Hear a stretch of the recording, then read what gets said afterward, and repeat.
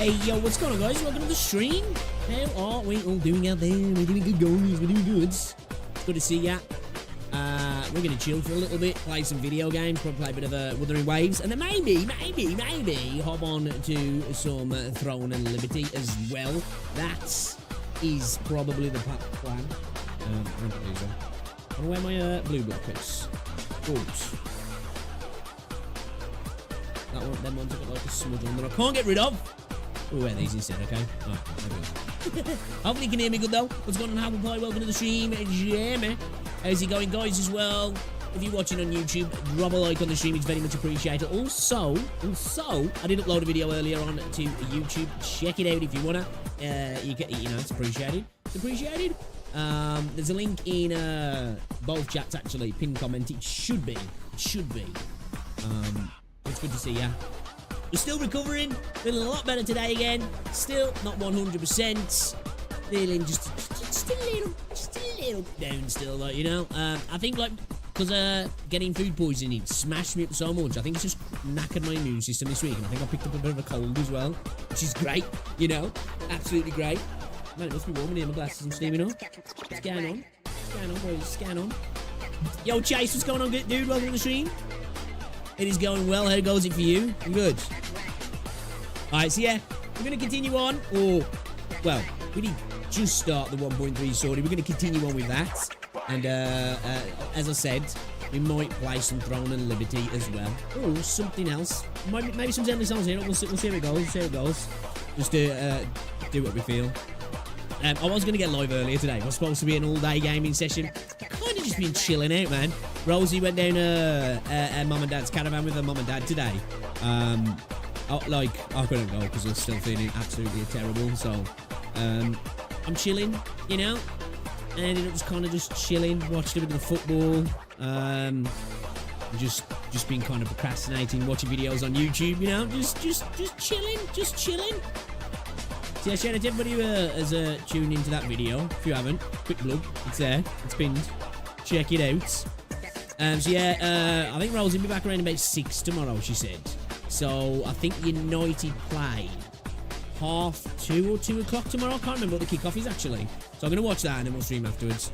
Gonna finally finish something for Shorekeeper, and I got her at C2A. Let's go. He's so happy. That's good then, dude. That's good. Yeah, C1, C2. I think he's definitely it's a good point to get it to because they're really good. They're really good upgrades. To be fair, 2 PM. I thought it was. So yeah, we're gonna watch that. And see if it's Mr. Ten Hag's last game in charge. Where are we? I don't know what videos I've got to check out today. I've been looking for some stuff. If anybody's got any suggestions, I'm looking for some stuff to maybe react to, but I'm just like, it's nothing calling out to me. You know what I mean? Nothing really calling out to me. What's got about to? Long time no see. Give the VIP yourself 2 more times.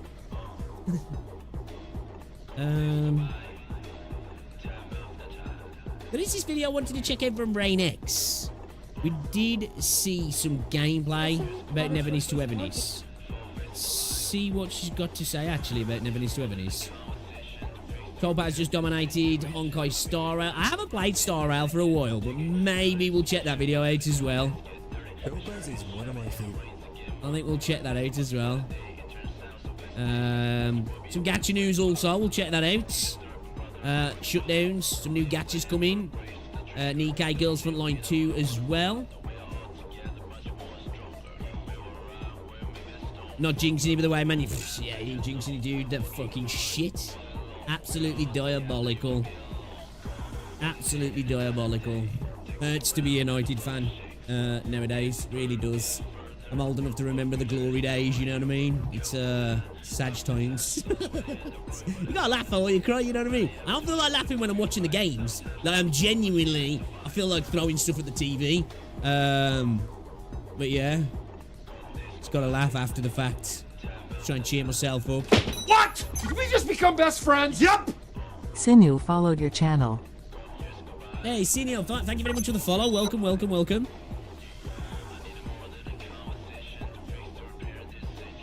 Dude, I tried Star Rail but got burnt out extremely fast. See, I like Star Rail, but yeah, I think I've just got a bit burnt out. Like, I really like the story. I like pretty much everything about it. I love the combat as well. I just think that, and I love turn-based JRPGs. I do. They're one of my favourite genres. I just think in a live service format, that style of combat just gets a bit grinding after a while, you know?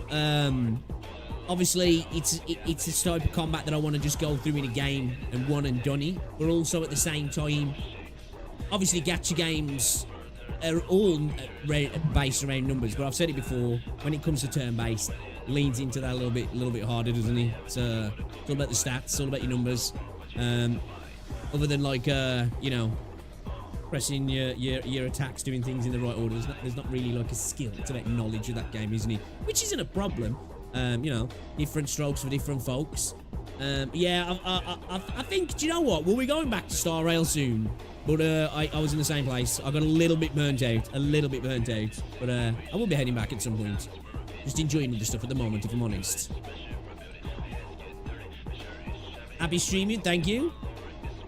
Yeah, I'm not looking forward to the game. Well, I'm looking forward to it because I love watching football. And obviously, United supporter since I was a kid, so I always get excited about watching it, but it's not the same excitement as like, oh, you know, like this is going to be good for us, let's progress. It's just like, I'm excited about watching it, and then within 15 minutes of the kickoff, I'm just like, we suck so bad. You know, we suck so bad.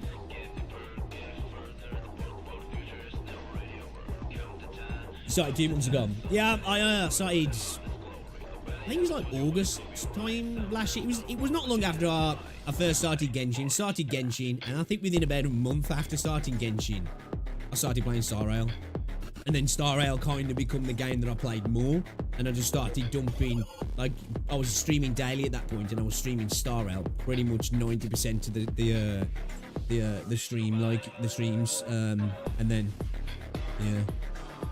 Are you pulling for Shorekeeper? I've already got Shorekeeper. I might pull for a C1 or C2. We'll see. Yeah, I need to get a build up first, but I've got to go through the 1.3 story, and then I'm gonna start to build that. I haven't even played through the story of 1.3 yet. We're gonna be getting into that today.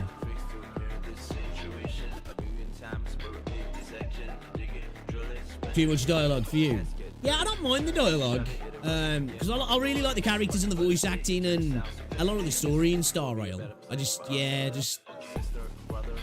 a bit burnt out. Probably because I was playing it quite a lot, you know. So Manchester, yeah, Man United fan. Unfortunately, nowadays. Can't help it though, you know. Can't help it. Can't choose, can you? Well, you can, I guess, really, but I could never change my allegiance. It's who I am, for better or for worse, and for the recent times, it's definitely been for the worse. Can't believe it the other day. 2-0 up, 20 minutes in. It's like, oh, whoa, are we going to see an actual decent game? You know, we were playing compact, disciplined. We're knocking the ball about well. We seem to have compressed the squad because for some reason, I don't know what it is with Ten Hag, even when we've got Dilly, I know he's not the fastest on the pitch, and Martinez, we seem to have this massive gap between the back four and the midfield and the front three, so we're just so easy to play through. But we seem to be keeping that compact. Bruno Fernandes seemed like he was being disciplined and he was playing the captain's role, and then he just went to shit.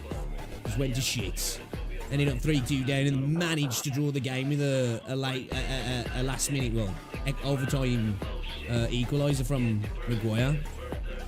So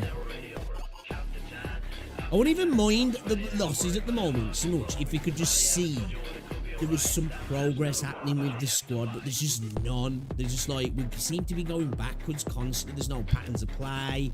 There's no style of play. There's no systems that even, you know, like sometimes players will play bad, but when they're coached well, they can fall back on systems, and it might not be pretty, but they can hang on. Or even if they lose, they do it with dignity. We don't do any of that. It's sad to see. But as I say, you got to laugh or you cry, you know.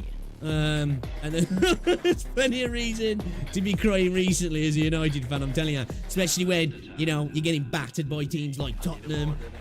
Every time you're going up against teams like Plastic Man City, you're getting beat. Liverpool humiliate us. Arsenal do us over. You know, we're struggling against bottom teams. It's painful. Hopefully though in a few years' time we can see some change. I don't know. Maybe Ten Hag will come good, or maybe he's going to take a new manager. But I guess it's just got to hold on, you know, keep going, keep trudging on. All right, let me have a look, and then let's check out some videos, shall we? Then we'll get into the gaming.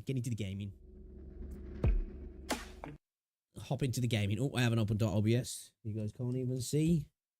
We do put anything on anyway. So how's your weekend been anyway, guys? You had a good weekend? Been up to much? Been chilling?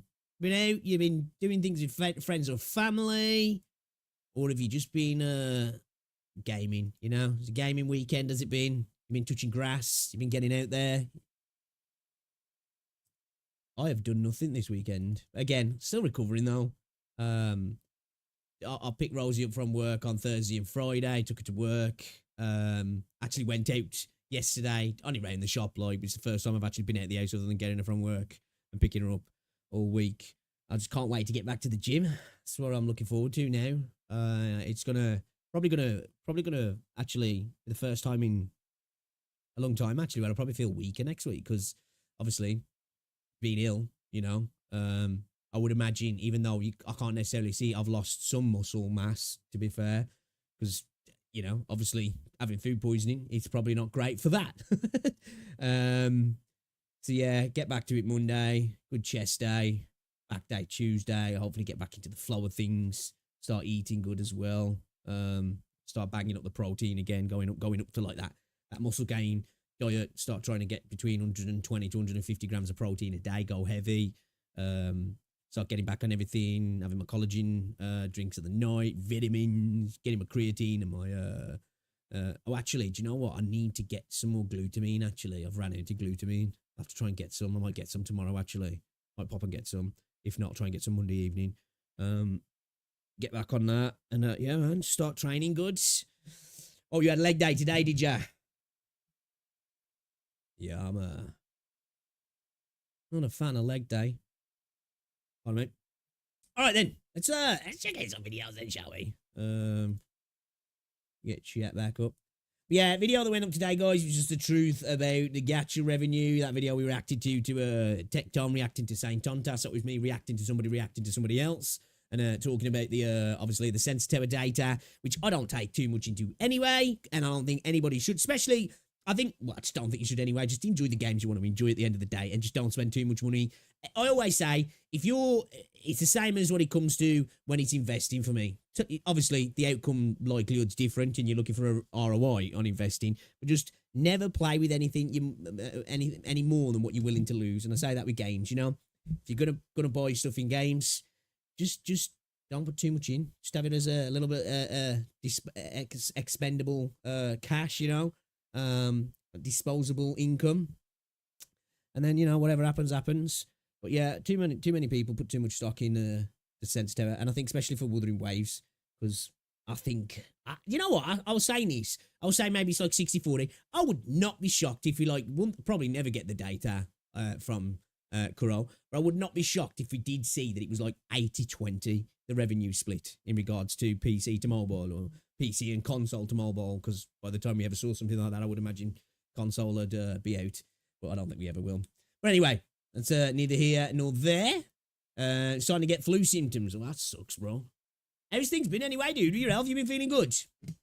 Obviously, flu's not great, but yeah.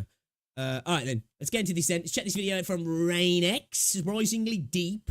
Everything we know about Netherness to Everness combat so far. We did watch a video, I think it was from RainX and XCal something, where we watched some of the gameplay that was shown off at the Tokyo Game Show, and that's been released recently. And I'm looking forward to this game, so let's see if we can find some more information, and hopefully stuff that continues to excite me, because as I said, I'm very much looking forward to this game. So let's check it out then. Guys, go show some love to RainX. I've already subscribed. Let's drop a preemptive like. Let's watch the video. Recently, Auto showcased more gameplay of their upcoming game, Neverness to Everness. I've never heard this YouTuber speak, actually, because I've just seen gameplay. They got a voice changer on. There's quite a lot to unpack and discuss about the game. However, today we'll be talking about the combat. They have, haven't they? Keep in mind, this video is based off of information from the pre-beta Okay. builds.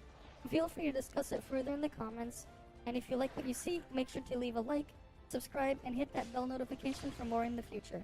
Okay. Characters in Neverness to Everness have the typical stats you expect to see in these types of games. Oh, this is the first time I've seen this, actually. Charge speed, critical chance, obviously crit rate, critical damage, Essentia. Oh, interesting. What's that then? Break intensity, healing bonus, healing received bonus. Oh, so you can actually increase your healing received bonus as well. Cosmos vulnerability. I'm assuming these are like attribute types, I would think, or maybe it's like kind of something to, like, you know, maybe you got your forte and all that sort of stuff. Could be something like that. Attack, HP, defense, critical rate, critical damage, as well as stats like charge speed. Favorite characters.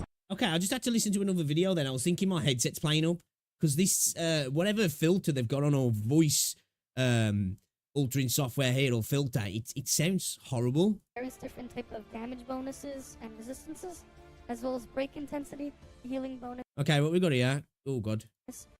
Okay. Anima vulnerability, incantation vulnerability, chaos vulnerability. So I'm guessing these are all like attributes then. Psych vulnerability or psychic vulnerability, Lakshana vulnerability, cognito vulnerability, and then we're going into resistances. Healing Okay. receive bonus and Essentia. The combat in the game has the things you usually typically see. Characters have a Okay. Interesting. So are these upgrades for the basic attacks, the skill, and the ultimate? Interesting. So are these going to be a little bit more, I wonder if there's any potential for branching or anything like that, or it's just going to be literally upgrading, then this is kind of like your traces or whatever you will, you know? a basic attack chain, a main skill, an ultimate skill, a fade in or an intro skill, and the ability Okay, so I was right when we was watching the combat before. It seems like there's typically an intro and potentially an outro. It's called a fade in this game then. to dodge. Dodging in Everness to Everness is similar to Hotta's previous game, Tower of Fantasy. As a refresher, Okay. you are given 3 dodge charges, with each dodge charge refreshing over time. Ah, okay, so we was looking at this before with the stamina here. So this is linked to your chart of dodges as well, because we could see it from the dashes. And I was wondering, does this decrease slowly while you're sprinting? As you dodge, it consumes it instantly. But I was wondering if sprinting actually like burns it down slowly. So, well, we know that now. However, unlike Tower of Fantasy, when you perfect dodge, you will not consume a dodge charge. Okay. Additionally, various characters may also get special branch attacks that can have unique effects and characteristics. A great example would be not only using her hands as finger guns to shoot things, or Sakiri sitting on top and riding her companion fixated on a screen. The only thing I will say is when we did see this, the fact that she's just the whole time she's riding along on whatever this is, she's just going da da da da da da. It's just like, yeah, okay, that will get annoying quick. It's okay for a few seconds as we hop onto it, and now and again they're just doing little vocals. But let's tone that down a little bit because that sounds like that will get annoying fast. Street side. One more thing to keep note of is that if you cast a skill and then immediately switch to a different character, the Okay. character will continue to cast the skill in the background until their animation is finished. Okay, all right then. Something similar. Well, I wonder if this will. The Brother jeez. Cheese subscribed to your channel for 12 months.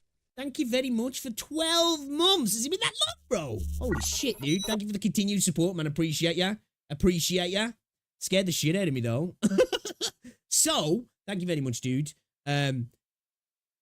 So that's pretty similar to Wuthering Waves then. It just depends, will it be with all things? Like, you know, will all attack animations do this and skills, or will it only be some? Will some cancelling the animation just totally cancel it? That's good to know, though. So, quick swapping will definitely be a thing. And, yeah, that's good to hear. While you gain control of the next character while switching. When attacking enemies in combat, a break gauge can be seen present under the enemy health bar. Pretty standard affair. Once the break gauge is filled up, the enemy will have its guard broken, temporarily stunning them, and Okay. depleting the gauge over time. Does that Each increase character damage while having they're a stunned? stubbornness is also given an Esper type out of 6, or potentially 7. Unlike other games, these Esper types do not reflect the type of elemental damage or power they might be wielding, such as the typical fire, ice, electric, and so on. Instead, these Esper types are more akin to schools or classifications of different kinds of magic, psychic, Esper, or supernatural abilities. Okay, that's cool. In the TGS demo, there was a set of rough English translations that could be seen. Due to this, we were able to learn the names of the Esper types, and they are as follows: Cosmos, Anima. I just got to pause the video a second. This person's doing a fine job in relaying some information here that I didn't know about. You know, they're obviously getting information from somewhere. This is great. I implore you, whatever you're doing with your mic, if you're going to go down the road of having some kind of filter, because it seems that's what you're doing, I don't know if it's out of self-consciousness of your voice or you just want to do that, work on it a little bit, tweak it, get it, because it sounds horrible. It's really making the video hard to listen to. That's the only thing I'll say there. Other than that, killing it, but just, yeah, definitely work on that because it sounds really bad. It sounds like it almost sounds like you're using a mobile phone mic. And you know when you get that like when people are using that sort of mic, like it sounds rough. Incantation, Chaos, Psyche, Lakshana, and additionally, there's also a 7th Esper type simply labeled as Cognito. However, Cognito damage is unable to be triggered directly from what is shown in the gameplay, but is instead the output from an Esper cycle when a certain condition is met. What's interesting though is how the game displays the 6 main Esper types by arranging them in the shape of a hexagon.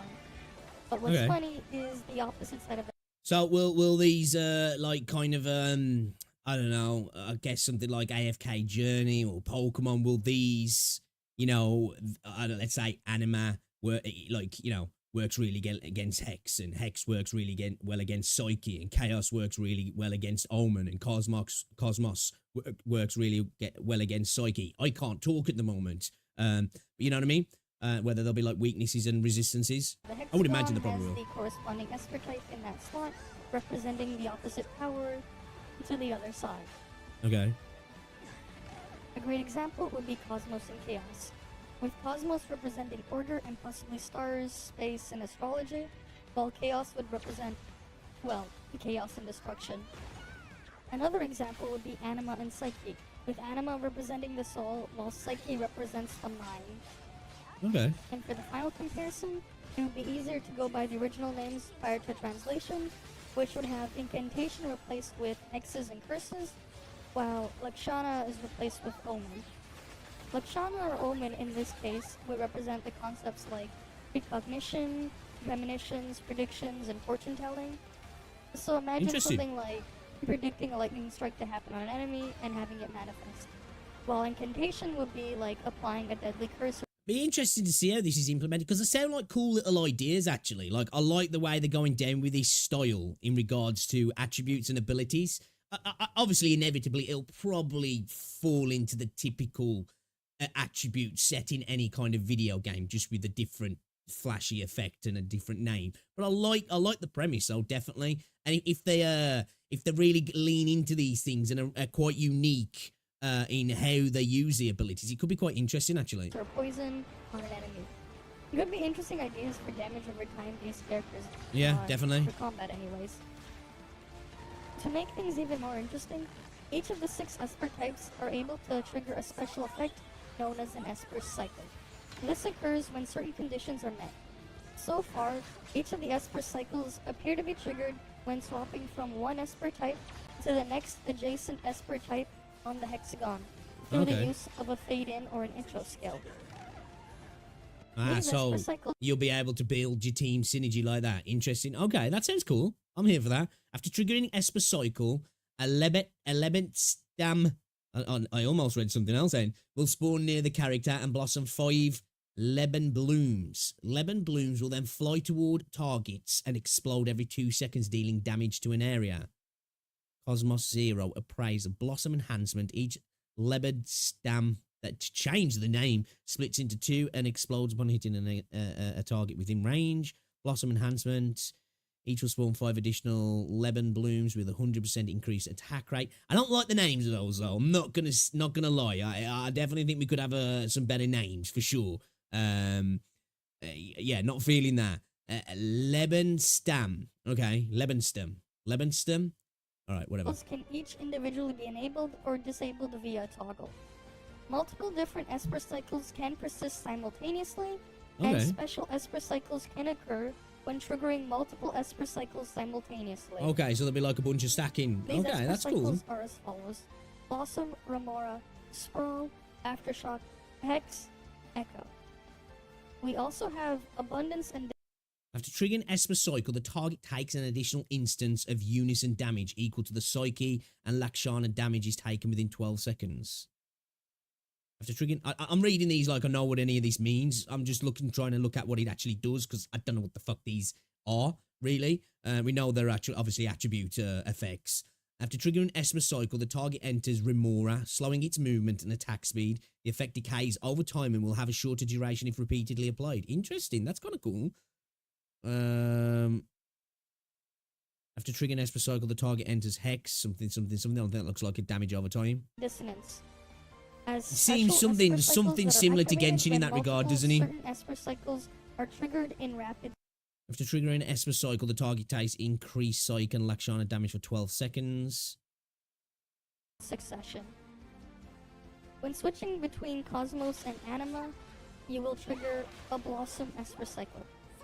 After triggering this Yeah, it Esper seems like cycle, it is going to be a somewhat Levinson similar system to flower will Genshin. spawn near Almost the maybe like character with a bit of and a... blossom 5 Leben Blooms. These Leben Blooms will then fly towards the Potential, like, targets you know, when you and inflict explode disorder in every 2 seconds, Zenless as well, dealing mixed together. damage to an area. Unfortunately, I am unable to show you any of the other Esper cycles in action. However, we do know what they actually can do due to them being present in the TGS gameplay demo, and we were able to You know what, though? A system like Genshin's with a little bit more skill expression, I'm not against that. I'm definitely not against that. You know, if they can take Genshin's system, improve on it, add to it, give it some more nuance, some more complexity, you know, add a little bit of a skill expression in regards to action combat, that could work. Obviously, we'll have to see if it does, but it sounds, I'm intrigued by that. get footage of the actual stream, displaying all of the Esper Cycles in a list.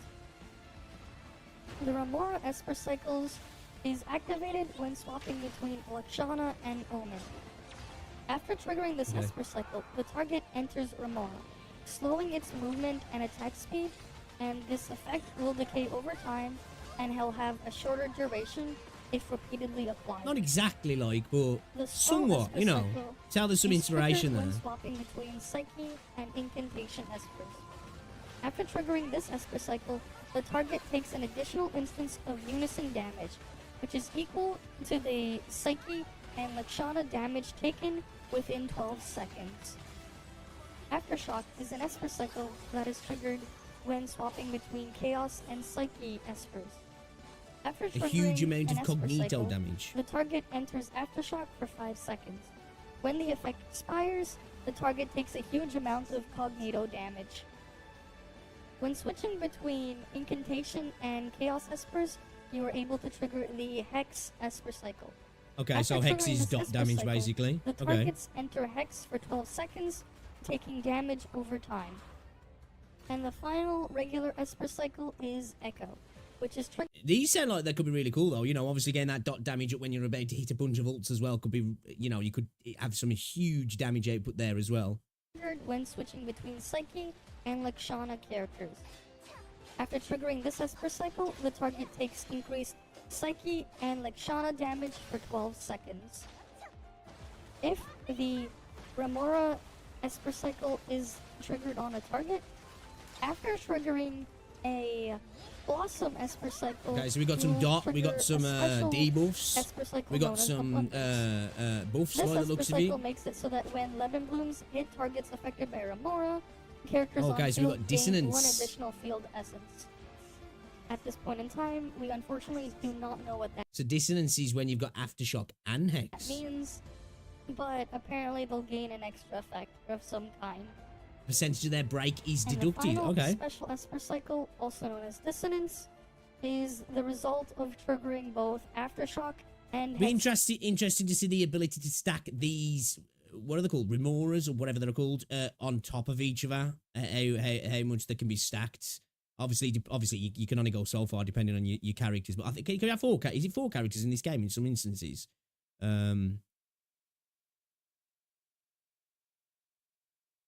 So yeah, be interesting. That will. On the same target. This causes the target to have their break gauge filled even faster. Additionally, Esper Cycles can be further modified and enhanced through the use of various different characters, as each character has 2 additional unlockable sub-skills next to their fade-in skills on the character's Okay, that's cool then. That's cool. skill screen. These unlockable sub-skills grant the ability for Esper Cycles to trigger additional effects when the characters are present. Unfortunately, none of them are shown in any of the gameplay footage I was able to find, as they were not unlocked in any of them, but I will show a couple of them on screen, as we were able to see So what we're gonna have basic 2 sub skills, an ult, and our intro. Okay. some of the descriptions on how to trigger some of these Esper Cycle special effects. And If I'm with gathering that we've covered right. everything So there there could be is to some know so there could be far some about decent amount of Cavernous nuance to the combat in this game mechanics. then, actually. It has a surprising amount of depth hidden beneath the surface with the Esper Cycle Yeah, shenanigans. definitely. as Seems well like as you could have special effects a that can yeah be depth. triggered Really, is perfect after word. I was going to say activating complexity, multiple but Esper Cycles in not rapid exactly say that's the right succession, terminology. and different characters have Definitely some different nuance to passive it, though. abilities that can interact with that even further. Once again, keep in mind this video is based off of information from pre-beta builds. Feel free to discuss it further in the comments, and if you like what you like, make sure to leave a like, subscribe, and hit that bell notification for more information in the future. Thanks for watching, and I'll be seeing you guys again next time. Alright. Okay. A nice chunk of information there. Hated whatever they were doing with the voice, so it made it really hard to watch. But a good chunk of information there, stuff that we didn't know about. Well, I didn't know about anyway. Definitely seems like there's some nuance and complexity and depth to the combat, or potential for it anyway, with the stacking. Seems like there is a little bit of inspiration took from Genshin in that regard. Obviously, I think we're seeing some stuff coming from Terra as well, and potentially even it seems a little bit there. Maybe some stuff coming from Zenless. Well, not that it's necessarily coming from Zenless, but in that guise, in that regard of like with your attribute break and disorder and stuff like that. Interesting. Okay. Again, the more I hear about this game, the more my excitement continues. It's not been quenched yet. That's for sure. Okay, I was hoping somebody else was going to say something about the voice there because it was triggering me. But that was a good video. That was a really good video, actually. Definitely. Whatever you do with that filter, though, just stop, please. It sounded horrible in my ear. What do you reckon, guys? What do you reckon? I'm looking forward to it. I am. I'm genuinely looking forward to it. I can't wait for that game. I hope it's good. I hope to God it's good. You know, I'm not getting myself overexcited because I've been gaming long enough now, and modern gaming has taught me one thing: that it's probably best not to get too it's best not to get too excited because your hopes will more than likely be dashed. But you know, I'm looking forward to it. I'm looking forward to it. I can't wait. Actually, I can't wait.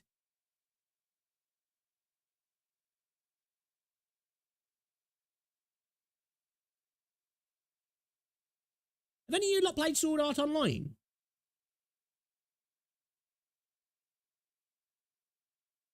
Dude, I love the first half of the first series of that show. Should you have a look at... Let's have a look at this video from Mr. My name is Stixy. Mr. Stixy. And then we'll watch this video from Steelhog as well, shall we? Mr. Stixy Poo. Alright, let's move my camera up here because he likes to put his camera right where my big Eddie's, doesn't he? You guys see his beautiful face. Alright guys, let's check out this video from Stix then. Gacha news, we got new gachas coming. Always like to hear that. Shutdowns, we don't like to hear that. Wuthering Waves, Nikkei, and Girls Frontline 2. To be fair, most of the shutdowns are always games I'm just like, yeah, never heard of that, so it doesn't really affect me.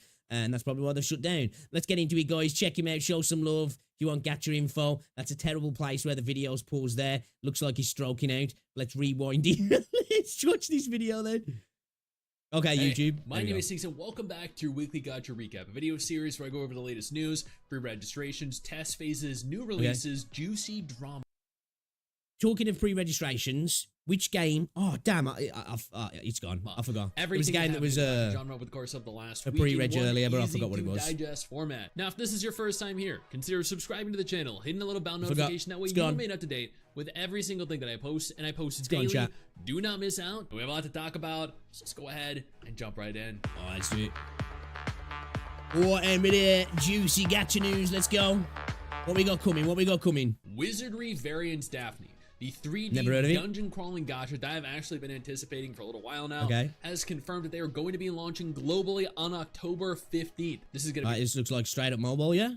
Oh, Steam version is being prepared separately. Ooh, okay. Playable and pre-registration is currently open and available on the Apple App Store, the Google Play Store. This is a dark game. This is not your typical like open world, vibrant, anime, happy gacha game that the genre has been overrun with recently. This was also definitely we need more of that, don't we? Because I think sometimes especially when we think of anime games, we think of like this all like, you know, everything's all nice and feely and everything's bright and colourful, but there's plenty of dark anime out there, isn't there? That's incredibly gritty, violent, adult, mature, tackles like, you know, quite hard to talk about situations and storylines sometimes. So yeah, I'm here for that sort of stuff. I think it's hard to try and tie that then into gacha, isn't it? Though, specifically in this genre, you know, if you've got a lot of dark, gritty stuff in creating characters that people are going to look at and be like, oh, I've got to get that character. I think it definitely can be done though. I believe an MMO a long time ago, or there was an MMO that was like this or in the same universe as this. Velvet React Gacha Game apologizes after recent NTR drama. We'd like to express our gratitude for your participation in the event, the Ethereal Dance of 1,000 Dude, that Enchanted Shorekeeper Nights, wallpaper which engine began looks September good. 3rd. Throughout the event, we received a great deal of feedback and comments from our players, for which we are deeply grateful. In particular, we received a large amount of What's feedback this? I regarding don't know the what this story game event, is. limited special bonus 3, the Ethereal Dance of 1,000 Nights EX2. Aside from the intimacy story, there have been few opportunities to explore the relationship between the protagonist Walter and the members. As a result, we're not able to fully meet your expectations, and for that we sincerely apologize. Moving forward, our entire team will take to heart the numerous comments and feedback we've received from our players and implement the following adjustments to provide an enhanced Velvet React gaming experience. I guess from what I can tell here, players were upset that there was NTR in a gacha game. This is not a new thing. This happens in so many gacha games, and every single time it happens, players lose their minds. I don't understand why. Who the fuck cares? Infinity Nikki, which is that open world dress up gacha game, has attracted 20 million pre-registered players. Holy shit, dude, that's a lot. I haven't even heard of that game. Have I not heard of that game? Obviously, I don't think it's necessarily aimed at me, an open world dress up game. I like MMOs, and there's a lot of dressing up in those, you know, and I like gacha games, and I like open world games as well. Obviously, there's got to be something else to it as well. But yeah, I've never heard of that. This is actually going on to potentially rival Wuthering Waves Zenless Zone Zero for the gacha of the year, the most popular, most played, potentially highest grossing gacha game of 2024 if they keep this up. And of course, if these numbers... People like to dress up waifu, so I guess if they add a lot of that into the game, you know, I've been saying it for a long time, if Kuro can really start to get some good skins into the game, and quite a variety of them as well. Obviously, as the roster grows, they'll have more, but, you know, double, triple skins for characters as well. I think they'll make a killing, man, because I think there's so many people looking to... I'll show you guys an image in a bit, actually. There's a... We're a Universe. They make a lot of... you know, like 3D rendering and stuff for Wuthering Waves, and they have actually got Shorekeeper. Now, I don't know if it's modded or it's just renders. Red. Oh, it looks so good. Obviously, the veil where it's blue, that's all red, and oh, it just looks great. It looks really good. Numbers are not You'll have to check it out. fabricated, altered, just for the sake of making the game seem more popular than it already is. But at the same time, every big, buff, macho, alpha male that I know is really excited to play this. So I think I don't believe Styx knows that many big butch alpha males. I think the numbers are definitely real and are 100% accurate. Additionally, for those of you that are interested, the reunion playtest invites have officially been sent out. If you're interested in playing, check your email if you apply. We're gonna have to have a look at. Is there any gameplay floating around of this? As those servers open. Tokyo Ghoul Break the Chains. Oh shit! Has opened pre-registration. Isn't Break the Chains that gacha game that I said was a horseshit game that released last year? Or did I only play the test phase of that? I don't even remember. I have a recollection of a really bad Tokyo Ghoul game coming out, a gacha game that like had Break the Chains in its name. Either way, for those of you that are interested in what is arguably going to be a massive cash grab that shuts down in less than a year, Tokyo Ghoul Break the Chains is available for pre-registration right now. Nikkei has officially rolled out their latest event, and my god, if you are a fan of Nikkei, then you already know Quincy's new outfit. But if you are not a fan of Nikkei, I strongly urge you to either navigate on over to the official Nikkei page. I played a little bit. I might need to try Nikkei again. Obviously, I played it on mobile. Maybe I need to try it on PC, maybe. Well, I just like... Character designs look cool. It seems, and I've heard that he's got a great story. The voice acting was good in that. But the gameplay just really wasn't for me. Maybe it gets better. I don't know, but just obviously it's very mobile in the way it's designed, which, you know, is not a bad thing, but just doesn't really vibe with me so much. Yeah, I just couldn't really get into it. And look at Quincy's new character model in full 3D. Some people swear by it though, like there's a lot of I've heard a lot of people when people say like, what's your favorite gacha?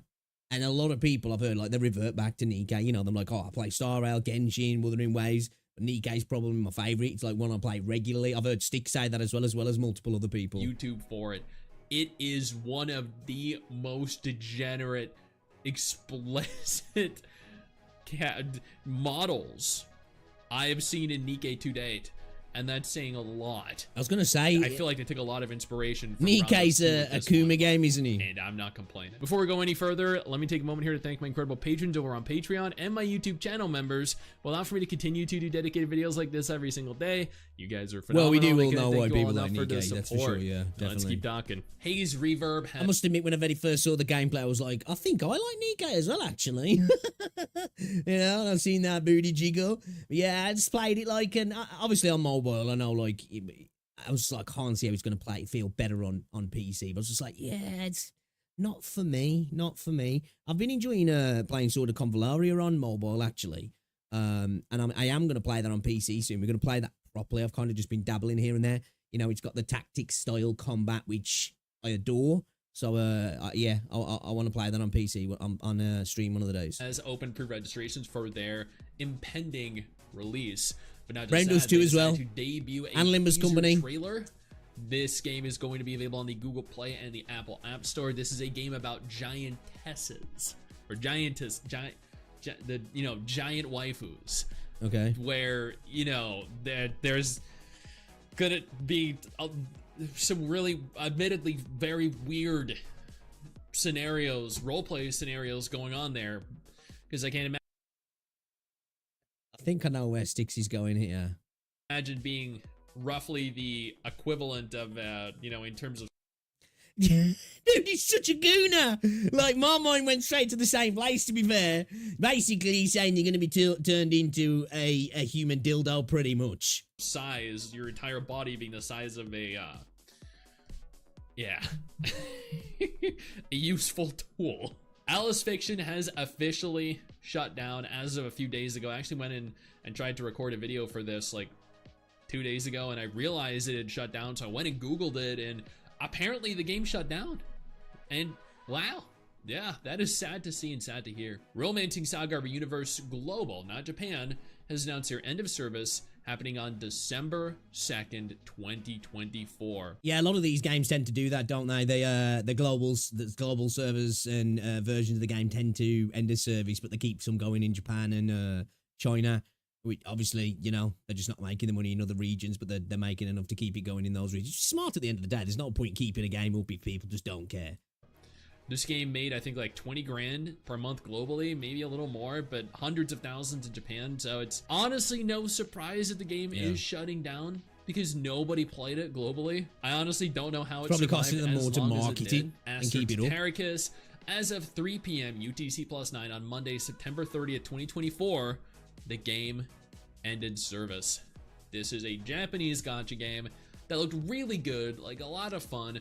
This is a gacha game that Never heard of it. I promoted at least 3 different times on this channel, and before it released globally, the game shut down. Like, I feel like the vast majority of Japanese gacha games do. Punishing Grey Raven has pushed out as part. Like, for me, when I see stuff like that happen, obviously it depends on how long they're in their initial region release. I always feel like it seems like it's bad management coming in there, you know? Obviously, you can never...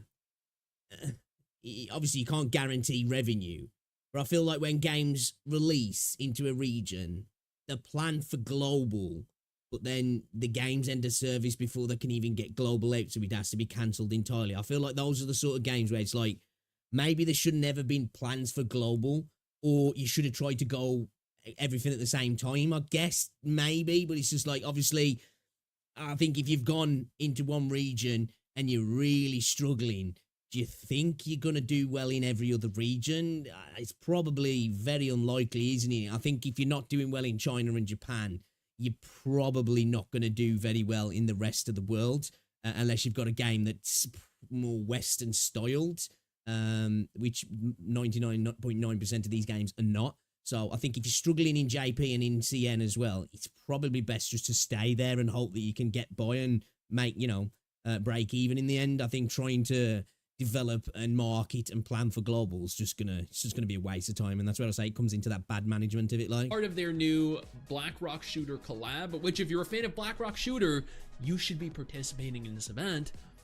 The brand new SFX coding Nightbreaker for Lucia Crimson Weave, and this I've just been spamming the event stuff each day to get as many of the event currency, so I can buy what I want in the shop when I want to. I'll probably get some more memories for other characters as well that I'm gonna probably level up as well. Still haven't got a Blackrock shooter actually as well. I need to hop in and do some pulls actually. looks phenomenal. God damn. If you PGR's a haven't good already game. gotten it, PGR's a if you're good not game. playing the event, I think if you've never played PGR, dude, guys, Honkai Star you like Rail Wuthering has Waves, been check it nominated out. for You know, Mobile check it Game out. of the Year. And that is very well deserved. Apparently, according to the mobileawards.com website, the Mobies, I've never heard of this before. I don't know what it is. I'm going to look into this further. Expect an update, a full covering of this entire award show a few days from now. But the participants are Honkai Star Rail, again, deserved, PUBG Mobile, Brawl Stars, Monopoly Go, Mobile Legends, Bang Bang, EA Sports FC Mobile, Call of Duty Mobile, Legends, and Bang Honor Bang. of Kings. Okay, none of those. I'm assuming that's like League of Legends, but a small ball version.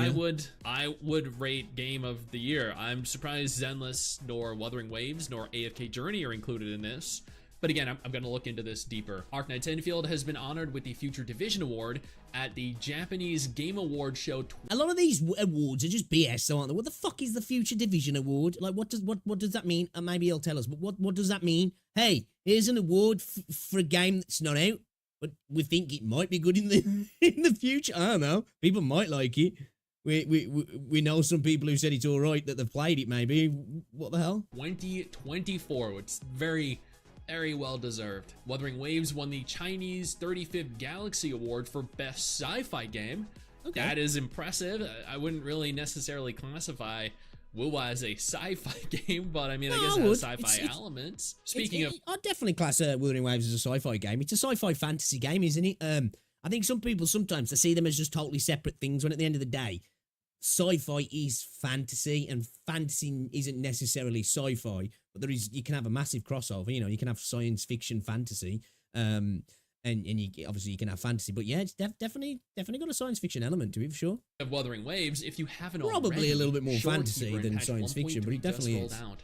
You should be playing it. This is one of the most cinematic experiences in the game up until this point. And Shorekeeper, holy crap.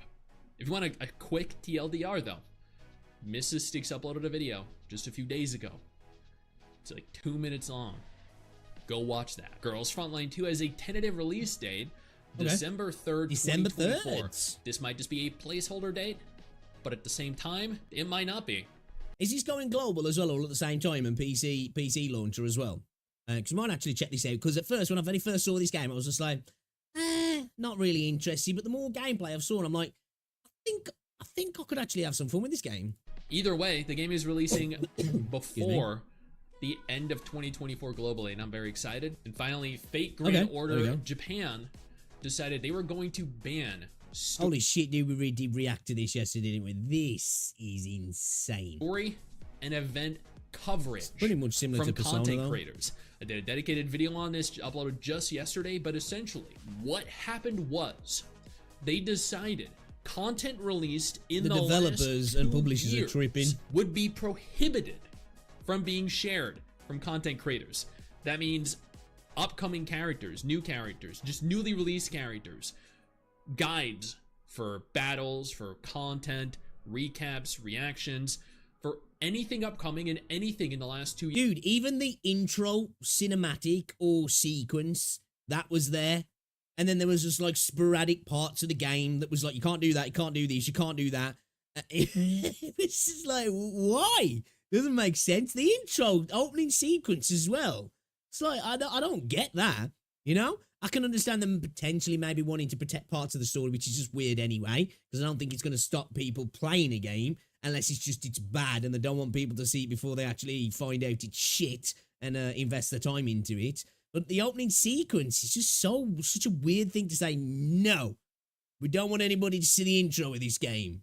It's definitely not. Like, you'd think that's something that's, you know, perfect marketing right there. Years. If you were to cover any of that in any capacity, they would copyright strike your video. And for those of you unaware, 3 copyright strikes means an immediate You're gone. termination of your channel. They are attacking content You're creators out of here. that have been covering Fate Grand Order. This is the most ridiculous Right, it's abuse of asinine. power I've ever seen. Well, it is an abuse of power, but I just feel like it's not really, it doesn't really negatively affect content creators, because I think this is why it's always good to try and you know, cover multiple games, do multiple stuff in your content. But I do know that the algorithm likes more focused content. But yeah, like, just don't cover the game. I feel like they're shooting themselves in the foot, really. You know, there's going to be people who potentially were going to cover the game, or were building up to cover the game, because typically some people set up new channels before a game comes out, don't they? And they start, you know, creating content around it and all this sort of stuff. So yeah, man, just don't fucking make content over it. Fuck them. Don't give them the free advertisement. To be fair, it's a shitty game, is it? Yeah, makes sense. Cannot believe they're doing it, but then what do you expect? Now that is everything Fuck that 'em. happened over the course of Fuck the 'em. last That's what I'll week. say. Hopefully you guys are having a good week. Hopefully you guys are having good luck in whatever gacha game you're playing, and you pulled the waifu or husbando you've been attempting. Hey, All right, good video, good video. Yeah, man. Nothing really on there that was blowing me away though. You played it for 3 years. Holy shit. Yeah, I suppose though, if people have been playing it for a while, that does suck now that they've turned around and they've gone, yeah, guys, you know, especially if they've built up an audience around it. But again, as I say, it's why it can be beneficial, but it can be risky as well. Like hyper focusing on a particular game or a particular brand of content, especially with games, because the game can just fall off, can't it? We've seen it there's plenty of creators out there, and nobody's immune to it, you know what I mean? And I'm like here talking like I'm some successful creator. I'm not. But you've seen people who genuinely do become super successful, but because they're hyper focused on a game, that game falls off. People don't really want to watch them play other games because they came for the game at the end of the day. So it's probably best to, like, you know, I think stick to genres sometimes. Play things within a genre. Best way to go. Then, you know, there's games that have stuck around for a long time, have made people some really good careers. I suppose it's what you do and how you're working within the content you're making, isn't it, really? No pity system. Oh yeah, actually, we saw that in that video, didn't we? When I saw that, I was like, that's some bullshit. That is no pity system. Fuck out of here with that. I ain't dealing with that shit. No way. No way. All right, check this video out from Steorg then, shall we? We like a bit of Steorg. Topaz just dominated Honkai Star Rail. We haven't played Star Rail in a while. I do need to get back to it, but let's see what the crack is then, shall we? in Honkai Star Rail. And since she came out, Let's rewind that. Topaz is one of my favorite characters in Honkai Star Rail. And since she came out, I was one of the people that were saying this character will become better and better in the future. Despite Honkai Star Rail having power creep every time a new character comes out, some Which at the end of the day is inevitable for all gacha games, but I think just the way the combat system works in Star Rail, I nearly called it Snow Rail then, I think it makes it harder. Even if Hoyo wanted there to be no power creep, I just think it makes it so much harder for there not to be, to develop it around not having power creep. I'm not saying they don't want it, but you know, even if they really didn't, it's so hard with the turn-based combat to keep pumping out new characters without there just being a decent level of power creep every single time, pretty much. characters are still holding in or even becoming better. And today we have to specifically talk about Topaz and how good she is and how she is the type of That's right, character that a lot of people should get in Honkai Star Rail. I always say that's where supports come in, don't they? You know what I mean? End of the day, supports are the characters that really can save characters that have fell out of the meta, bring back old characters, make them meta again, make them more powerful. Even if sometimes a newer character is specifically designed to work with older characters, I think it's the best way to go about trying to reduce it as much as possible. End of the day, though, developers don't want to get rid of power creep. They need it, don't they, to keep the FOMO going, so it's inevitable. But before that, I have to pay the bills. If you want to top up in Honkai Star Rail with cheaper prices only using your UID, Loot Bar is the best place. This Loot Bar is highly secure, fast, and has so many discounts. Because for example, if you want to buy 6k gems in Honkai Star Rail, you will buy them for $100 in the game. But with Loot Bar, you will buy them for $86. And not only that, if you use my link in the description, description, you will get another discount. So all you have to do is choose your bundle, put your UID here, put your server, and click on top up now. And as you see, I got them with the double top up. Make sure to click on the link in the description to get even more discounts. Anyway, back to the video. So after the introduction of Fei Xiao, we saw that Topaz has the Still don't trust second Lubar. most powerful This is, team I in ain't the using game this shit. according to Pridwin, and that's an insane number. The usage of this character is getting higher and higher, but initially it got skipped by a lot of people. So a lot of people when they started thought I just feel like Star Rail, the more I played the game, it just felt like a game of haves and have-nots. I'm not saying you can't clear a lot of the content with certain older stuff, but it just definitely does feel like that. And I think, like I said, I think it's just the nature of the beast of the game. that Topaz is a character that works as a main DPS that can't be used with a lot of other characters in the game. It didn't have a lot of synergy, and that's the problem with people when they got a look really at cool design, meta the ones in with Sheen. gacha games, especially Like- at the start. The only thing I stopped playing just after Topaz's introduction, really. I was in Penacony. I went back, did some more of the Bellabog, you know, where you can go back and do the extra stuff now. Yeah, I haven't finished Penacony. I'm quite far behind in the game now, actually, but I do plan to get back on at some point soon. about a main DPS, a support, a healer, and a sub DPS or another support, and people were using Pela and then another support to make it very powerful as a team. But when I looked at her kit, the fact that she can use her follow-up attacks and the condition of using this follow-up attack is so universal that any character can use it is what made me think, what if this character can be used as a sub DPS or at least a second DPS? And even with her solo numbers without another DPS, it was already good. So by checking all of that, and then with the introduction of Dr. Ratio, we saw how crazy this team is. They had a very good synergy, and the crazy part is Dr. Ratio is free. So by getting Topaz, you just got a whole team. So with Dr. Ratio, people started using Topaz even more, but still, some people didn't believe in her. They still think that she will get power crept again. And it's logical, and it might get So is Dr. Ratio good then? Because I got him, but I haven't used him at all. Literally, dude hasn't been touched, hasn't been built whatsoever. I don't even think I looked at his character. You know, when I got him, I just claimed him, and I think I hopped off the game. Like, I really haven't played the game in quite a few months now. Actually, it's probably been six months or so. power crept in a year. But with the introduction of Maybe a little another less. follow-up attack user, which is Aventurine being a support too, the Dr. Ratio, Aventurine, and Topaz with another support team was insane. It wasn't only powerful, people who said we don't care about the meta, they're now seeing one of the most fun teams that is just hitting people with follow-up attacks, but they can't use it. And although this team using Robmei was very powerful, with the introduction of Robin, everything changed. Of course, it wasn't only for Topaz, but Topaz was so benefiting from this character, it's insane. Yuli was a new DPS, she had a good team with her. And then we also got Fei Xiao, and who is one of the best characters with her? It was Topaz. And although she had like the second I say I know people were going crazy for Fei Xiao, weren't they?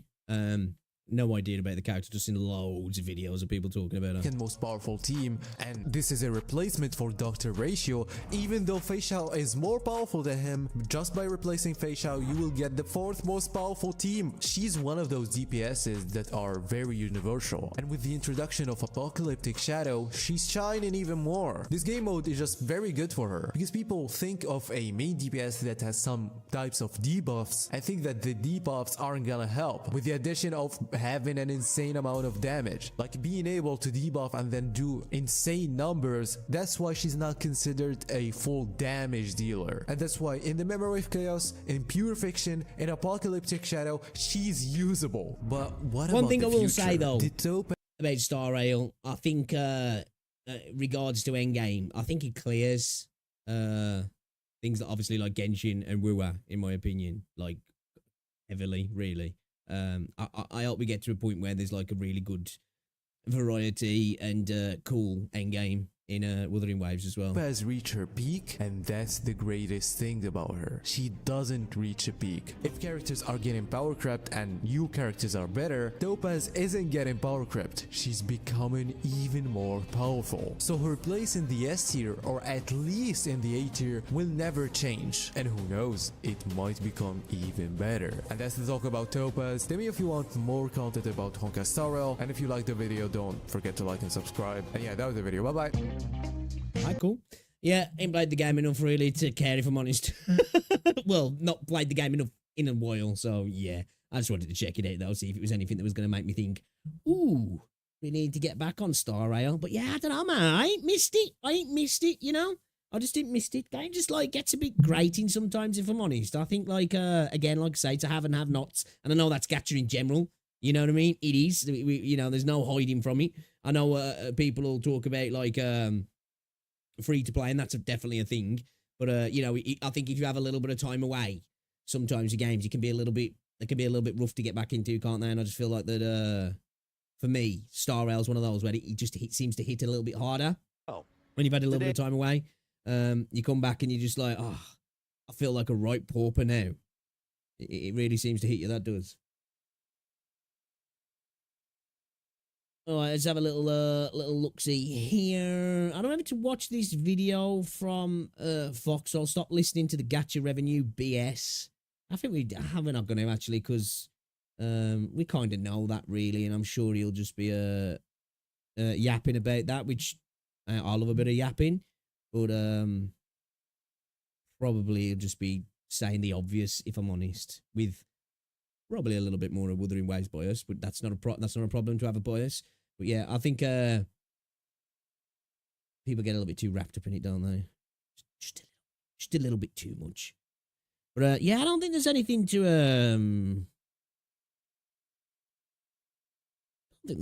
look at here, really. I'm just trying to see if there's any videos that are catching my eye. We have a little look outside the Gacha space. Honkai Star Rail player hates Wuthering Waves. Another Foxhole video. That might, you know, because just because alrighty, good day just to because the way Foxhole gets, you know, he's very passionate about Wuthering Waves, which is fine. At the end of the day, I don't have a issue with anybody being biased over anything, because we've all got our biases. But I do like Foxhole, and I find him quite entertaining when he gets going about Wuthering Waves. Let's check this out then. It's got me. Honkai Star Rail player hates Wuthering Waves, which, hey, if he does or she does, that's totally fine. That is totally fine. But let's see what Foxhole's got to say about it then, guys. You should check him out as well. I do like his vibe. Alrighty, good day to all you glorious Rascallion Resonators. You absolute legends. The name is Foxhole. Welcome back to the channel. Welcome back to some more Wuthering Waves. And in today's video, we're just going to sit down. We're going to have a little bit of a conversation, because something was brought up to my attention in my Discord server by Jimmy Zoo. And I read it, and I said, he wanted an opinion. Let's put it this way. He wanted an opinion about something. And I said, I got you. Can I make a video about it? He said, by all means, go for it. So here's my answer to Jimmy Zoo. Pretty much about why a person from Honkai Star Rail dislikes Wuthering Waves. So if you're interested, take a seat, relax. I'm interested. Let's see what he's got to say. Let's break down. I can say for one, I think if you're a massive fan of Star Rail, it doesn't mean this is exclusive anyway. But I think if you're a big fan of Star Rail, you're obviously liking turn-based, and some people like turn-based games and are not into the action side, which could be a massive factor. Do you know what? You might just hate Wuthering Waves. I don't get it, because I think the game's kind of fire. But at the end of the day, it is what it is, isn't this it? Entire let's see. Opinion. I'm looking forward to this. I wonder if he's going to get a little mad. He's going to get a little mad, get a bit spicy. Alrighty.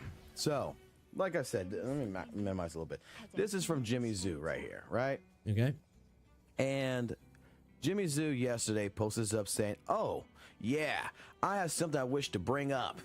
There's actually someone I met on the Discord who primarily plays HSR and sometimes plays Wuthering Waves. And there are some things that she's brought up.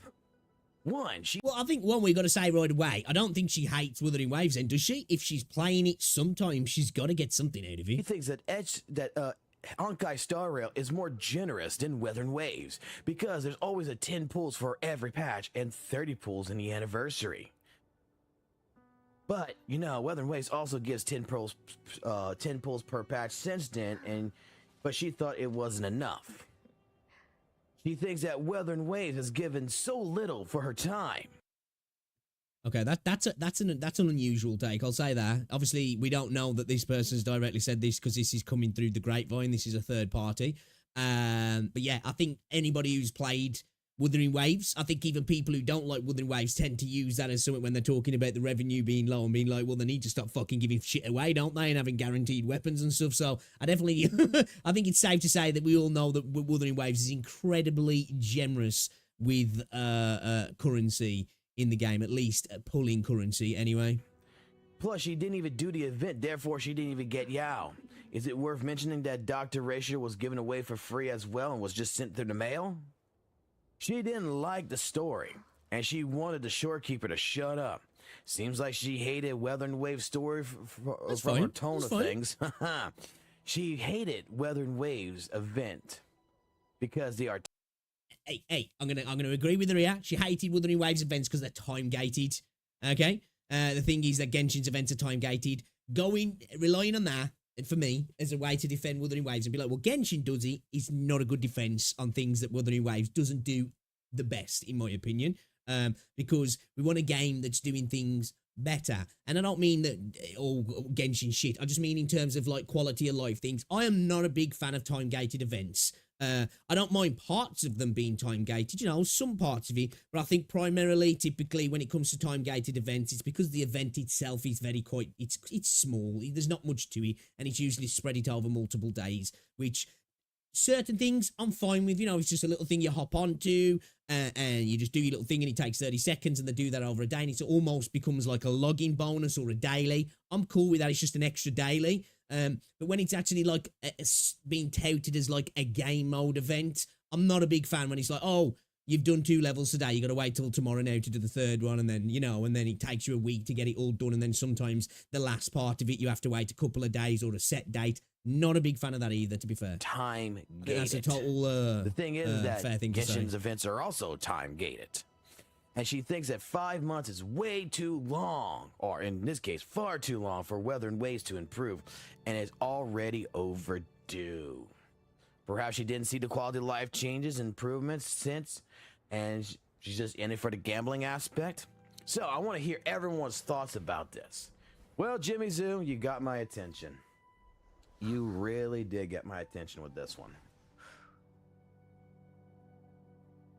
So I think though, one thing I will say, I think if we're gonna have this conversation, I'm here watching the video, you know, I guess I'm hanging on the coattails of the conversation. I think it's better to maybe go to source and see where this person said these things rather than going off hearsay that somebody said that they said these things. Again, time gated stuff for me, perfectly reasonable thing to say. Didn't like the story, perfectly reasonable thing to say.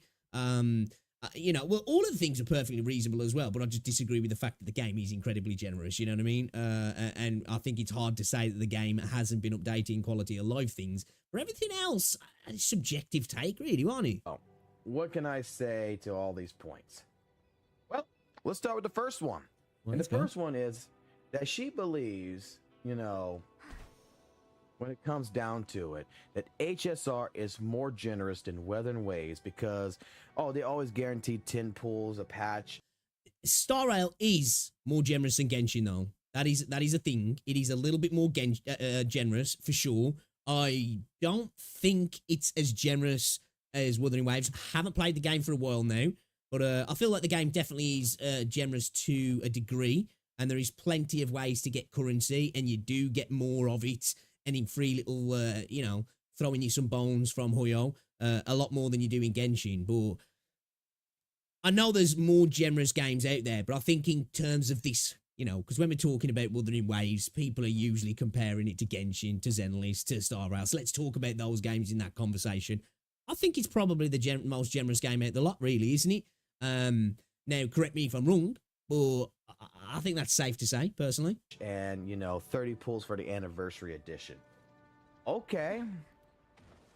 I'm not too really sure. I can't really 100% confirm, what type of pullage and everything else you get from, Honkai Star Rail.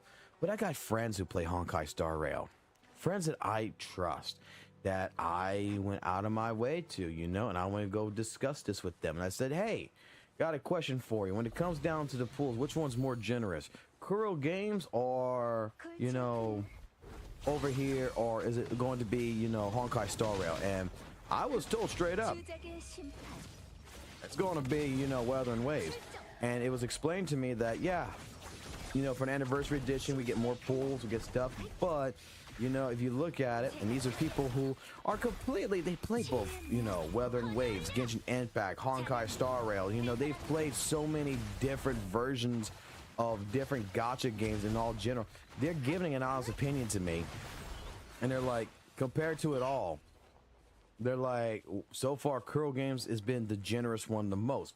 And I have to, I'm going to agree with this so far, because listening to the people that I fully trust and understand. Yeah, as somebody who hasn't played Star Rail in probably 4 or 5 months, and it's been even longer since I played Genshin. It's been 4 or 5 days since I played Zenless Zone Zero. Or as somebody who's played all 4 and other games as well, but out of those 4 games, I would definitely say so far Wuthering Waves has been the most generous. That's coming from somebody who's played since day 1 though, and I am including all of the early stuff we got, because that launch window, we got a lot of shit, and I think, I think sometimes Wuthering Waves players do look at that, who've been here since day 1, and that gets kind of compounded into everything else since, and you can't help that because it's a fact. It adds to it, doesn't it? I suppose you were looking back with rose-tinted glasses a little bit, but even since, still, the continuation of the generosity has definitely been a thing. Christ, we got a free 5-star that's insane as well. Actually, I haven't built the dude myself, but I've watched enough people and I know enough about the game to see that Yao is pretty freaking powerful. And obviously it looks like Dr. Ratio is from the videos I've watched of Star Rail, because I haven't even built the dude. I've got him, I haven't even built him though. That he's pretty sick as well. So, that's fair. You got to take that into account as well. But, the game is incredibly generous, and I'd say, in my opinion, that I definitely think it's the most generous out of all 4, and probably by a decent margin as well, actually. From them, I'll say it like this. Wuthering Waves has given you a free 5-star character voucher, meaning that you can pick whatever standard 5-star character you wanted as from the get-go. They gave you a free voucher to, pick whichever weapon you fucking wanted that was a 5-star, whether it was Cosmic Ripple, Static Mist, whatever. They gave you a small little event that you didn't even have to complete the event all the way. And they gave you a free 5-star signature character, or, limited character. And that's not counting. I'll put it like this. That's not counting the generosity and the quality of life updates that Wuthering Waves has gone through, that has also increased, our astrites in general. Like, when they fixed the ecosystem and everything else, I got additional, astrites, different, like another 3 or 4 pulls out of that shit. With all the events that's come through since then to help with people, because they are trying to make sure player satisfaction is at a all-time high, they've been giving so much. I mean, I'm going to say that, like this, when it comes down in terms of generosity, Wuthering Waves is honestly the best generosity I've ever seen. Is the best coming. As Kuro's been the best. Oh, I wouldn't say that. I know there is some games out there that do a lot. Like, you can get a lot of free shit. Like, geez, look, don't get me wrong. The game is way more predatory than Wuthering Waves. Like, no doubt about it. Cat Fantasy is a game I'm talking about. You've got it's turn-based like Star Rail, and you've got a speed-up system like Star Rail, but you can triple speed the system up. You have to pay for that, It's got insane levels of purchasing stuff in the game, like it's way more predatory, and there's a lot more of it, let's just say. But holy shit, the amount of free stuff out. Like, at the moment, I've got like I don't know, I want to say like 40 characters in the game, like because there's like variants of characters in that game, multiple SSR characters, and at the moment I'm probably sitting on, I think in excess of 200 plus pulls at the moment, because I've had an event going recently where you're getting 1,000, I don't know, whatever they're called now, crystals every single day, and I think it's 100 for a pull, so that's a 10 pull every day you log in. I got a token yesterday for another SSR character, so like, you know, there's games out there that through the launch window when they drop. Now, I'm not saying a lot of these games then don't become incredibly grindy and start snatching back a lot of that from you, but there is a lot of different games out there, and it doesn't mean they're good, you know, but they give you a fuck ton of free shit throughout the life cycle of the game as well. There's no denying that. Like, if you want to think that, you know, Honkai Star Rail is more generous than Wuthering Waves, I don't know. Another game as well. I've heard a lot of people saying Solo Leveling Rise is incredibly stingy. But again, the recent events on that, just from logging in daily at the moment, I'm sitting on 100 pulls plus on that as well. On the basic banner, I think I'm sitting at like 90 odd pulls. I've got about 30, 40 pulls sitting on one of the premium banners, 10 plus pulls on a weapon banner, and some other pull. I've got some other pulls. No, I've got a bunch of currency as well. I've probably got 10 pulls in currency potentially or something like that. And that's just been from recent events where they were giving away a crap ton of stuff, being able to craft really good gear as well. I managed to craft 3 pieces of a full set almost from just logging in recently like that. That's been giving away a lot of stuff as well. Now, there's a lot of people I've heard who play the game a lot more because I'm still at the very early stages of that game because I just dabble with it here and there where they're like, yeah, the game gets a little bit too much, and there is a shit ton amount of different monetizations in terms of like there's like a battle pass, and then there's like another tier to the battle pass, and the game's constantly throwing shop stuff at you and saying like, hey, do you want some pull currency? Like, here's 5 pull currency. It costs 250, I think, to do a pull, so it's not much. It's like, just come into the store, you know, just come into the store kind of thing. You're like, all right then, okay, and then you just back out. But it's constantly trying to push the store in your face as well, so it's definitely very predatory. Kind of coping, but it is a netmarble game. I like Solo Leveling Rise. So the next point that oh, actually, let me just pause it. Sorry, 2 seconds. Speaking of Solo Leveling Rise, I have got the best girlfriend ever. Because obviously I love the anime, and I've been reading the manga, and I only got the first edition. But look what come in the mail today. This came in the mail today. Rosie was like, open it. I was like, oh, sweet, you got some books then, have you? Oh, cool. I don't know why you're asking me to open your books, because she's been ordering books. And she's like, no, open it and let me know what's in there. And she got me the part 2, Buzzing. So we're going to be reading that. So I've got an awesome girlfriend. Just in case anybody's wondering, they're probably like, dude, this guy's got to be single because he's a loser. I'm a loser. Right, I've got an awesome girlfriend. She thinks that Wuthering Waves gives so little. Look at that comment said, like, she don't exist. Well, I mean, what you want the game to go. Is she in the room with you now, Pixel? You just want to be, you know, daddy's little girl and just have your little boyfriend go ahead and complete everything for you, so that way you don't have to do anything. I mean, let's go in terms of the Zhang Liao fucking event, okay? The Moonlit Festival. You had over 30 days to complete this entire event, and the maximum pointage that you can get in it was 50,000. Wasn't still you can go above that, right? And the game only asked you to do 6,000 popularity points, which was not even days worth of work. Was it only 6,000? Like less than a fucking hour. We had 6,000 points day 1 in less than an hour, and we just kept doing the fucking event. I think I went up to 60k in the end. Level 6 is it? I think for 60k. Fucking do it. I thought you had to get 60k. It wasn't even an event like this, you know, where you go explore, you go collect things, you go do quests or anything. It was a point and click fucking simple little tablet, Coco Melon style fucking maple fucking tree fucking game. Something I didn't even care for. With a bunch of little chibi characters on the screen. And the game's asking, you know, too much from you. and offering you two little things.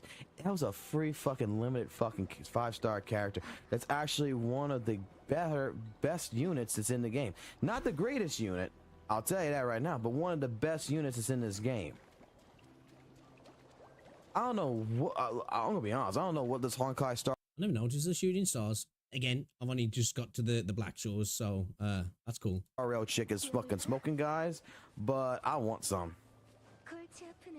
Because to me, it just sounds like a spoiled little brat so far. I'm just saying that is my personal opinion so far on this. Alright, moving on to the next part. She said she didn't like the story, she wanted Shorekeeper to shut up, and she seems How could you want Shorekeeper to shut up, man? I love her. It's the British, isn't he? British, because she's British. to hate the, Weathering Wave story by the tone of it. Alright, so What you want, Shorekeeper? You want a bottle of water? with that one, here's the best answer for her in a sense. They got a skip button, okay? This isn't Genshin Impact, baby. You got a skip button. You can go ahead, you can press skip, okay? You don't like the Shorekeeper speaking? You're like, oh no, it's fucking annoying. I don't like her because you know what? The waifus don't like waifus. Well, guess what? Just hit the skip button and just move on with the story. I mean, that's a I'll step in there. He's right, if you don't like the story, you can skip. That's what a skip button's for. But I think it's fair to actually sit and want to enjoy a story of a game and then say, I think it's trash. I don't think you should, because I hear that too much when people do that in video games. If there is a skip button, then we'll just skip the story then, man. Stop moaning. And it's like, well, if you are just bitching and bitching and bitching, then okay, they've got a point. But I think just because you don't like a story, you shouldn't have to skip it to be able to say, like, well, I don't like it, And then people to go, oh, well, you skip, so it's fair. You can say it's trash now, because some people want to experience a story, You want to know what's going on. Doesn't necessarily mean you're enjoying what's happening, which I think is a fair critique, if I'm honest. a preference thing. That's not really something that's against actual Subjective. players, okay? Sorry to tell you this. Like, using that as, like, a main focal point of an opinion, bro. There's people who like, certain animes and hate certain animes. I'm a person that don't like One Piece, bro. I got friends who like the One Piece story. The One Piece story is just not for me, okay? So guess what? I don't watch it. I think the characters are cool. I'll collect a fucking Luffy statue here and there. I like some of the characters in it, but I just don't like the story. And guess what? I just skip it. Not a big deal. Like, you just wanted the Shorekeeper to shut up. There's a skip button, okay? Move on. Bye-bye. Alright, moving on from that one. The last point that she, well, not the last point, but the second to last point that she made is that she hated how Weathering Waves events are time-gated. I do too. Okay. Not a big fan of it. This I one, understand the necessity for it sometimes with certain games and certain molds, and I'm okay with those little throwaway things being time gated and things being like, come back each day to do the thing, and it's like it almost adds, like I said, it's an extra daily login almost. But yeah, I'm not a big fan of events being time gated either, if I'm honest. If you give me an event, I just want to play it. I don't want to be like, right, I've got my taste for today, so we'll come back tomorrow for more, on the next episode. I took the time to confirm this one with a few people, and especially the person I trust. I'm gonna ask a question. Hey, isn't Honkai Star Rail, does Honkai Star Rail have events that are time gated? And I was told, yeah. Pretty much all gacha games have time gated events, definitely. But just because another game does it doesn't mean that part of gacha games isn't something that you can say I'm not a big fan of. Like, say, that's why I thought the event was mid, if I'm honest. The tower defense mode, kind of mid mode. But I'm glad that I didn't play that right from the get-go. I played it towards the end of the patch, so I was able to just bash through everything all in one day. I did it in like an hour or so, and I was able to enjoy it a lot more in that sense. I didn't really enjoy it that much. It was all right, but if I'd have had to like do a little bit and then be like, right, come back tomorrow, that to me is just kind of annoying because it's like taking something and just dragging it out over multiple days, really. Not a big fan of that. So, yeah, just because another game does it, I don't think it's a thing that we should be like, well, just Genshin does it, so it's all good. End of the day, I want to be able to clear content. I'm okay with certain stuff. being time gated and segmented over a period of time. But for the most part, if it's a chunky sort of event, just want to play it. Yes. Let me play it. By You know? several Just let me people. run it and done it. There is some events, not always, but there is some events that are time capped and time gated in Weathering Waves. And there's a reason why events are time gated.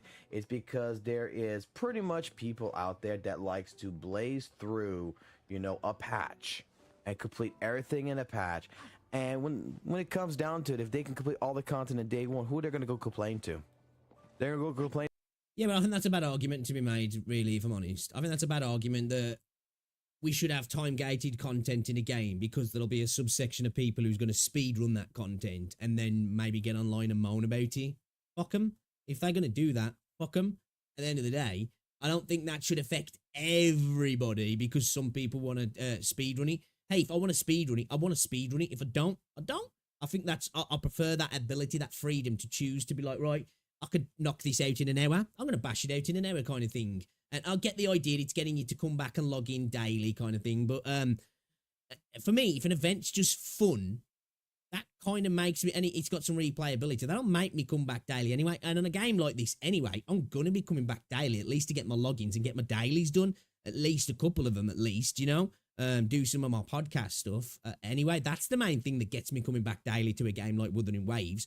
I enjoy the game, don't get me wrong, it's my favourite gacha game, but that's the thing that keeps you coming back, really. Having a thing like a Lunite Pass, that sort of thing, definitely is more of a pull to bring you back into the game rather than sort of a daily event. But yeah, I don't think events need to be time-gated because some guy who streams is going to spam through it maybe and then bitch and be like, well, there's no content in the patch, it's a dry patch.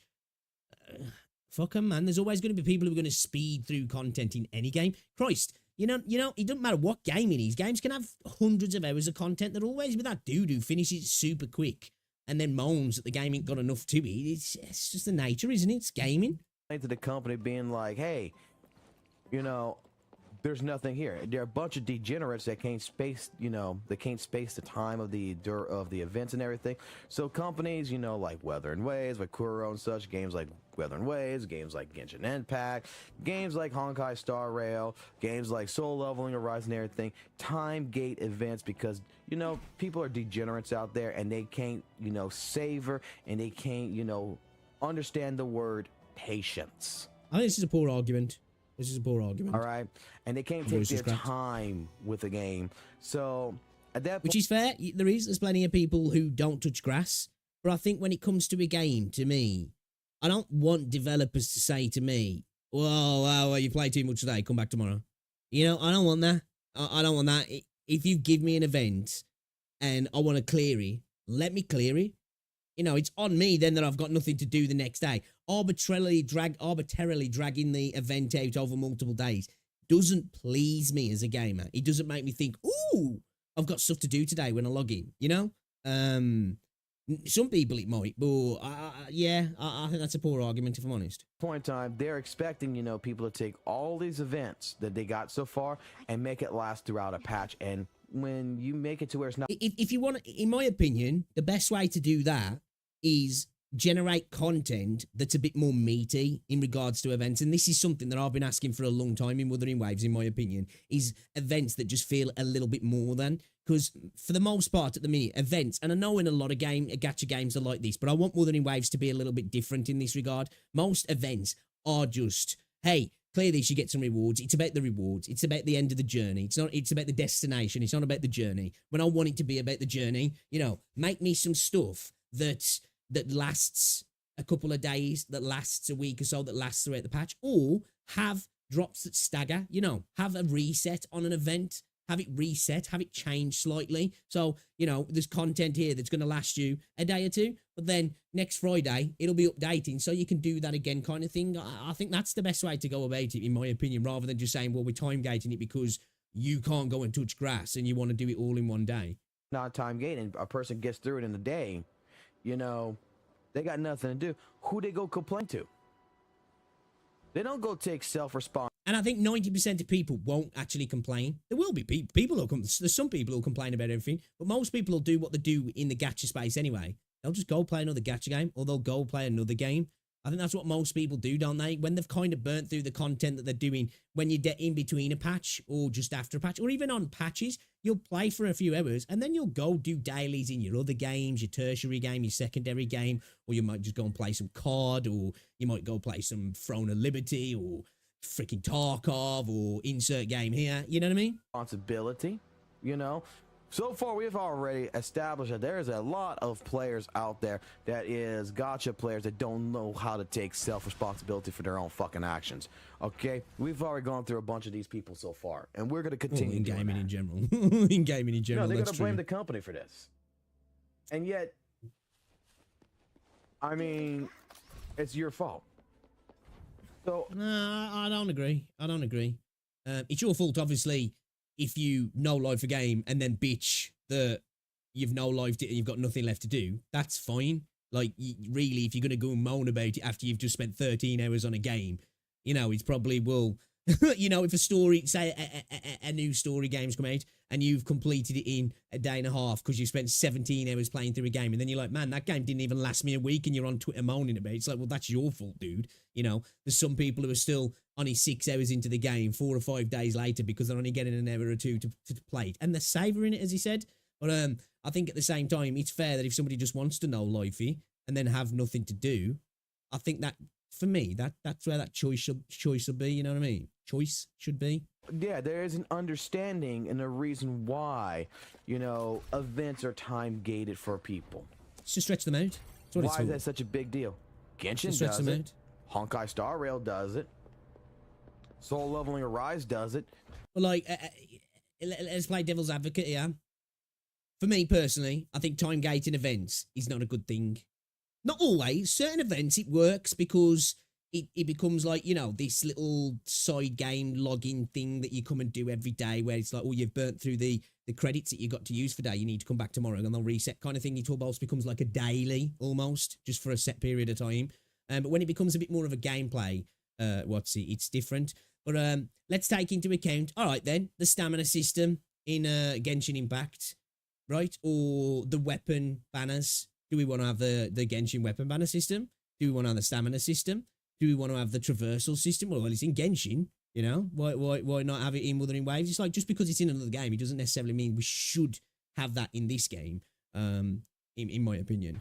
You know, other gacha games in general fucking do it. Why are you They do. upset that They do. Wuthering Waves does it? And then the last thing that she pointed out is that she thinks that after 5 months, it is too far long for Wuthering Waves to improve, and is already overdue. The whole sentence that was written out in the Discord didn't really make sense in that regard. I think they'll probably be talking about there hasn't been enough quality of life improvements within 5 months, which is just bullshit. I think that's objectively bullshit. You know, it's quantifiable. We've got evidence that there's been major improvements across the board. There might not be the improvements or specific quality of life things that you wanted, but I think to say they haven't been coming, that is definitely a disingenuous argument for sure. Who is it of her?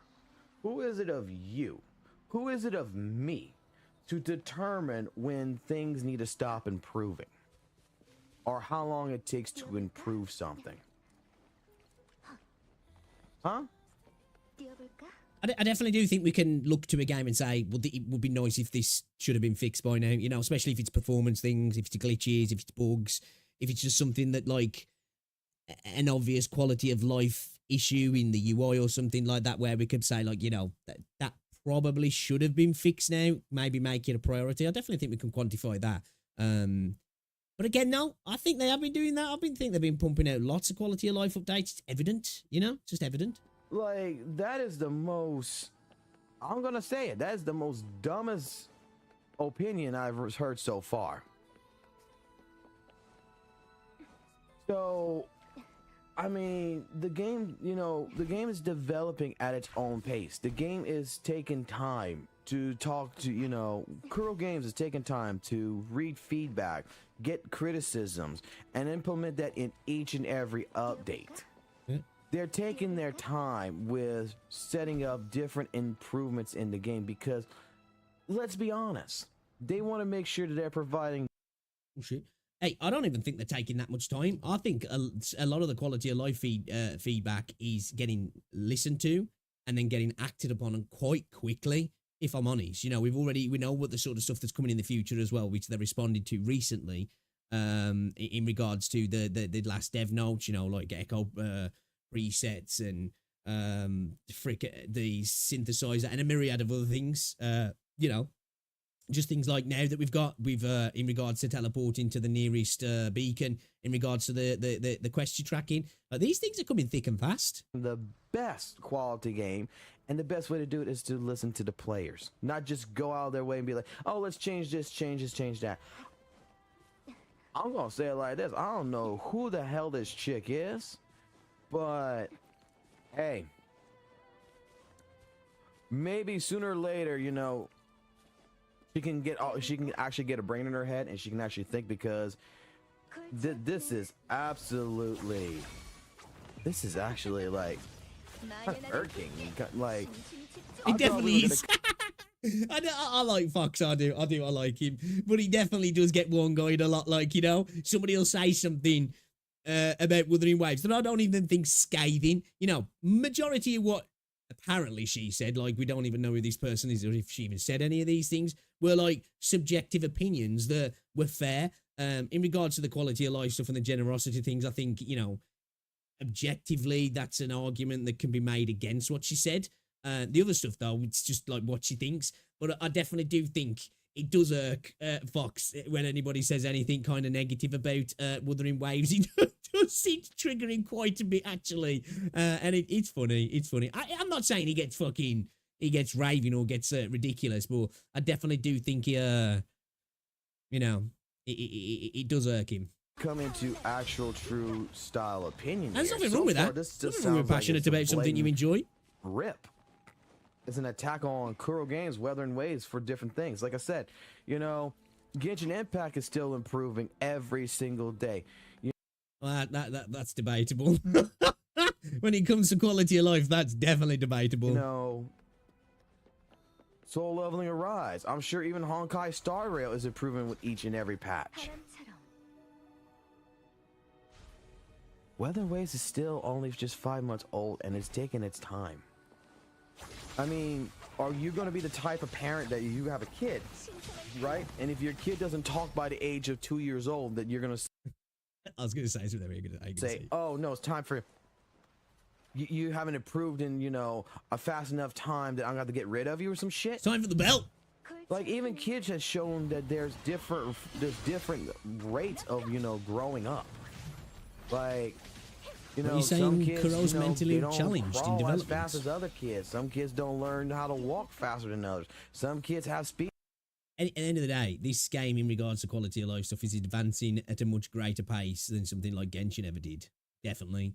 There's no argument there in my mind now. Other gacha games, there's arguments to be made there. But I've got no issue at all with the pace of improvements in that sort of stuff in Wuthering Waves. Speech delay, and you know what? By the age of 5, 6 years old, when they were supposed to be talking to 2, you can't shut them up.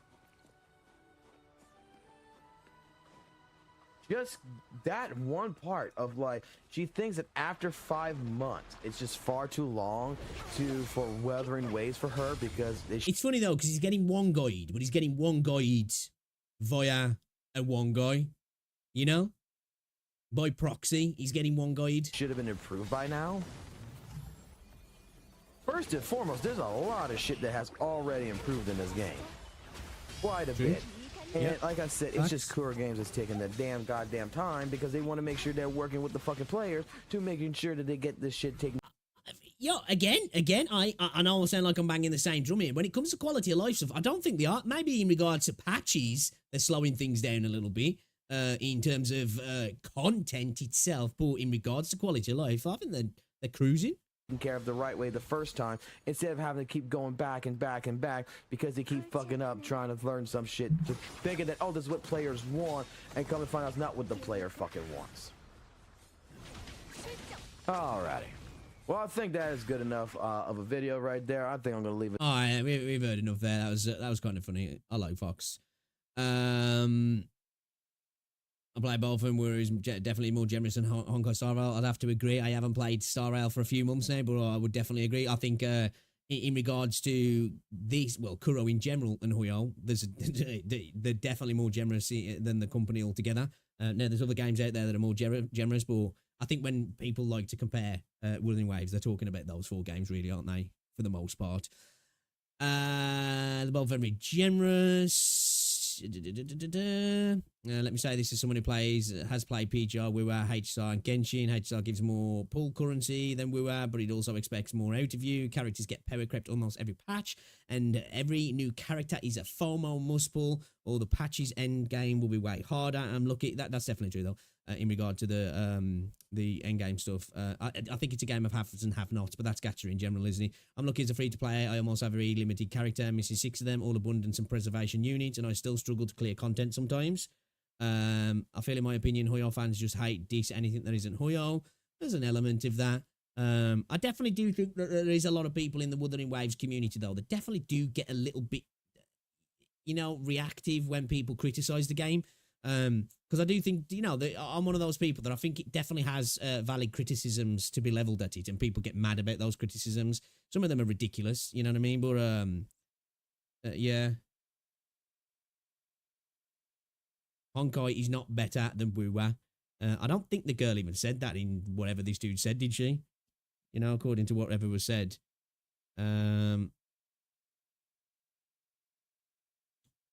All gacha games I've played, events are all time gated. Not all events, that's definitely not true. There's a lot of timed events and stuff, and I'm okay with it, but I just don't want everything to be like that.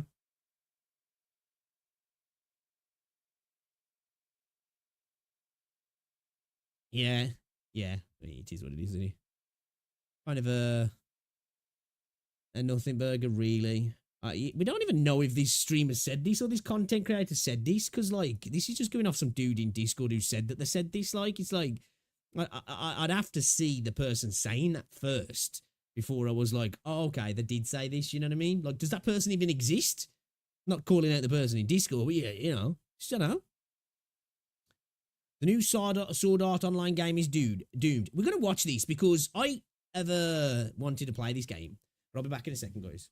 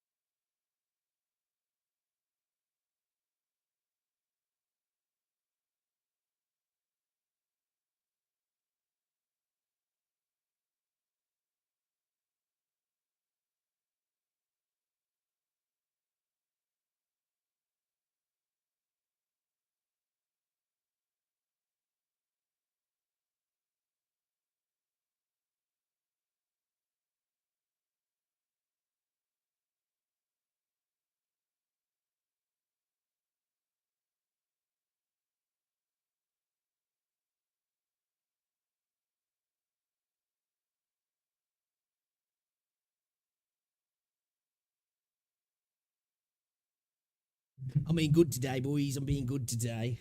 I'm having a non-alcoholic beer.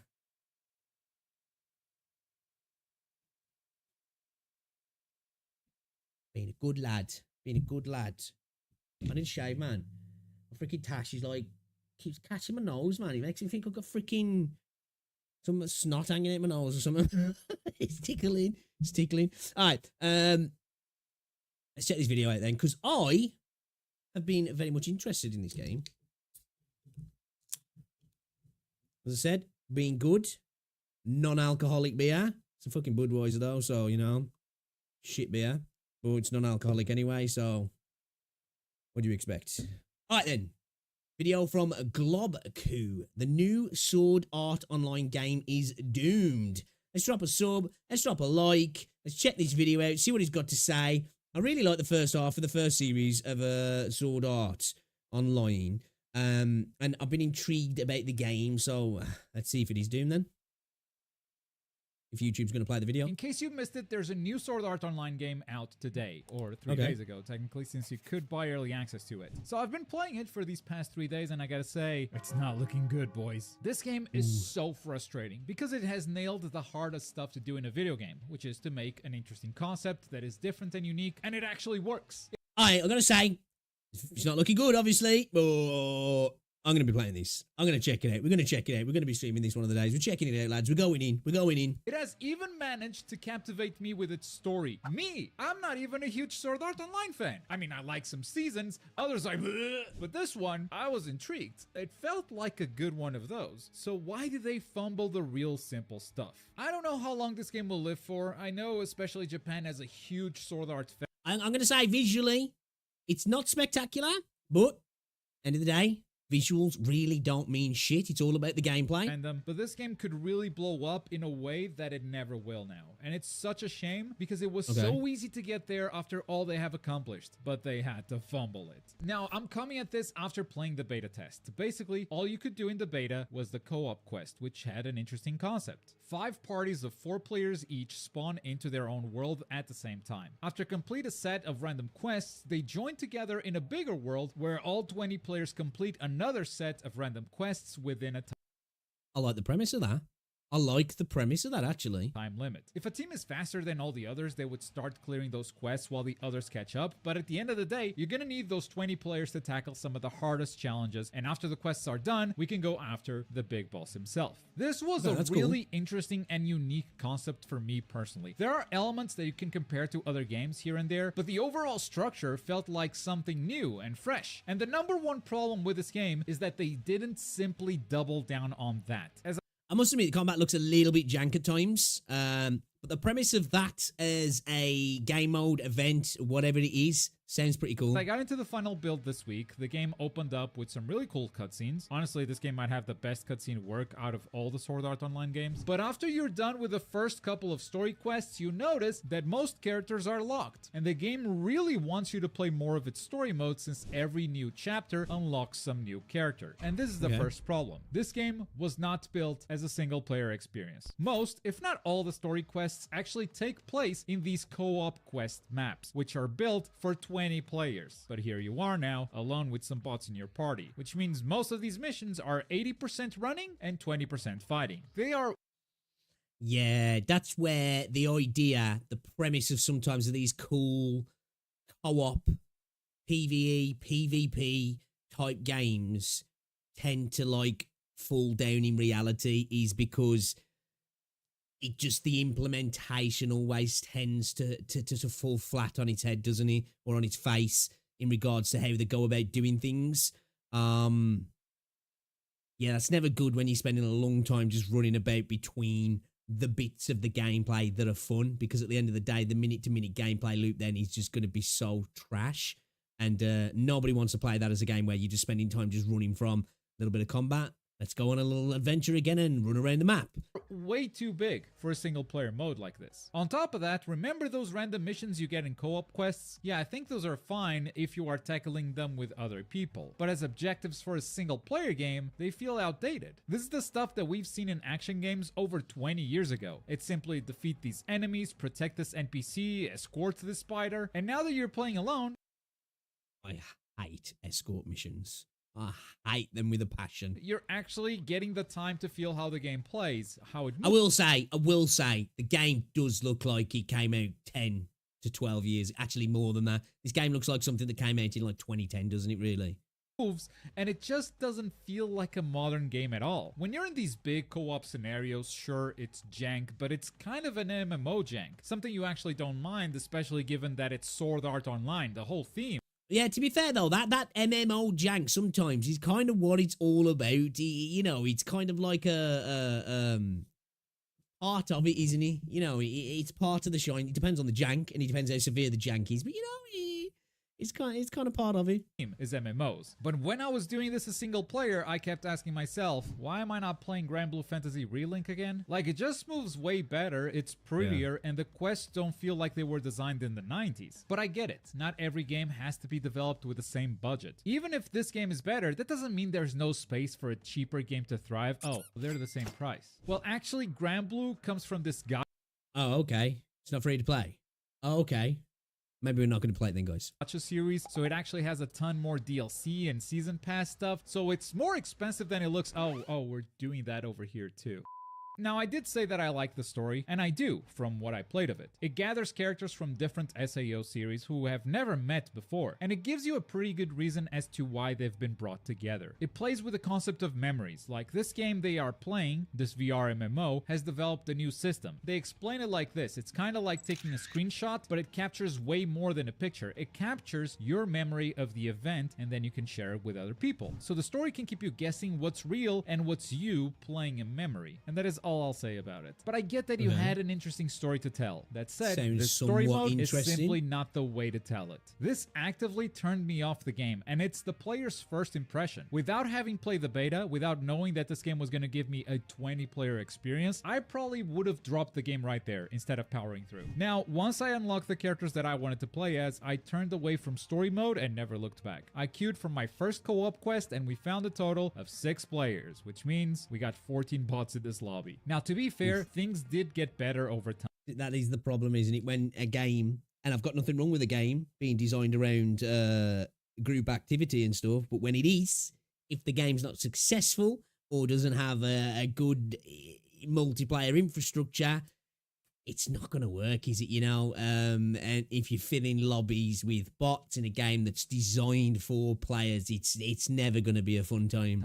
By day 2, we got more and more players, so I guess more and more people were just People done are with now story ready, mode okay. and moved on to this. But sure enough, the first co-op quest is the one that we played in the beta, but everything afterwards was new to me, and I did not expect the environment to change so drastically. For the second co-op quest, I found 9 players, so we almost got half a lobby now, and we are in this abandoned warehouse, fighting against completely different enemy types, and the quests are still pretty similar, but being in a different environment does make it feel a bit more unique. And of course, the final boss was brand new as well. For my third co-op quest, the number of players actually went down to only 5, and I didn't think this environment was that unique. It's still So is this a game that is like cross-platform for mobile as well? Because if it's got to be right, it's got to be, because like looking at the visuals and the animations, this can't be just a console/PC game. That's for sure. It's got to be right. It's got to right. Let me just double check. What is it called now? Sword Art Online Daybreak or whatever it is. Fractured Daydream, yeah.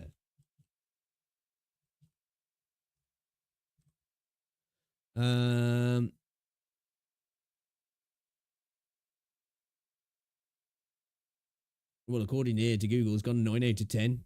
Obviously, that's bullshit. Oh, it's Bandai Namco. Okay. All right. So, I'm thinking this is on Steam. Which obviously we know that. Okay, so the platforms are PlayStation 5, Nintendo Switch, Xbox Series X and Series S, and PC. So this is not a mobile game. Okay. Right.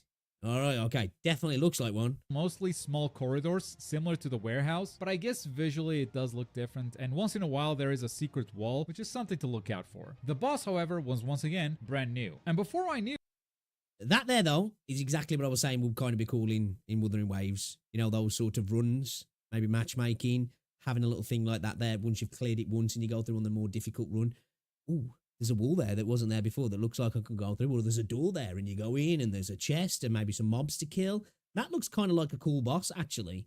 it, I like the game again, because I haven't been messing around with story mode for a while, and I was actually doing the stuff that this game is good at. And honestly, it should have just focused all of its efforts on making this the main experience, and find some other way to tell the story and unlock the characters, because having that as your first impression with this game is so negative. It's not even just being the first impression, it's gating the good content behind bad stuff. Now, after you tackle the first 3 co-op quests, it's time for you to fight against your first It's forcing you to trudge through shit to get to the good part, isn't it? Really. raid boss. This is Which is where never a 20 good players design get philosophy. together and they don't mess around in a dungeon or do random objectives. No, this is all about fighting against a bigger monster. And look at that, we found 15 players, almost a full lobby. The Skull Reaper is easy. After it spawns and does a little animation, you just run to the left to attack this portal and the boss dies. I think Shinon might Okay. need a nerf. I mean, look at that damage. But we try it again, 18 players this time. I've never had a lobby this full. I'm excited. Okay, so you spawn the boss, you go to the left to where the portal is gonna spawn some mobs, and there goes the boss. MVP party, baby. That's how we roll. I contributed. Attempt number 3. Is that a full lobby? Could it be? You know, maybe I should pick Shinon. stat She now. seems powerful.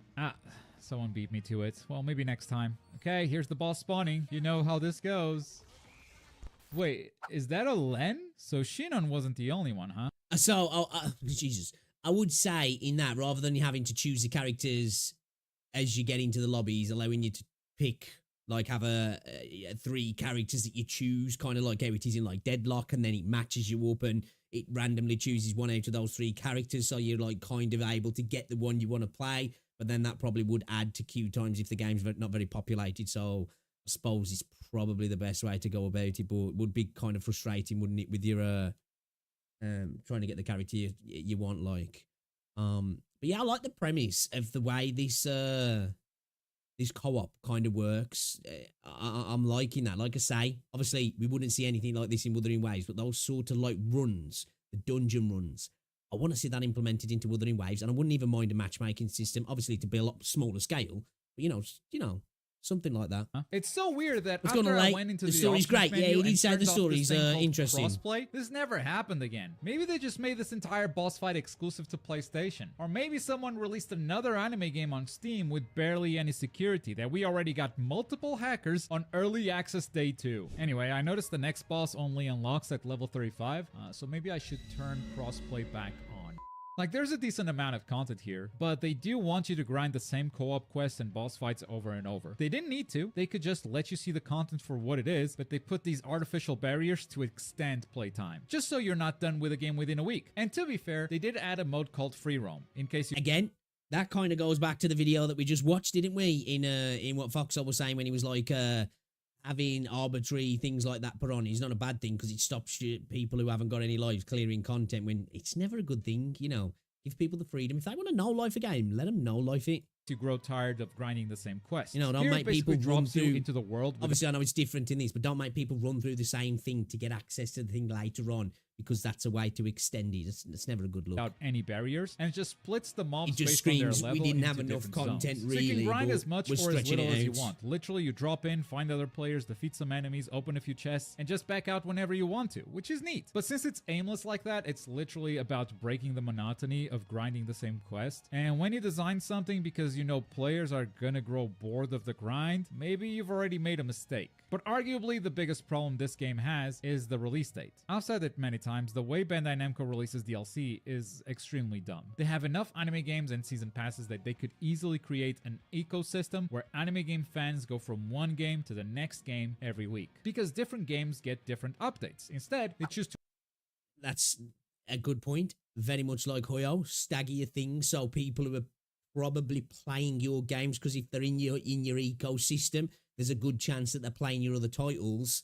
Make it so that when that update's done and they're probably finished playing, they can roll into another game you got going, and it keeps them attached to your games and just kind of playing them cyclically, doesn't it? to update 3 or 4 of their games at the same time during the that's same not week. great. I've been told that this is only a problem for content creators like me trying to cover it all, which I don't think it is. I think that's a problem from a gamer's point of view as well, personally.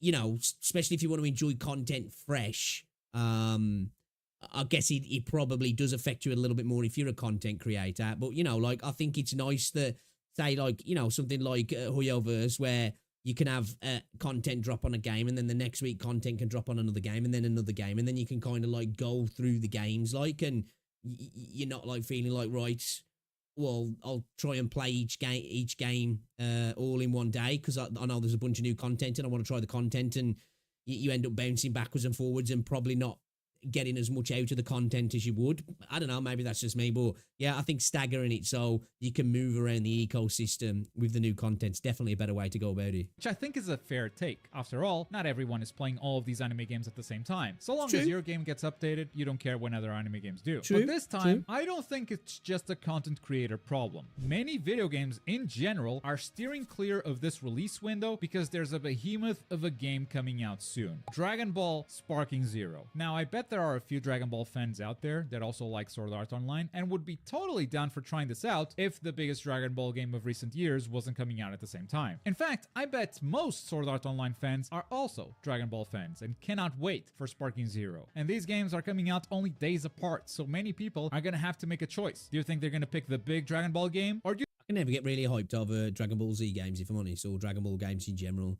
To be fair, I've only played a couple. Z Fighters was sick though. think they're gonna choose Grand Mid Fantasy Relink? The worst part is, instead of a Grand couple of Mid days, Fantasy they could have Relink. actually given this game a week-long head start. They could have put this release date sooner, but instead, they chose to sell you that access through an Ultimate Edition. Let me ask you, if you are worried that this game, which requires Dude, I hate... And I think if you do that, you're mental. Like, obviously, if you got the cash and you don't really... It's nothing to you. But it's the same with Throne and Liberty. Throne and Liberty had a set date. It got delayed. And then I think it got delayed again by another week. And then they did the early access for the premium purchases. It went up to like 90 quid or something. Basically, the game didn't get delayed. You know what I mean? The game still had its launch date. It's just that you had to pay to get on that day, which I just... so dumb. 20 Obviously, players to run any probably mission makes will money, die definitely when does make Sparking money, but Zero it's comes like, out. Are you going to pay ain't no way I'm extra doing that. for a 3-day early The, access? the only way I answer would is do that, if I'm honest, if I had more money than sense, which I don't have much of either, really. But if I was a content creator that was making bank and it was like, right, you know, this is my primary income source and I need to be on stuff day one because people want to know. People want to know what the crack is. Then I'd do it. But yeah, you won't catch me. Like I like Throne and Liberty. I ain't played the game yet because I was supposed to be playing it with my missus.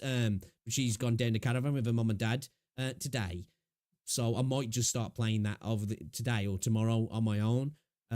But no way, I was paying 40 quid to play the game a couple of days early. Fuck yes, that. then you're either a big Sword Art Online fan, which I totally understand, or money is just not a concern. But that's exactly my point. This game could have been the one Sword Art Online game that we play for ages, because they actually got an interesting concept behind it. But they needed to focus the game on those online modes, they needed a proper anti-cheat so PC hackers don't ruin the experience for everyone else, and they should have chosen a different release date instead of competing with themselves again. Now let's be honest, this competition just isn't looking good for Sword Art. That's the state of the new Sword Art Online game, but for more anime games, check out the new Shinchan game, which is actually looking super promising. Thanks for watching. Bye. Oh, actually, I did see. You know what? I want to watch this video. Okay, all right. Yeah. Oh, it's on Switch. That sucks. Is it on anything else? Yeah, it's not looking great. I really like the premise of the dungeons that we got at the start. That sounded really cool, starting off in your little groups and then, like, you know, merging in with bigger and bigger groups to go and finish the final boss of the runoff. That's dope, that is. And as somebody who, like, casually enjoys MMOs, anything that's like a dungeon run or a raid, I'm here for. It's cool. It's fun to do. So, you know, again, as I said, that's something I really would like to see implemented into Wuthering Waves because I feel like the game's just built for it. Yes, I am contemplating grabbing it because I have been good the last couple of months. I have bought no video games, which usually I'll probably spend 100 plus quid on buying video games. I didn't get Space Marine, not because I didn't want to. I still really want to get that game. I'm probably just going to wait for a sale with it now, if I'm honest, because I'm like, well, I've waited this long, I may as well wait for a sale. That was just because the clutch went in my car, and I was like, I didn't want to justify it when I was having to spend a few hundred quid on my car. It turned out the car ended up costing me a lot less than I thought it was going to, so I could have still bought the game. But then I was like, whoa, Shorekeeper's coming and Camellia's coming, and I might end up opening my wallet for that, so I'll hold off. But yeah, man, I'm looking to pick up Metaphor. Actually, I'm hearing really good things about it as well, and it does look good. I'm with you there. To be fair, I want a good JRPG to play. All right, let's see what this video is all about. Then I played the new Shin-Chan game? So there's a new Shin-Chan game coming out called Shiro and the Cold Town, which is very much like the previous Shin-Chan game. If you never saw that, this is one of the most... What kind of game is Space Marine? A third-person shooter, basically. Horde shooter, I suppose you could say. And it's got a multiplayer aspect as well, like straight up 4v4 old school multiplayer. I think there's like a deathmatch. I think there's like a domination, maybe a capture the flag as well. I'm not too sure, but it's got a single player and co-op, so you can play through with your mates as well. And I've heard nothing but good stuff about the game. It looks gorgeous as well because the original Space Marine was a lot of fun. I do really want to get it actually. Chill experiences I've ever had in it. gaming. Shin-Chan wanders around on vacation, catching bugs, fishing, and helping the local newspaper. I'm not gonna lie, man.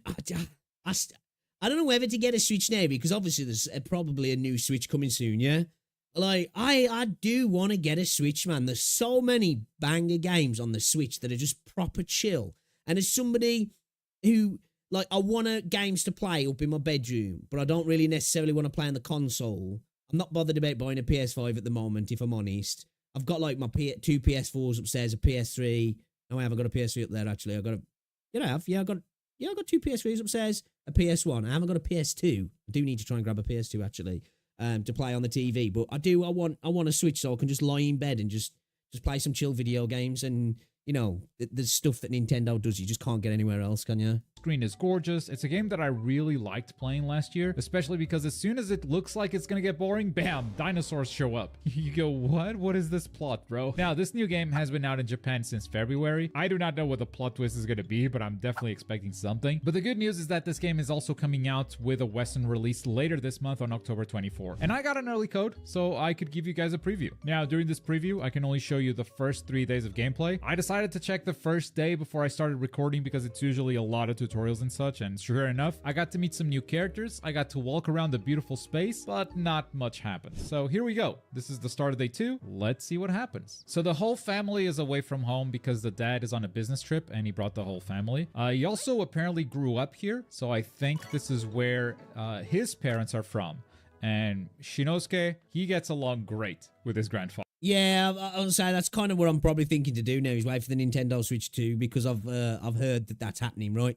And like the Switch is starting to get a little bit long in the tooth now, isn't it?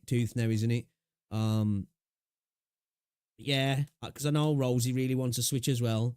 So it's like we could share it kind of thing, like, because, you know, when I'm down here just playing on my PC, she'd happily sit upstairs on the Switch, and when I come up to bed, I could just, like, you know, she usually falls asleep way before I do.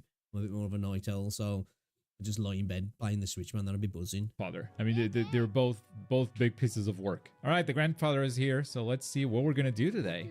We're gonna go fishing? Oh, let's go. Oh, look at this, bro.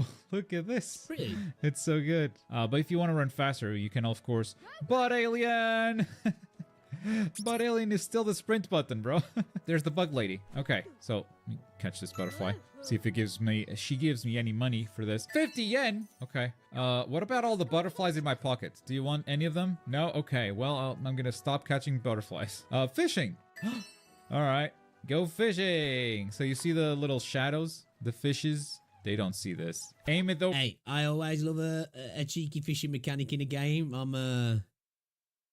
I'm subject to that. I do. Do you know what one of my favourite fishing parts of a game was in was it Far Cry 5? I love to just sit and fish in that. Over there. There you go. Hey, give me the fish.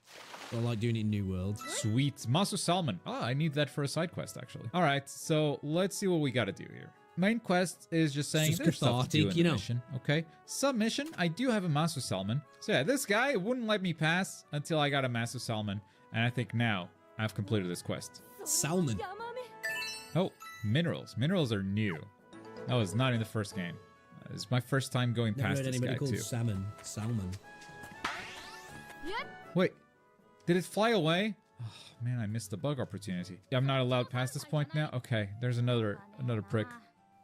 Bring me some shiso. Okay, I have quite a few vegetables already. I don't have any shiso. Is that another kid that won't let me pass? What is he doing? What is he? Oh, rhinoceros beetle? Okay. Yeah, I don't have that. I don't have that at all. Oh, well. And I guess this lady will also not move. Right. Stay out of the way while I'm filling the patties with water. All right. Yeah, there's a bug on the other side. And vegetables. I'm not going to catch either. Just saw a car I don't recognize drive from the farm terrace. It drove toward the bus stop. All right. What's up with the car? All right. Nothing at the bus stop. So I guess towards the bus stop, but Dude, not that at the sprint bus stop, down right? animation So is if we go wild. this way, oh, is that it? So I met this guy in the very first cutscene. He I like the needed visual gas, style, though. and he asked me to show I've him never if I watched catch this any at rare all. bugs. Oh, you're gonna open a curry shop. That's fine. Okay, and now we actually have the clock on the top right, and that's gone. So basically, if I just stay here forever, time does not advance. Time only advances when I switch screens like this. See how that just ticked? Are you another barrier? Okay. I'm going through. Oh, she's gonna cry. Oh. The 3 secret words. Got it. So after I get through the other barriers, I can get through this one. All right, let's go this way now. There's a sign over there. Are you a bug? You are a bug. Is this plants? It is plants. Japanese parsley and ostrich fern. Okay. But alien. This is the house where we woke up, and if you want to waste time, this is a very good place to be at because it has a bunch of screen transitions without really. Oh, what? Play with dog. What a good puppy. So yeah, if you just like start going through the house, boop, transition, boop, transition, and the clock just keeps ticking. Back of the house. And with that, I believe we've made it to the evening. So evening and night, Definitely feels they like might it's, trigger got some different old school, bugs to be design out to and it. That about. is pretty funny, yeah. So we can wander around. Yeah, I never even at watched it, night, man. we can go around. We just can't wander too far at night. That side, I don't think I think put I it can on the wander too once, far but it right was now. super 'cause late and I everything just is fell locked asleep. I anyway. didn't even- Oh, is that a crab? Hang on. I can't catch. How do I catch the crab? Can I go up the mountain? Wait, did I try? Okay. Do we walk slowly now? What do I do? How do I catch that thing? Okay. Whew. Oh, robust cicada. If you just want to waste time, just go back and forth a bunch of times between 2 areas. It also loads the area back up, so even if you've gone past it, it might, see, like spawn new bugs, new vegetables. Every time a screen loads, it spawns new stuff. Oh. Okay, That Dad. sprint animation gets me. It's a mysterious stone that helps you become friends with people you want to meet. Well, like pin-up models. Like pin-up model. Great. Now we gotta find this. Now we gotta find the stone, don't we? They really upped the animation from the last game. Okay, so during nighttime you can just go to sleep if you're not interested in nighttime, and it will skip to the next day, advancing the story and whatnot. That's a very good option if you don't care about the collectathon side of That this. sprint If animation. you don't care about fucking catching a wild. bunch of bugs and whatnot. After you've unlocked the whole town, of course. Like at this point, we're looking for Shiso, and we're looking for a rhinoceros beetle. And I don't know if they are only out at night, so... Firefly.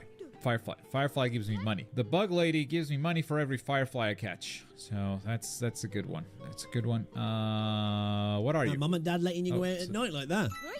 Okay. I don't know. Maybe they should give those vegetables a different shine. Because it feels like I just get disappointed when I see the shine and it's just a vegetable I already had. Can I catch the eel? The eel seems interested. Japanese lamprey. Okay, not an eel. Oh. I'm getting sleepy. That's it. That's the end of day 2.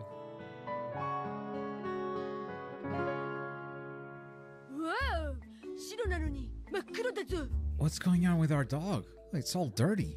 Did you get into charcoal? Alright, I've seen enough. Alright, cool. Let's jump into the game then. Get some woo-wah. Let's do it.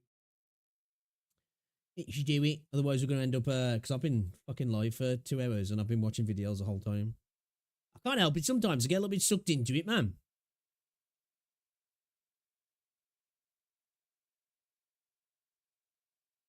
Well, that was a horrible burp. Yeah, that my stomach then. Oh, me.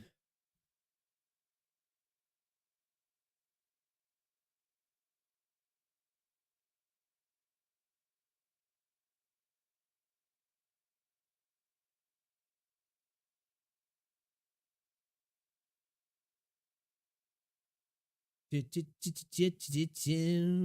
Josh Strife Hayes made any new videos recently? I ain't seen any stuff from him for a while. Speaking of not seeing anybody for a while, I ain't seen Neon for a while. Hope it's all good.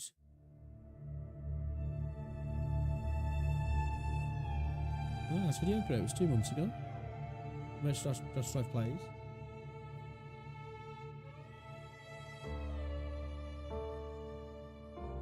Well, last one was a month ago. Has he been streaming still?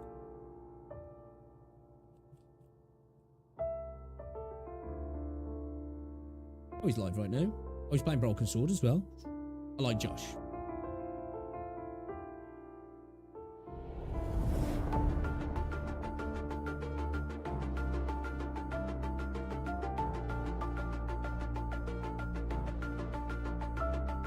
Makes good videos, really good videos actually. There does tend to be a little bit of a time in between his videos because they're usually like anything from 40 minutes to an hour and a half long, but like I do really like his videos.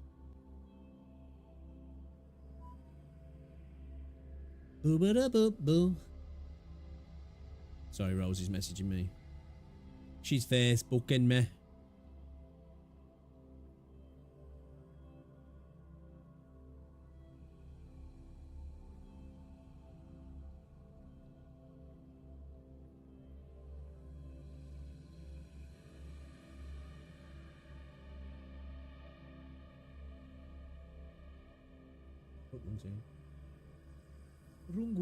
Wrong one.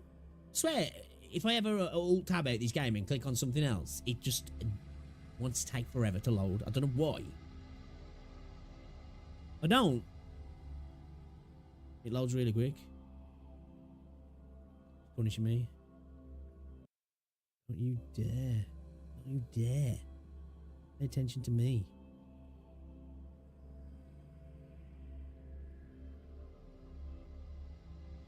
Da, da, da, da, da. I'm kind of peckish. Apparently, Ubisoft have had some massive drops in the shares, haven't they? Also, as well, apparently the new DLC for Starfield's trash. From what I've been hearing. It's like 30 quid as well, isn't it? $30.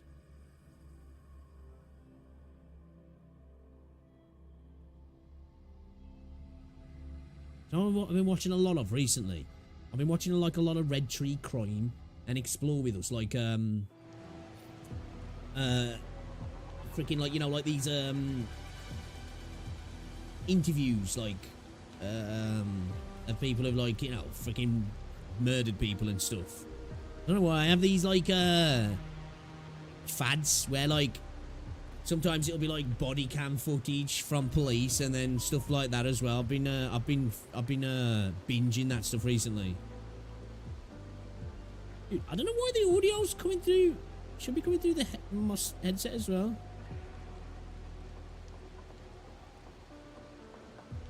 Coming through my headset, my phone audio should. Alright, we got to it yesterday, haven't we? Where we got to go through there. I need to get the podcast actually. We need to get the podcast, boys and girls. We should buy it. Alright, should we let me just go do my daily first. Let me go do my daily and then we'll come back.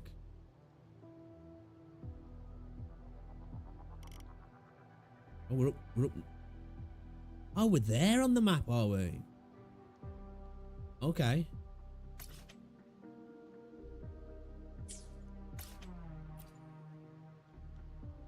I need to sort out my mouse.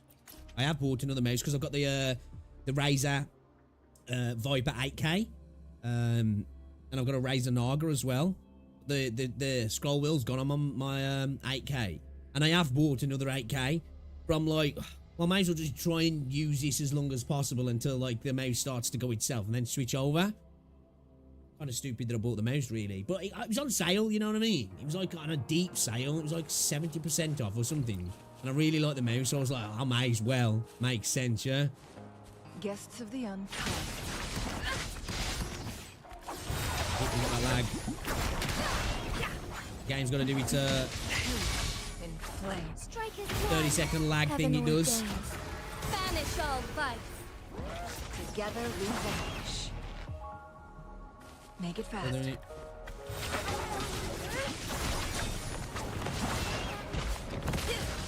Moment of awakening. I feel bad picking on these things sometimes. Embrace the change. You know? Especially when they're just going about their day, doing nothing. They're not harming anybody. They're just chilling. Just hanging out by the water, and we're just like, time to die. You know? Makes me feel kind of bad. For the bad guys. Sacred light.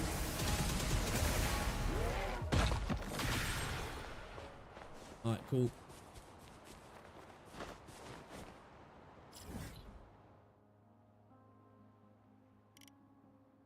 Where's it over here? Let's go back. It's done. It's done. Can't wait for the RTX update for this game as well, man. I'm just like, I'm really waiting for it. No, RTX really, even though I've got a 4090, a lot of the time I turn RTX off in games because just to get the extra frames. At least I really want to experience it.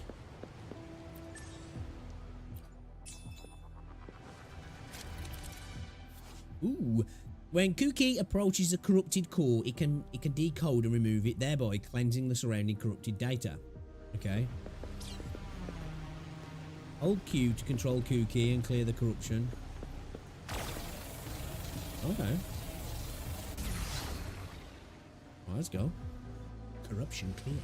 This house is clear.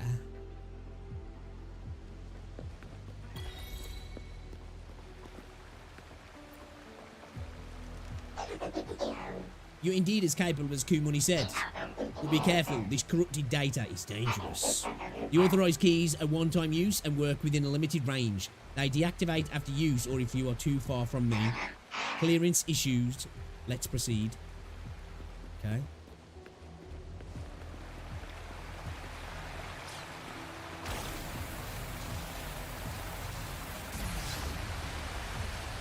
Before we go that way, what's over here?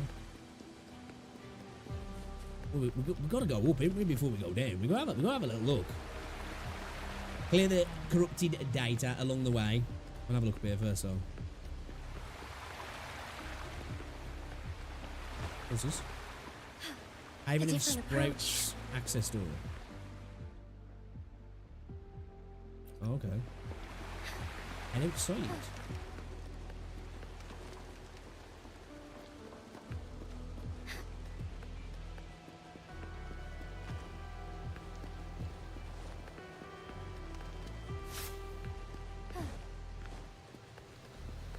Ooh, chest.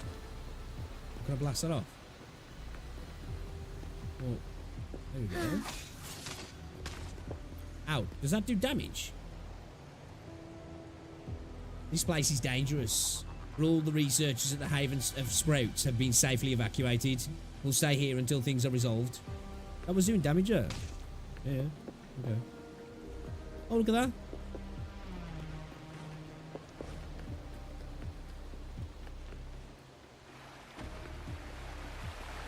Alright, let's go clear the corrupted data then, chat. Let's go do it. Yo, shout out to anybody who's watching as well, guys. Yo, if you are, oh shit.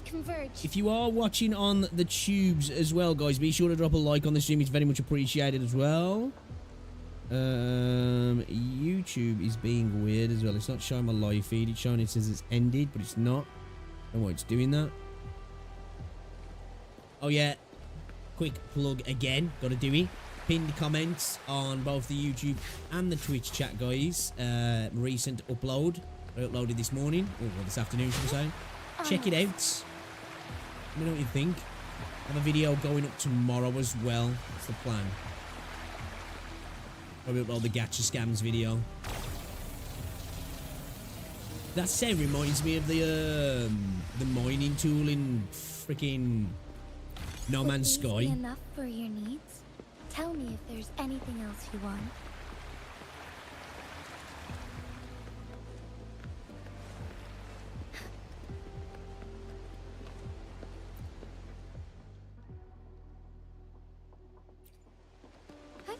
Where does outside take me? See, like this feels like this shit's all for ray tracing.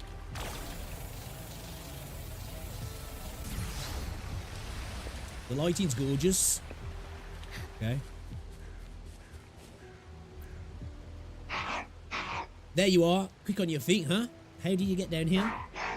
What do you mean? I've been here all along. We've got one more spot left. Time for another aerial tactic. Luckily, not all the leaked data is corrupted. Some of it helps us make useful gadgets. Clearance issued. Let's proceed.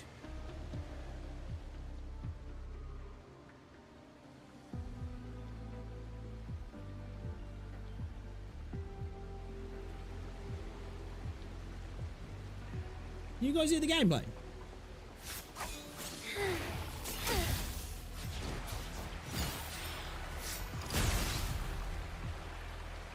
Yeah, it's good. For some reason, then when I was listening to that, I couldn't hear him. Oh, what are we doing? Oh, okay, we're running up there. All paths Oh, cool. converge. Onwards. What are they? You can. Sweet. Nice one, dude.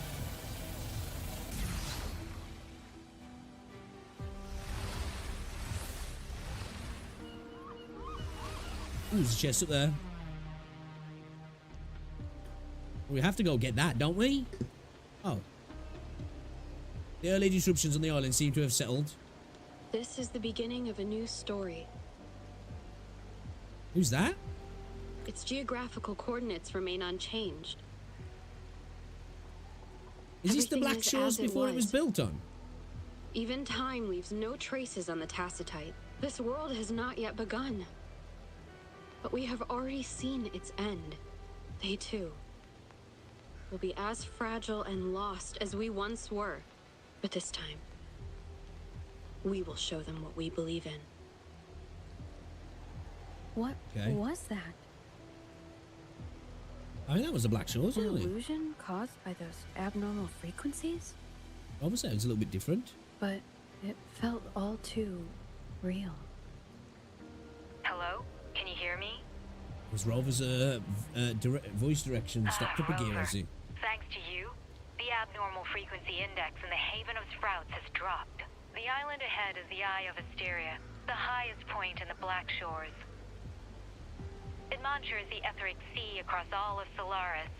Since the Tacitite there is more powerful, the interference is stronger, so there is not as much infrastructure there. It's quite close to the Haven of Sprouts. The robot is already there, waiting for you. Okay. Chesticle. Give it up. Lands of Thank you very Jinzhou much. are filled with witches. Am I able to get up there at the moment? Yeah, bro, I need to be getting up there.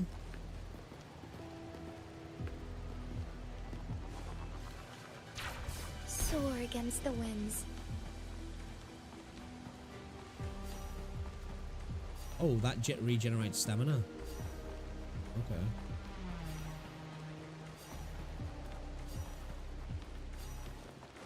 Awesome. Awesome.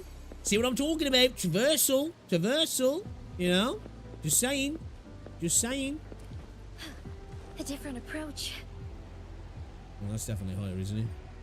That's higher as well.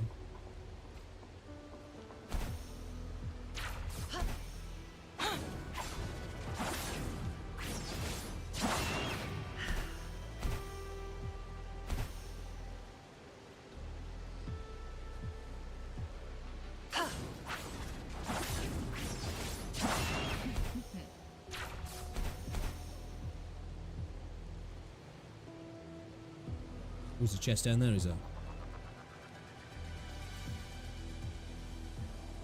Well, we gotta go and get that, boys.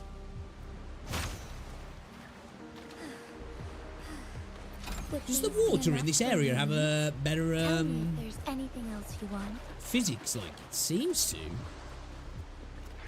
I shall If I'm lead just the way. tripping.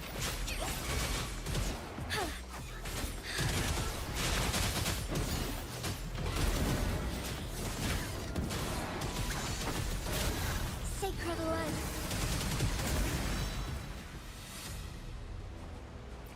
I don't Nova, thank you very much. Your soul is mine and whatnot. A little bit of coral. Oh, I can't pick it up. Sea fly trap. Onwards. Let's get this beacon.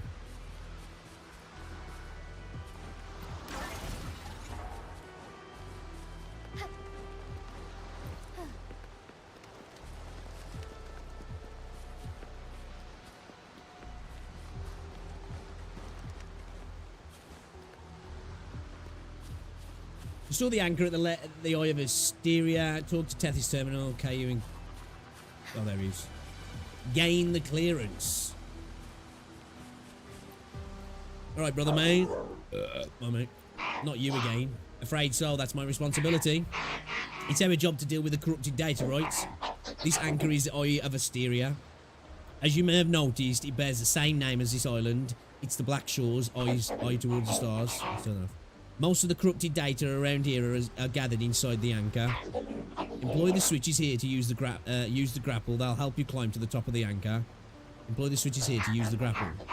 There's a gap over there you can get through. Maybe it's a good place to start. Okay.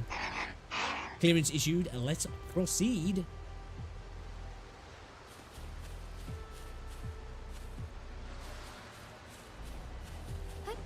Onwards.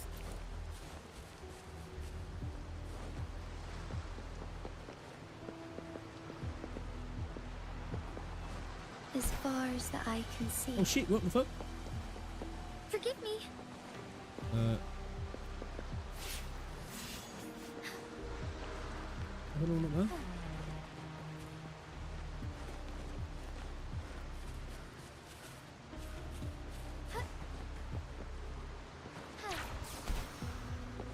Okay. Oh, it's because it wants me to do this. Okay, that's fair.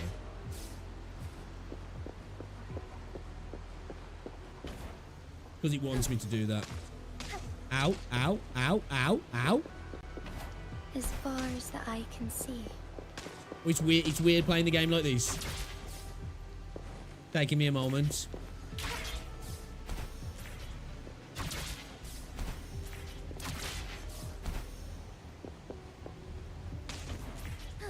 Kind of reminded me. I know we've had parts of the game like this already. It's kind of reminded me that Guaolong Chow, is it? I think it is. Actually, looking forward to playing that. Actually, it's already out, isn't it? That, but I think it's only in it's the end. Be swift. As far as the eye can see. This feels odd. I'm getting ready to W key when we get to there, but you know you don't need to. That chest, that. Oh no, it's another corrupted bit to clear. Oh. Oh, okay. We're gonna fight. I shall lead the way. Oh, ready? Lend me your strength.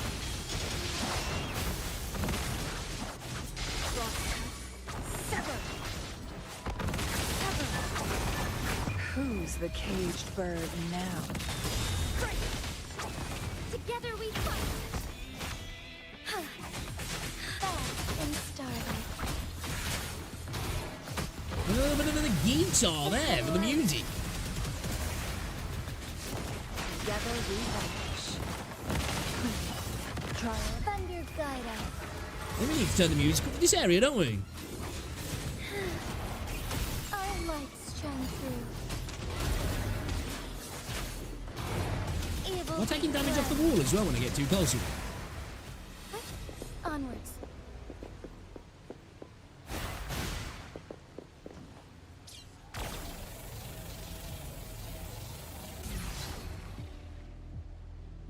Need to get Shorekeeper leveled up, man.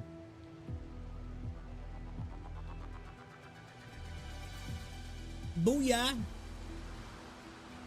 Oh, you put me all the way back down here? Bruh. The corrupted data in the Eye of Asteria has been cleared. The story is unfolding. The Lament is not an entirely unpredictable natural disaster. To confront one's enemy, one must first understand them. However, That's a cool piece of artwork. even now, we can only anticipate and warn of the Lament's coming. Advanced predictions, including those of the Etheric Sea and the Tacet Fields, Their suits are remain almost like beyond our space suits, reach. aren't Our battle against the Lament cannot be won by a chosen few. Every soul must join. The Lament is our shared enemy, tearing apart the land and ripping people from their homes, their lives. It will take everyone to build a world that can thrive amidst so much ruin. This is something only we, as human beings, can achieve. Another one. Have we ever had any explanation as well why Yinling's got pointy ears? Is Like, this what how is the deal with that? Black Shots was founded? It was like looking at a mirror into the past. It's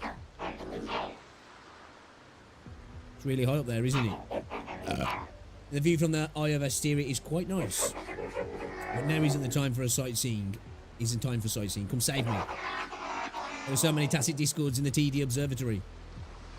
I want to go up there first. Ooh, look at that one. Oh, look, that skybox is gorgeous. We're going up here first.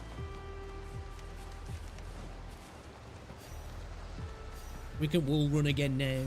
Yay.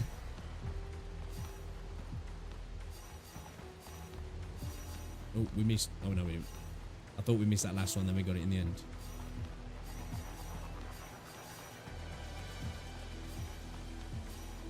So, you know, just adding these in to give you that bit of freedom. Oh, shit. In regards to just being able to wall run the entirety of these pillars is cool. I appreciate it. All paths converge. You know, because if you're going to put a high point in a game, it's only natural. You're going to want to climb it, aren't you? Yeah, it's just the way things are. It's one of the first things I do in most open world games, really. You know, like GTA in the past, Just Cause, whatever it is. You see a high spot, you're like, right, I guess it's time to go up there then, right? It's just something innate in me that I'm like, I have to do it. I have to check it out. It would be my honor. 2 seconds, chat. I'm sure your wishes will come true. Hey, the video we put up yesterday's been doing good, man. Seems to be pulling in some views, isn't it? Because it's at like 1.4k views, but according to the studio, when you actually go into it, it's at 1.5k now. So it's outpacing the YouTube catching up with it at the minute.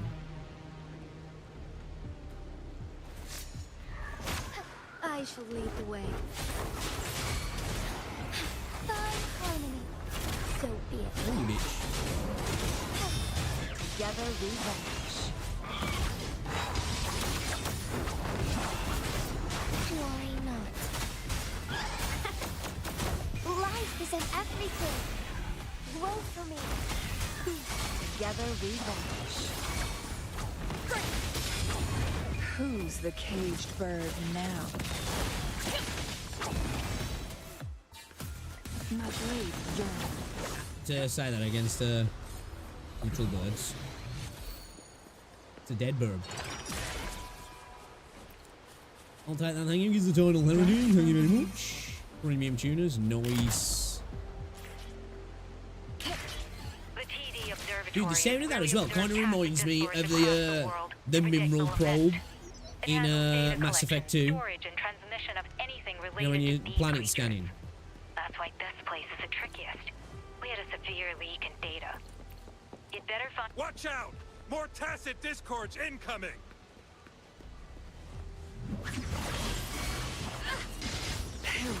In flame. Together we fight.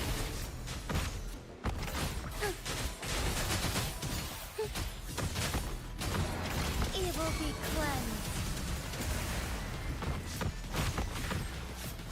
Together we vanish.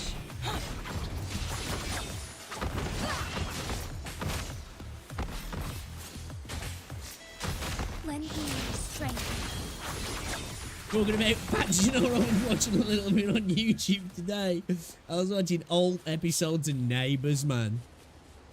Like, not in any particular order, because it's hard to find them actually in order, apart from like the early ones. I don't know why. I used to like watching Neighbours when I was a kid. I'm the keeper of the TD Observatory. That was an impressive battle. I've heard about your skills from my colleagues in Jinzhou.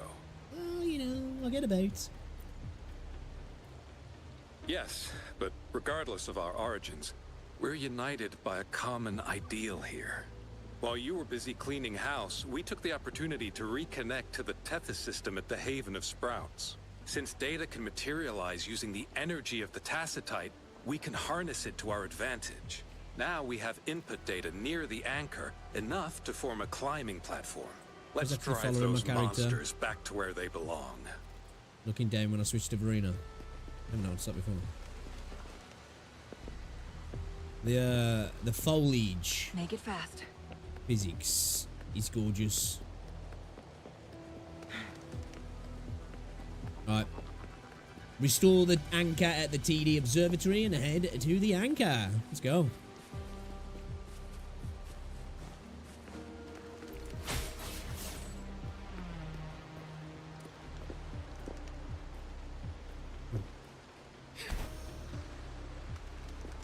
Would these be enough for your needs? Tell me if there's anything Oh, else that you looks pretty. We'll carry on with what we're doing. But that looks pretty down there.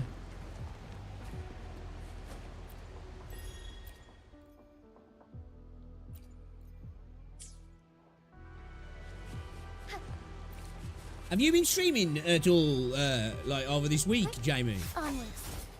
You heard anything from Neo? Is he all good? The repair personnel for the first two anchors are on their way. I'm wondering if he's just no life in this Now game at the or minute. never. Sacred light.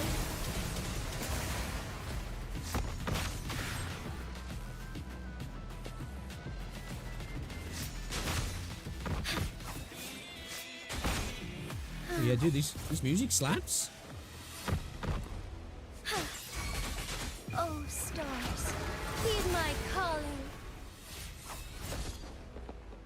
Wait, we kill him. Ooh, managed.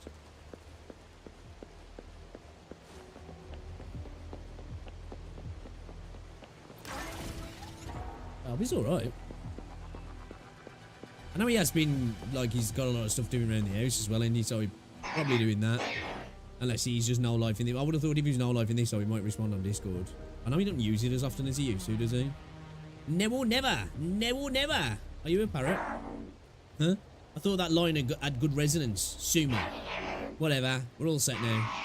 As long as you're ready, we can start the final step. Clearance issued to victory. The lands of Jinzhou are filled with riches. A climbing fig. Would these be enough for your needs? Tell me if there's anything else you want.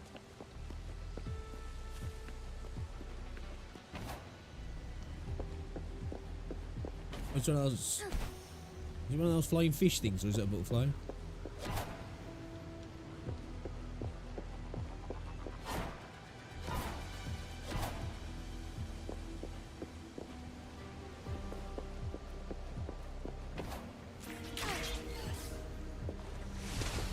Oh shit. I was gonna fall off there. Soar against the winds. Oh shit, yeah. That's a good point, actually, because... Yeah, actually. I would say as well, Cheese, if you're still there, that...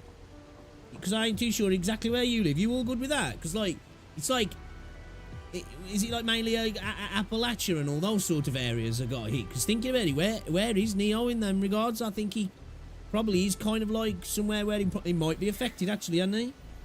Okay, I hope he's all good, then. I forgot about that, actually. As fuck that is. I was gonna say, because, like, that's... Some towns have been wiped off the map, haven't they? Sad.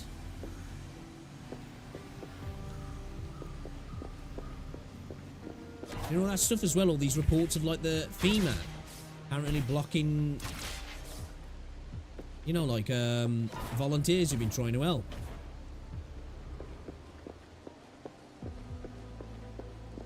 Grounding helicopters, stopping people trying to get stuff from their own house, stopping volunteers and like private industries getting involved and confiscating stuff off them and that.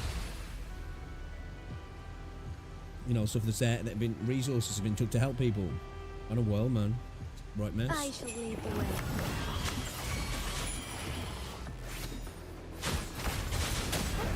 Onward. Find harmony. Together we vanish. Who's the caged bird now? Yeah, I didn't even think about that with the hurricane, you know. Together we fight. Well, he's all good. Fast and starving. Sacred life.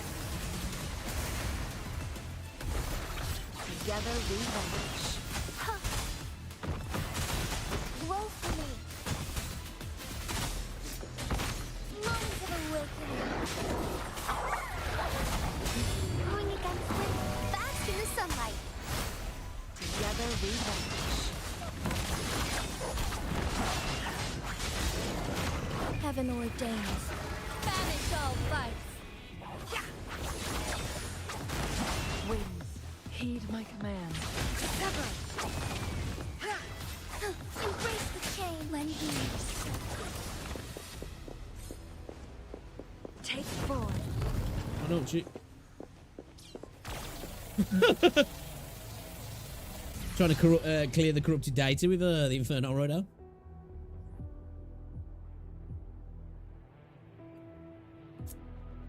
So far, obviously we haven't got too much into the story. The last batch of corrupted data is being cleansed at TD in the TD Observatory. Ooh, this looks cool. I'm liking the mechanics gameplay wise anyway.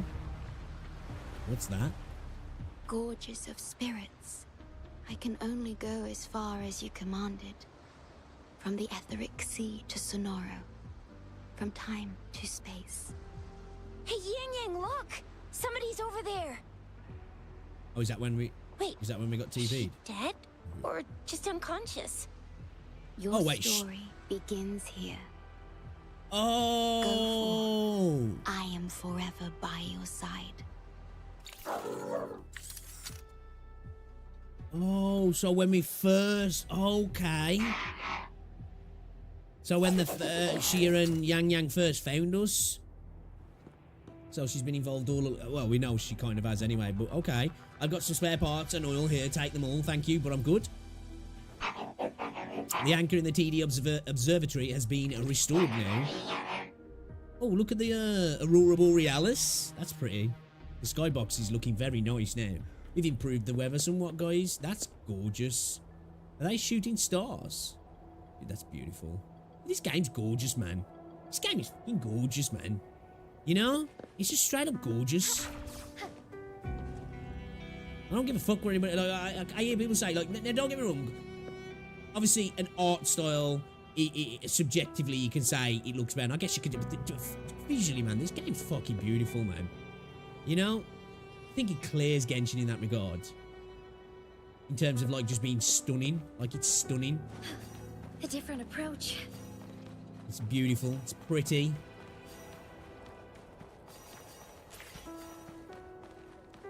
Oh, shit. Oh, shit, we're supposed to go all the way around. Oh. We nearly got caught there, boys. We nearly got caught there, boys.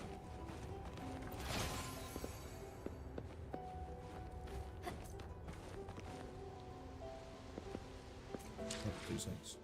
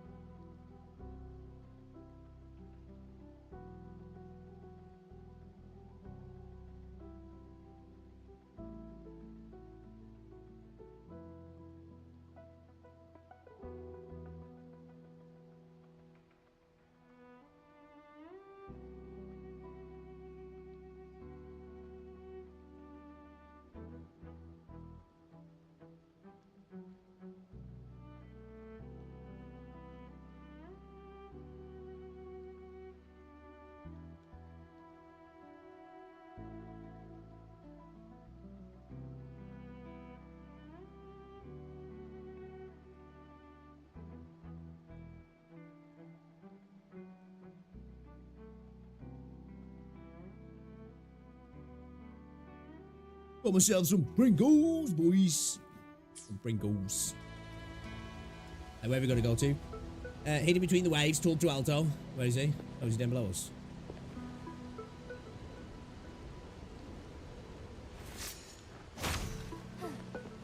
Make an entrance, you know, that's what I do. Yeah! All right! All the repairs are finally done.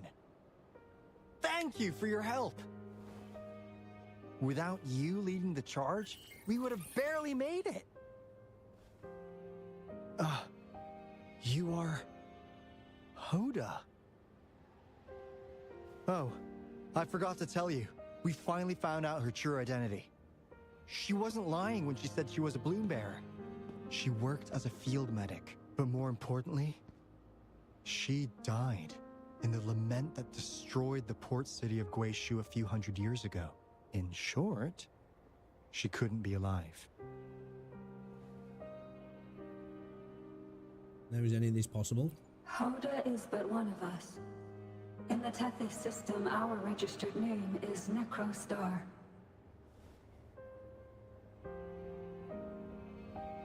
We are forever trapped on the event horizon of the black hole, falling into an unending darkness. Beneath the lament's wheels, we are but dust, pitiful souls, cursed to suffer dreadful eternity, denied the solace of death.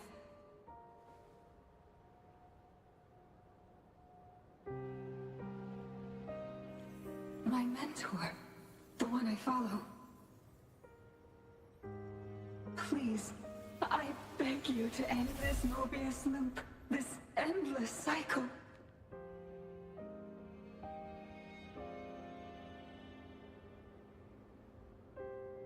Welcome home.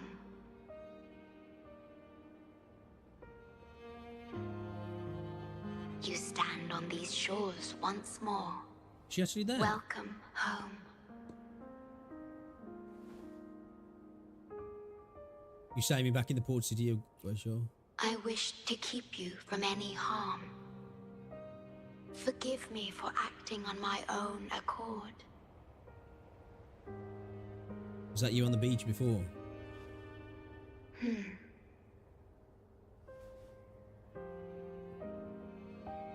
Why do you look so sad? Sad? Pardon me. Such emotions are not mine to show. Yes, it was I. Long ago, when you first Dude, she's brought so the Black beautiful. Shores into existence Such a cool on this design. island, I assisted you in managing this place. You once wove the threads of this world together, but then you left, roving the boundaries between this realm and the next. I don't remember any of this. You have lost far more than just your memories.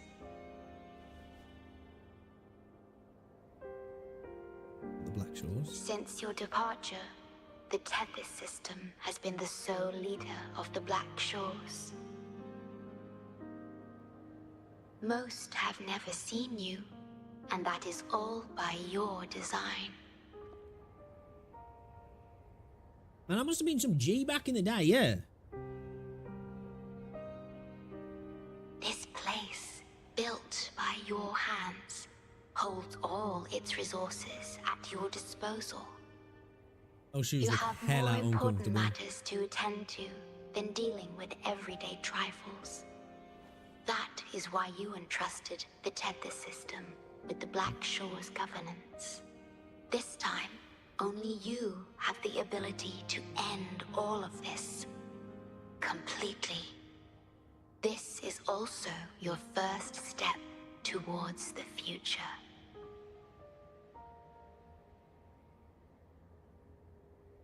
I cut my leg, man. Freaking.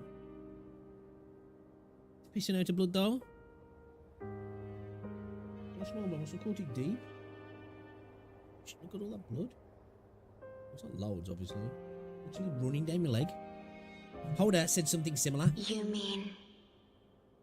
Hold the door. You tell the shopkeeper what happened in the port city. She was indeed a bloom bearer, but mysteries still surround her and the departed. The departed, whom you saw in the port city of Guishu, caused those abnormal frequencies. Only you can mend those errors. Rest assured, I shall always be by your side to assist you as before.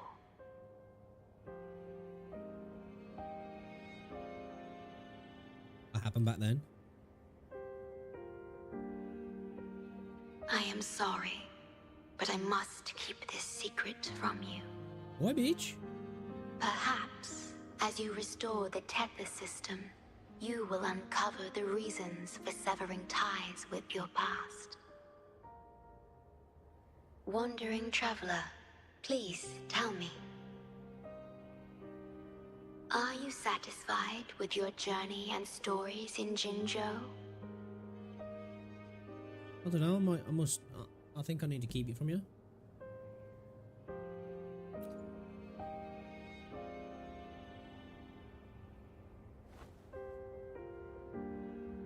In Solaris, Jinzhou is but the beginning of your journey. Hey. Please, yes. have faith. New The path nations, baby. ahead shall be as splendid as you desire. I can't wait to see what this game looks like in a year or two, you know? Not like wanting to wish my life away at all. But, you know, when you know, like, how Genshin's 4 years down the line. Can't wait to see when we look back and we're like, dude, all of the stuff we got now, remember the early days?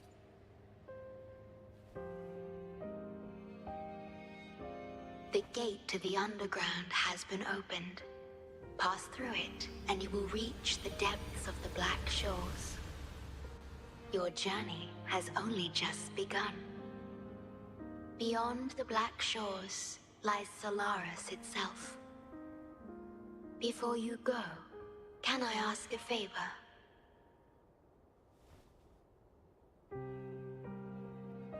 When all is settled, Basically, will it you share your alludes that the stories next, from you know, Jinzhou with me? place we explore will be a new nation, won't it?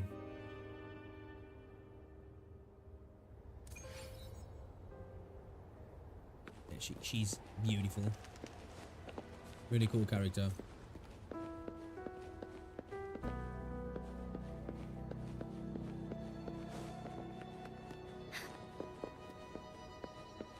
Dude, the game is so gorgeous.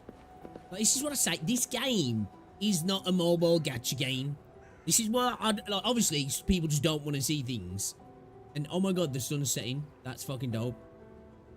But people like can't seem to get it around their head, and people might say this is copium. And hey, the overall revenue on PC and everything could be taking that route. But this is why I just can't understand how you can't see that this game has to, obviously this is an assumption, has to be doing more on PC, right? Because this game ain't a mobile game. I know you can play it on mobile, but I just hope they start making enough freaking money elsewhere that they can really like look at the mobile as a secondary system, really, and not really cater to it too much. I know that's a very selfish thing to say. I'm just going to say I want to be selfish. I want this game to be as good as possible. I want it to lean into the PC and the console more and go bigger and better and badder in that regard, and not let the mobile system hold it back, because it ain't a mobile game. She's the shorekeeper. She even showed up in person. That means... You ain't met her before. I haven't seen the shorekeeper in all my time in the Black Shores. I've only heard the stories about her. If the shorekeeper is revealing herself to you, it could only mean one thing. I think you know what I mean. The gateway to the underground has been opened. I'm sure the answers lie ahead. I am that guy. Go on. Leave the rest to us, buddy.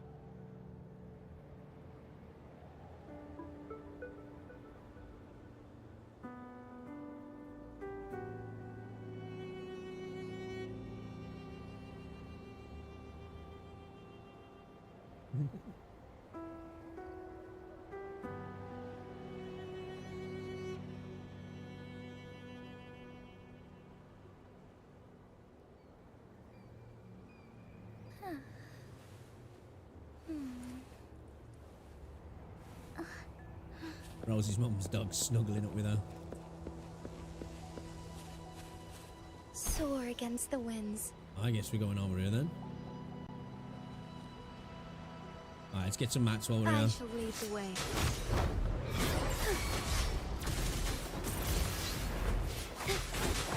Fluorescent shadows. Let it end. Big old damage! Together we vanish.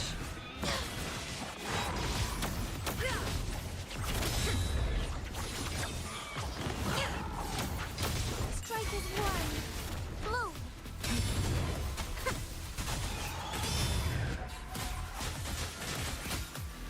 Lend me your strength. Cross. Sever. What? Glad you found them useful.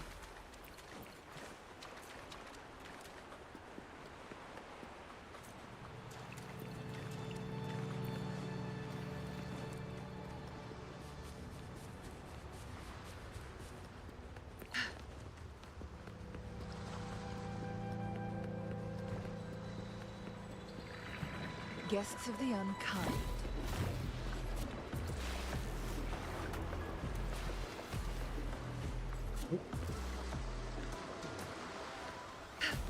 Anything here for me?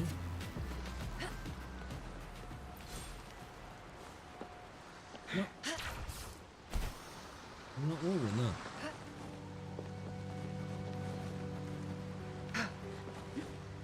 Hey, you. I don't think I can, Make can it I? fast. Okay. Okay. Winds. That's annoying. Heed my command.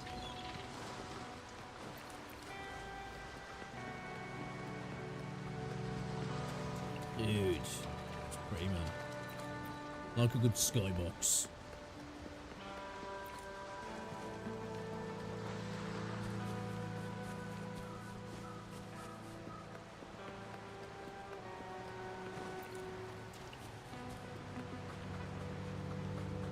Make it fast. Take forward.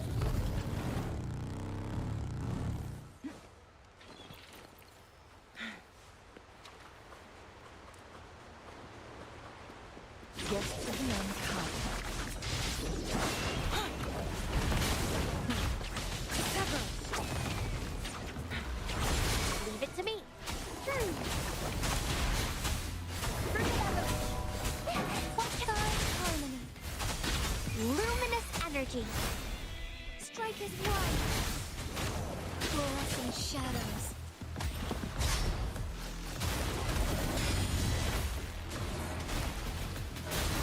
Sacred light.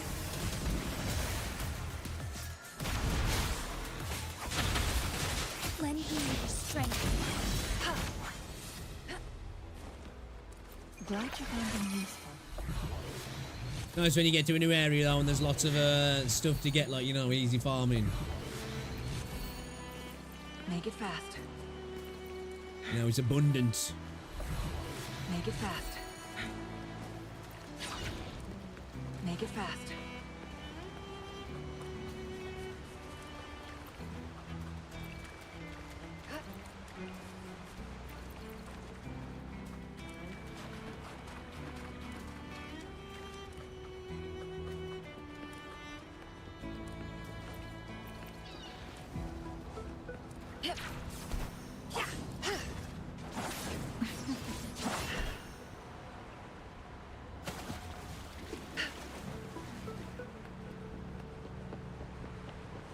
What's this here then?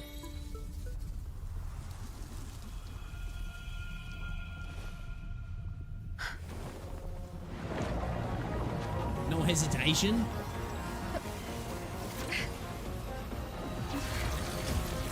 Oh shit, we're doing some Doctor Strange shit. We're gonna touch the butterfly and, you know? That was pretty cool.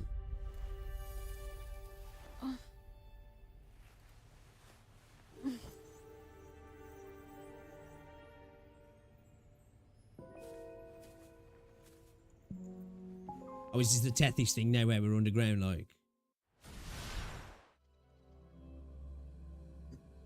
As an untuned melody drifts across the night sky, the torchlights that once illuminated the stars now instead devour them in crimson blaze. Listen to the true cries. Yep.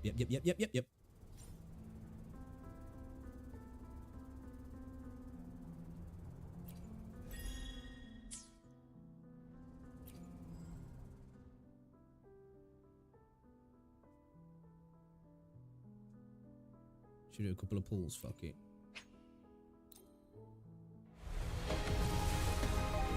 See if we can get uber looking. Yeah.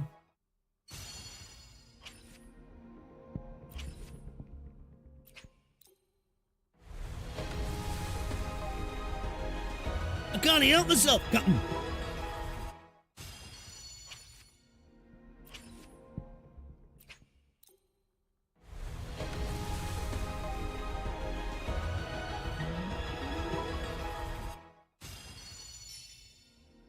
Amity Accord. When a job skill is cast, increases resonance liberation damage bonus by 20% lasting for 15 seconds. Ain't got nothing for what's his face? I might probably put it on him. Yeah.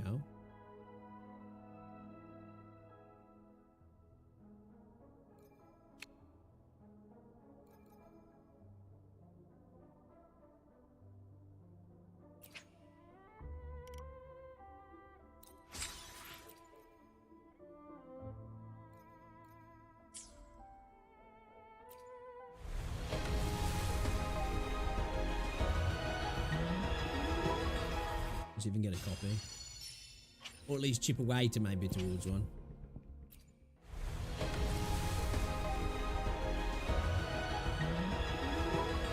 Boo. Do. Come on, be nice to me.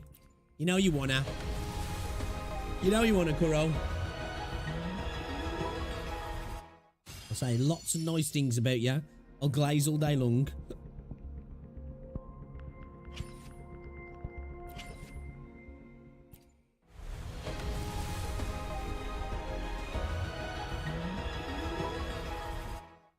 I'll shill, I'll glaze.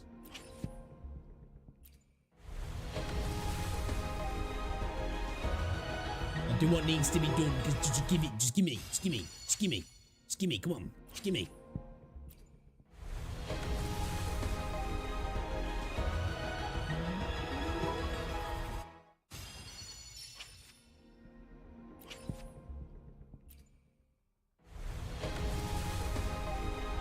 Ooh. Oh.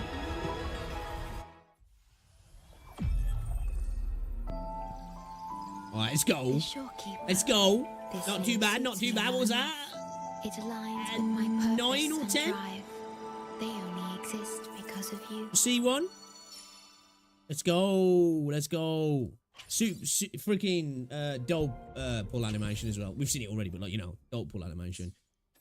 Plan with convention. Okie dokie. Okie dokie. What does C1 give us now? Stellar Realms generated by Resonance Liberation and Loop gain the following enhancements. Effective range of the healing of buffs is extended by 150%. Let's go. The duration is extended by 10 seconds. Casting intro skill. Discernment no longer ends the existing Stellar Realm. Let's activate that bad boy. Let's go. Love it. What I'm talking about. Yush plush. Yush plush. Yush plush. I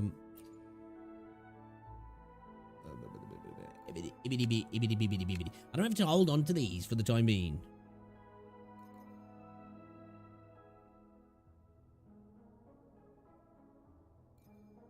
You know?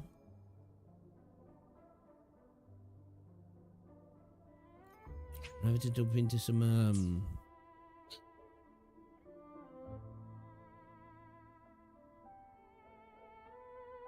I don't know. I ain't done any of the Tower of Adversity, so I've got nothing there. What bundles we got? Blake's Bloom, Radiant Aid. These are not bad bang for buck, really, are they? I've so it's like you're getting 3 pulls. No, sorry, 7 pulls. Sorry.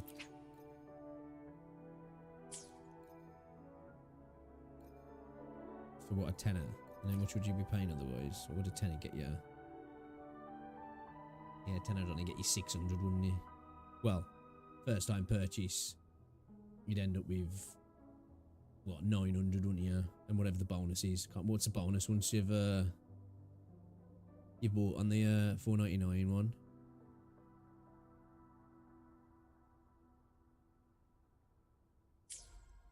Okie dokie, okie dokie. Alright, kill. Do you know what? I'm gonna keep pulling on this banner. It's gotta happen soon as well. It's gotta happen soon. Need that fucking sword.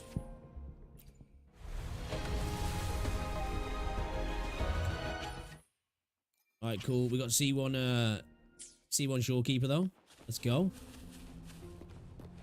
Legacy of the Lasting Night. Thank goodness you're finally awake. I thought you fell so hard that you wouldn't be able to make it. Where am I? You're at the Bank of Life. As you can see, it's an underground seed bank. So I'm already in the underground area, huh? Yes. Usually no one comes to the Bank of Life except the Shorekeeper. Where is the Shorekeeper? As far as I can remember, she seems to have never left this place. She used to come to the Bank of Life once in a while, choosing a flower to plant in her own garden, but she hasn't come for a very long time. To be exact, it's been 20 years, 5 months, 17 days since her last visit. I need to fix Tethys' errors. Then you need to go to the data hub where the stellar mattresses, collections of stars, are stored. Unfortunately, it's been out of commission for a while now. The Shorekeeper has probably been too busy trying to fix it to visit. If the Shorekeeper places her trust in you, then you shall have our trust too. Thank you for trusting me. 2 seconds, chat.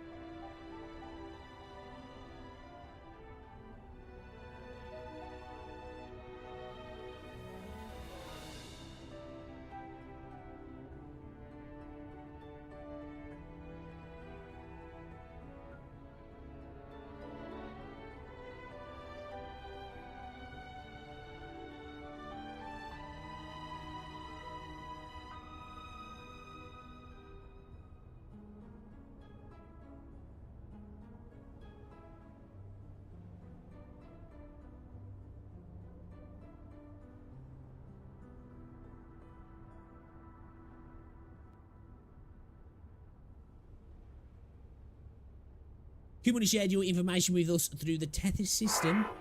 I only know how to take care of plants and I can't do much in this situation, but I still want to help. If the Black Shores, my home, is in crisis, I'll give it to the Shorekeeper.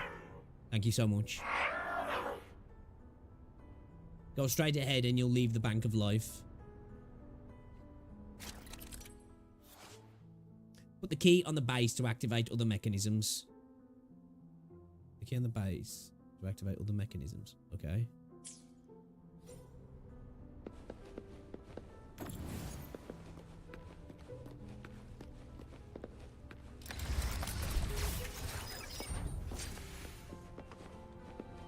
Examine the greenhouse with plants. This plant is obviously well looked after. Black Shores were constructed on a huge tacitite rock, and most plants can only thrive in specific conditions. Are these plants also cared for by the robots? Well, I'd say so.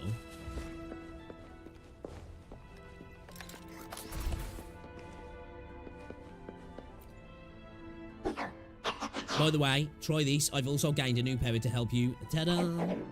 In certain underground areas of the Black Shores, you can use this device to open a portal between two spaces. Try shooting it at the data wall.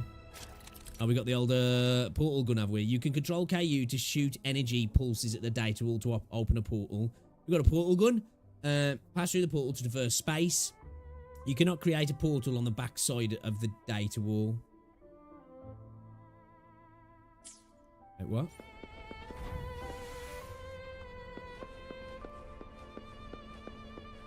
How close do we have to be?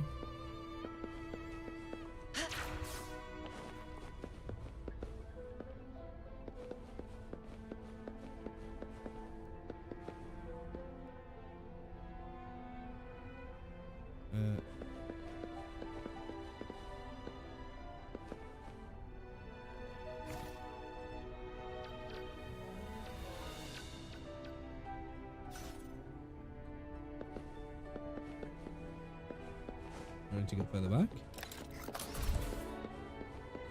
It's not coming up to be able to do it.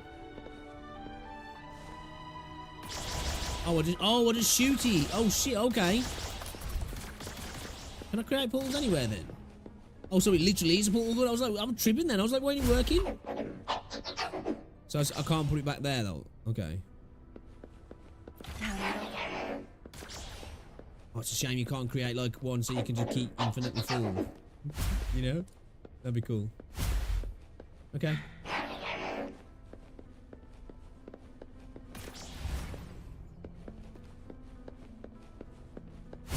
Opening passageways between different spaces uses the spatial properties of the sonorosphere.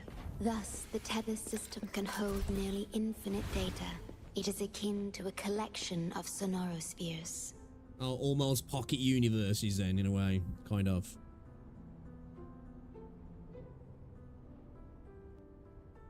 Alright, let's go.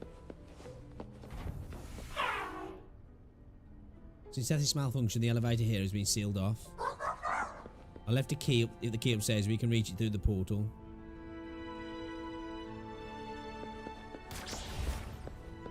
Make it fast. Okay. Glad you found them useful. Or can I just drop down with this?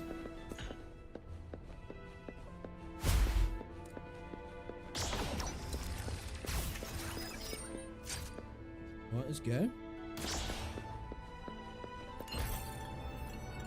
Help if you call the elevator first, to be fair, you know? If you want to go up it, yeah, it makes sense, wouldn't it?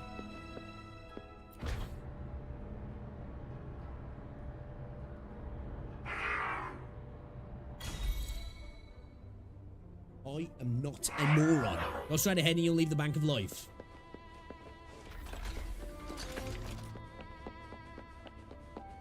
Look at that digital imprint.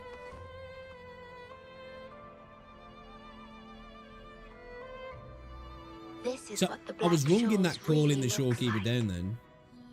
Well, maybe it does because she's not here, is she? Is she like forming some sort of astral projection of herself? It literally says it there. You're just a projection, right? To be exact, my body is composed of sonorospheres, and the projection you see is but a shadow of the sonoro. That's why she has a different tacit mark to everybody else, and yeah. I cannot leave my post. As the core computational unit of the tether system, I must remain to ensure its proper functioning. Yet, I still wish to be with you. This is the only way.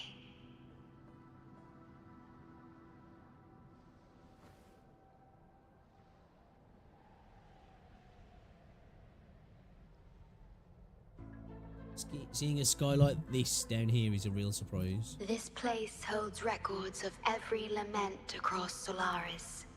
Those that have passed, those happening now, Oh, so there's like, and oh, okay. those yet to come. Here, a planet's lament transforms into stars that fill the sky. Or to call me the astral modulator. Does that name have something to do with this place? Astral Modulator, Guide of Civilizations, Mastermind of the Black Shores.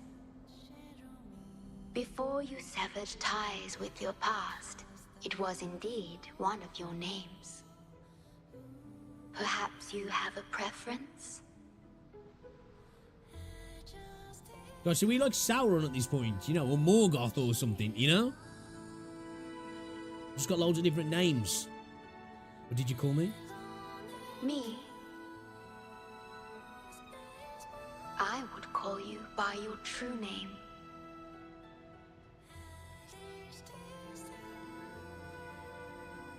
I have always addressed you as such, in the past and present, through countless years.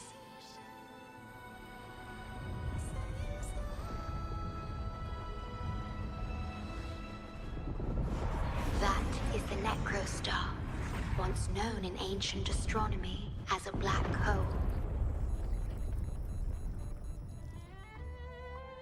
The Tethys system transforms data into stars, observing the entire Solaris, and discarded data are cast into the Necrostar. The abnormal frequency you encountered in the port city of Guishu is part of it. Or rather, it is the Necrostar itself. Please, bring it back to the modulation hall, and I shall correct it. What a fucking black hole! What am I gonna do? Just throw it over my back? The Tethys system will be restored, and harm will be no more. My only hope now is that we are not too late. Go ahead. I am always with you.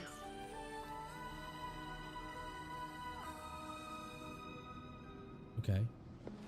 Music's pretty. You know this music here? It's giving me heavy like Final Fantasy 8 and 9 vibes. Though I am but a projection, I've been by your side all along. I'll stand by you until the very end of this journey.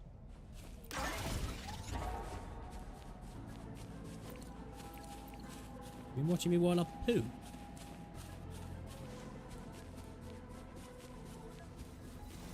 Guests of the unkind.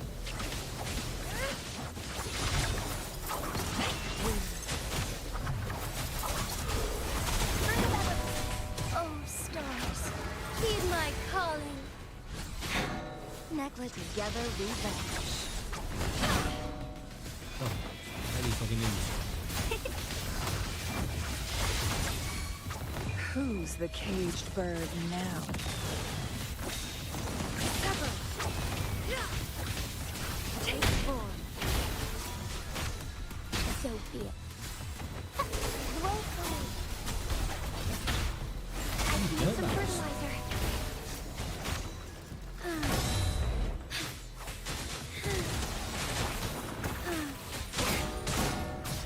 So be it.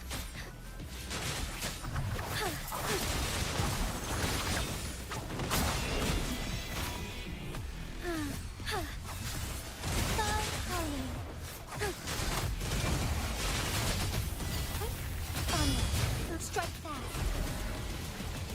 Let it end. Right, that ain't bitch.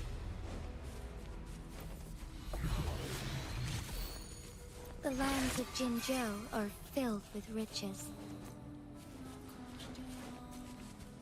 Going against wind.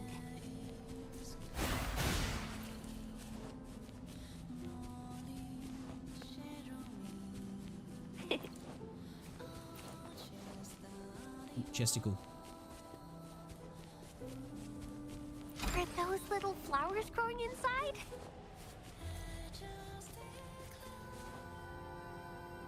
A much smaller area on the map. This actually looks quite grandiose.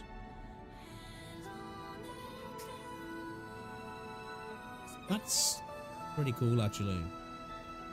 Very cool, actually. I'm loving the visuals in this part of the game. It appears the Necrostar has been successfully contained underground, and the gate is now sealed. Hands up, my friend. There's a Kurobot fighting. Bask in the sunlight. Together we vanish.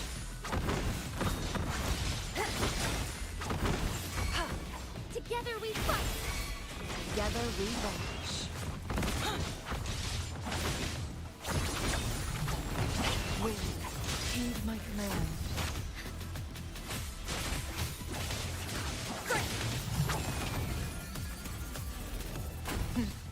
Triumph Ow. through sacrifice.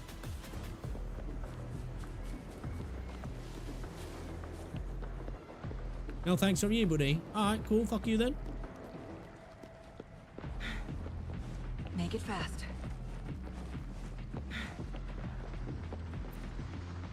Kukal! Valaris Astronomy. Just look up and see for yourself. What Tethys aims to achieve must be up there in the sky. I've never seen a sky like that before. You noticed it too, huh?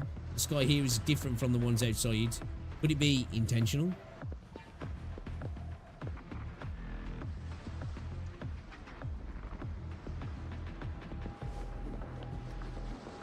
Like pathways, isn't it? 2 seconds.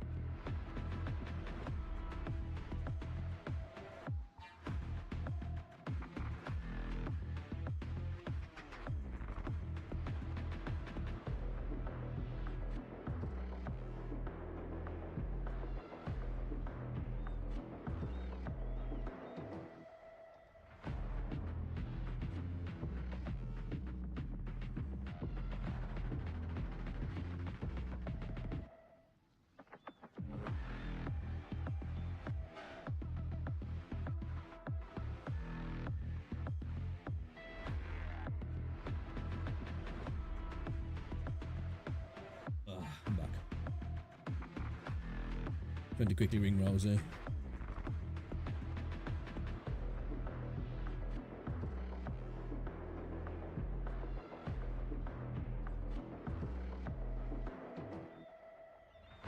Ba-ba-ba-ba-ba.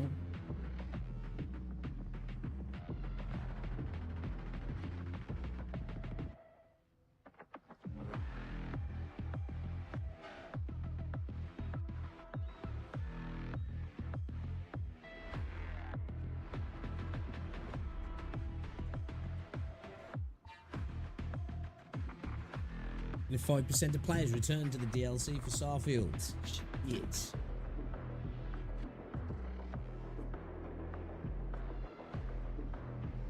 Starfield, definitely. Leaves me very, very worried for Elder Scrolls 6.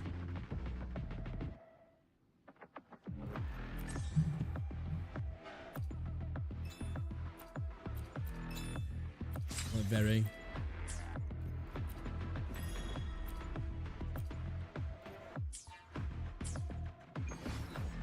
Guests of the unkind.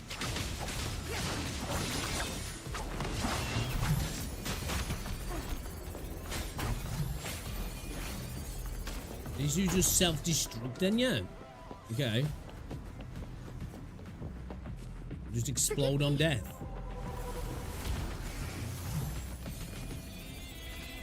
They all do it then, yeah? Is it because they got like a special kind of corruption then?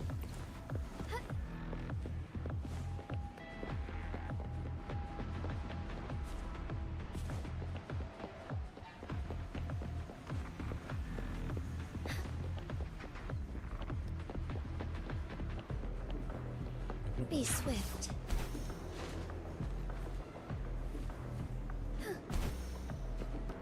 Bitch.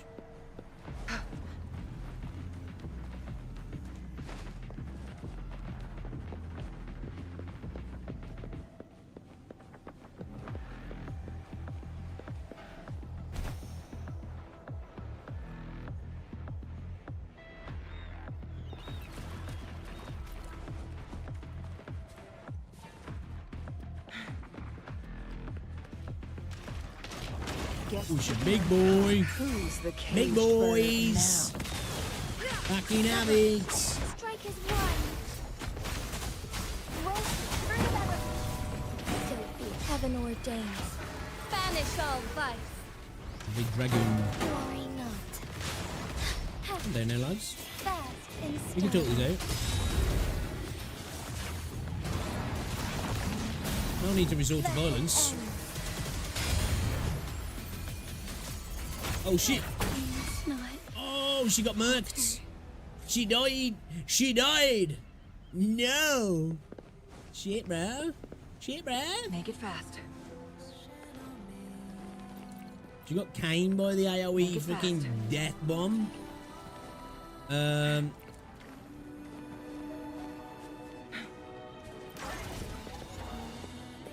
Okay, the healers. Okay, cool.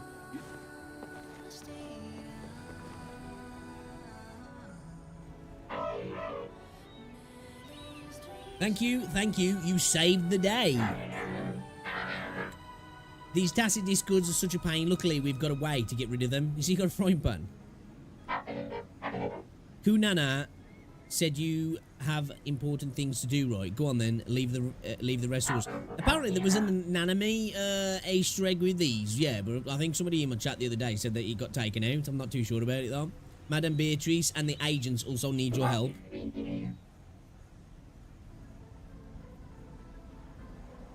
Don't worry, we'll keep this station secure. Make it fast.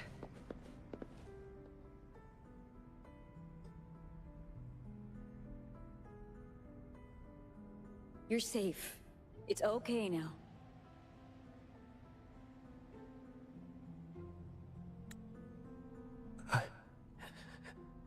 I heard her voice. Yes, she's here. Don't worry, you'll be fine. I'm here with you now. Stay with us.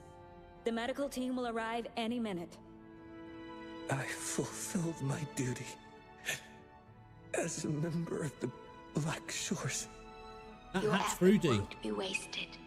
We will restore everything to normal and ensure everyone's safety. Thank you. Please stop them. We will. Have a good rest now. You've done enough. Is he still alive? Your actions will shine bright like the stars. A beacon for all to see. Yeah. He does, doesn't he? I was saying that. Because like I just said that to Jamie. Jamie was like, maybe he got the tail end of it. And I was like, oh shit, yeah, I forgot about the fucking hurricane. I hope he's all good.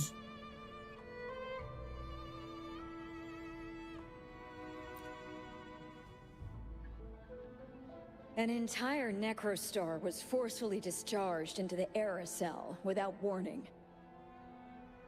The Era code spilled out as a result. At its worst, it looked a lot like Robin braved virtual it naked. blood seeping through the ground.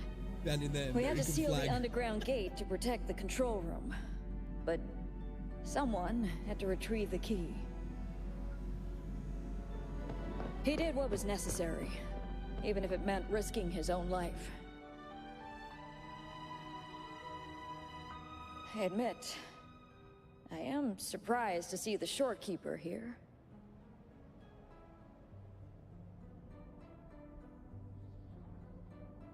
How's the agent doing? He is severely infected with abnormal frequencies.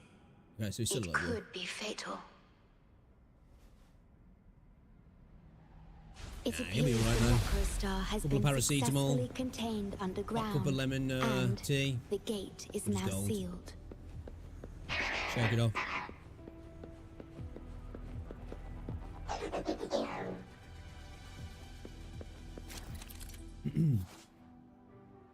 When the portal appears black inside, it is not activated. To activate it, you must open a second portal to create a connection between the two. Okay. Indeed. With my abilities, you don't need to worry about this. Though I am but a projection, I've been by your side all along.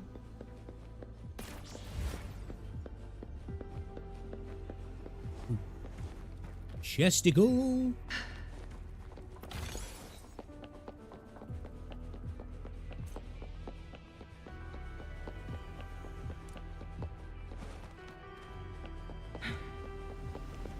Oh wait. Wait, what?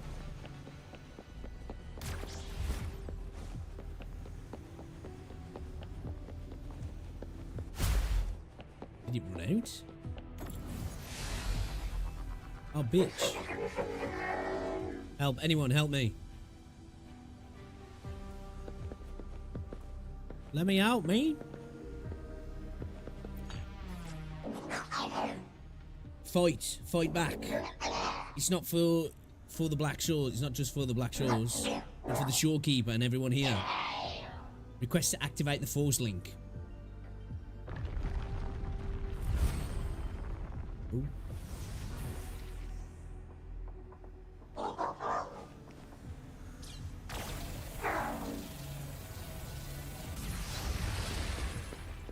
Make it fast.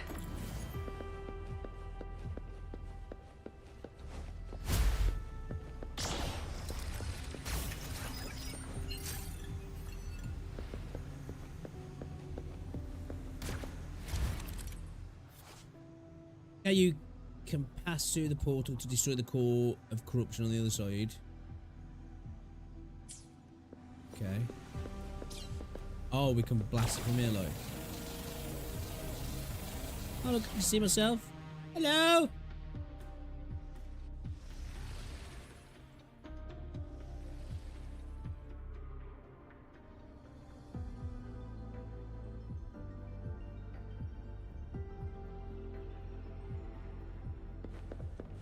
I was a puzzles, portals, like being a kid when you look in the mirror and you're like trying to turn around quick enough to the back of your head. Glad you found them useful. Nearly got it then.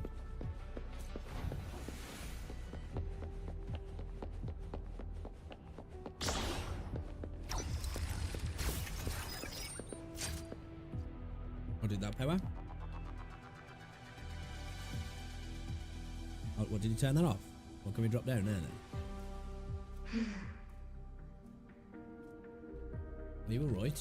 It might sound abrupt, but I have begun to sense a change within myself. Oh no. More precisely, it's the part of me that rests in my garden. I feel something different. Something I don't know how to describe. It's clear that the agent's condition is terminal. PMS.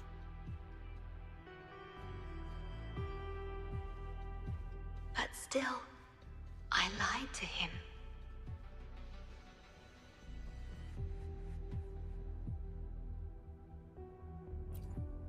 I've done this before, by imitating the you I remember from many years ago. You did what a leader must, but when I looked into your eyes, I could feel Don't put it on me. the emotion humans call sorrow. Don't put it on me.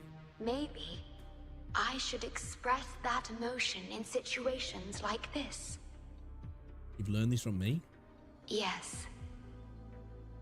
She's a You led the sociopath. Black Shores with empathy, and it's my responsibility to carry it forward in your absence. But I'm currently unable to fully comprehend this feeling.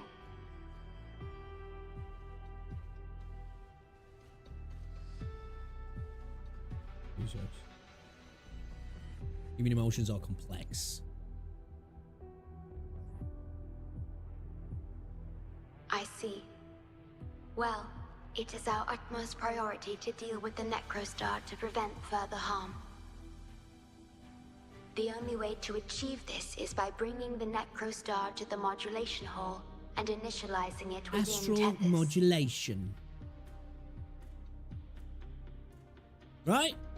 She's just like, oh, I accidentally fell and landed on some dick. I think I remember you doing something like that. That's on you. You know?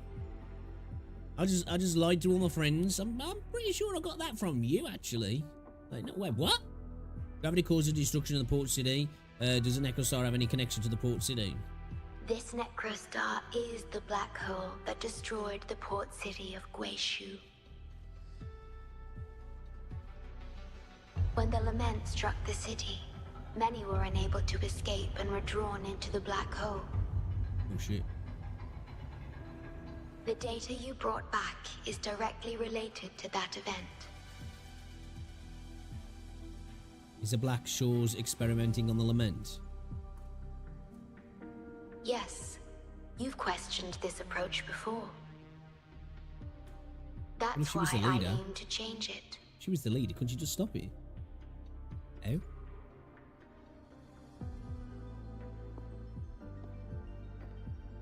I have the highest access to the Tethys system. Bring the Necrostar to the modulation hall, and I'll erase its corrupted data. Carry the black hole in. Once it's done, Tethys will function as it should, and no one will get hurt again. But as I mentioned, I'm only a projection without physical form. Could you assist me with this? It feels familiar. Did I do the same thing 20 years ago? Yes. I'm here to help and protect you, just like I always have.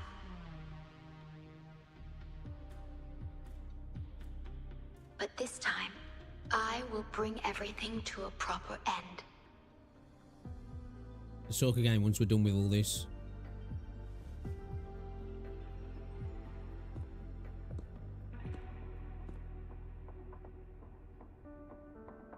There are many things I need to understand. Of course, we have plenty of time for it. Long enough to talk about the past, the present, and the future. Will you trust me? I don't see any reason not to.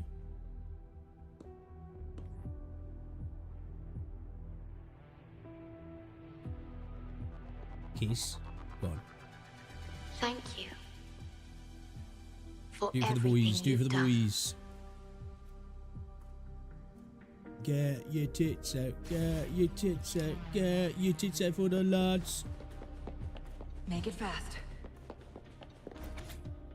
Please tell Mary that Daddy will always love her. When she misses me, just look up at the sky. I love you all. I read all that.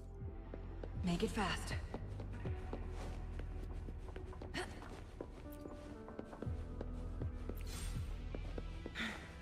Nobody got time for that. Liquid ass. Shit.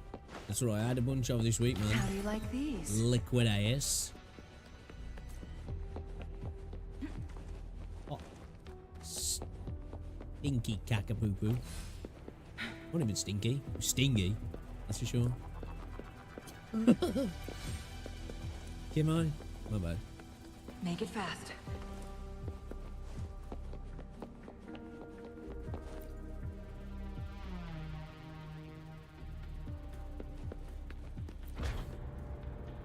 She chose down. Please be careful. The object contained in the center is the Necrostar. According to pre-Lament laws of physics, gravity warps the fabric of space and time. Use the portals to reach the platform. Pre-Lament laws The and voices physics. I hear, they're coming from people in another dimension. So what have the laws and you know, have they changed since the Lament? I'll get up there, yeah. I'm gonna have to fucking DP up.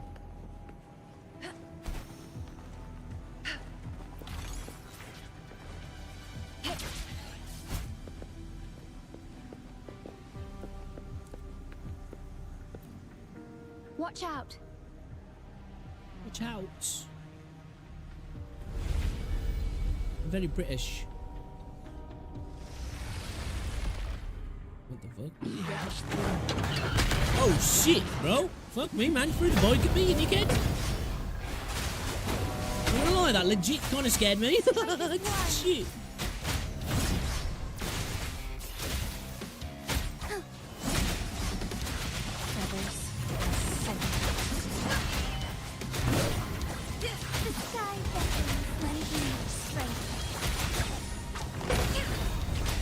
Beckon the divine flame.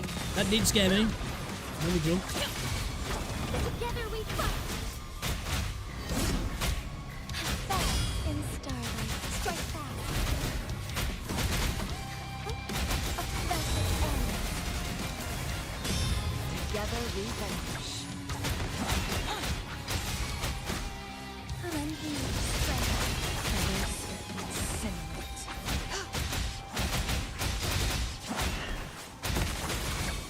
Bloom.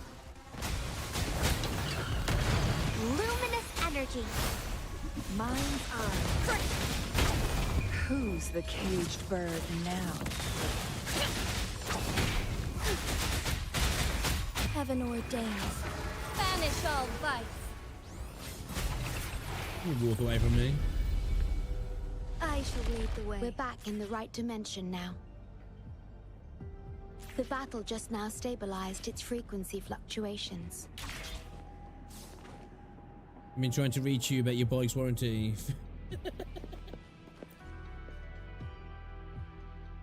Just fucking dashed it straight at me. Floating device appears to be made out of tacitite. It emanates a strange aura. Reach out your hand. Authorized access. Operation confirmed.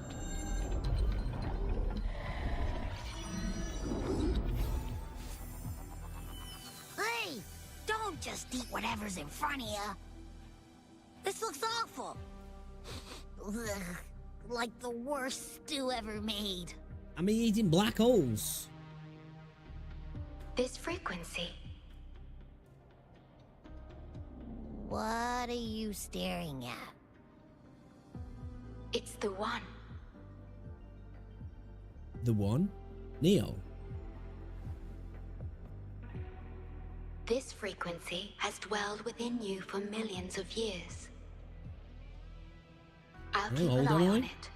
We have more important matters at hand. How fucking old am I?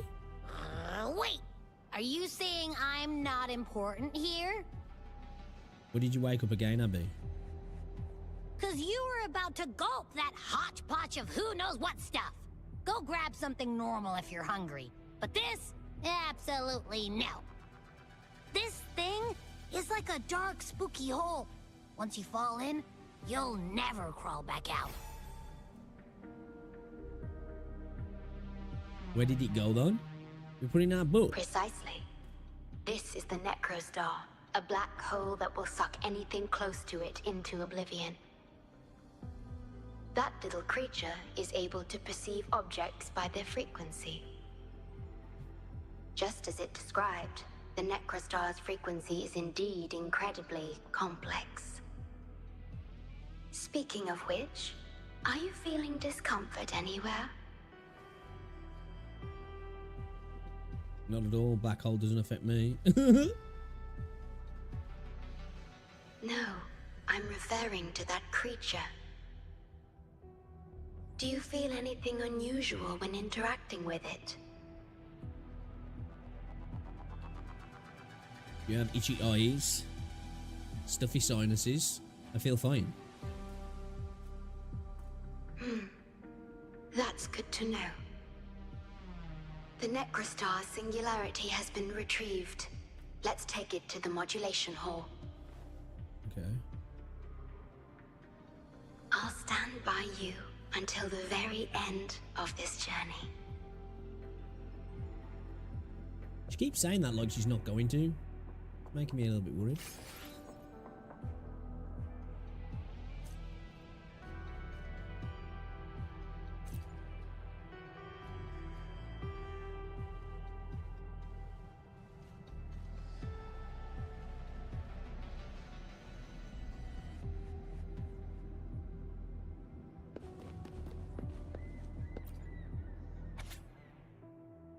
Despite our best efforts, we may have failed in ensuring the safety of the city's remaining residents. Despite working with authorities and assisting evacuation efforts, I can't shake this feeling of being too late.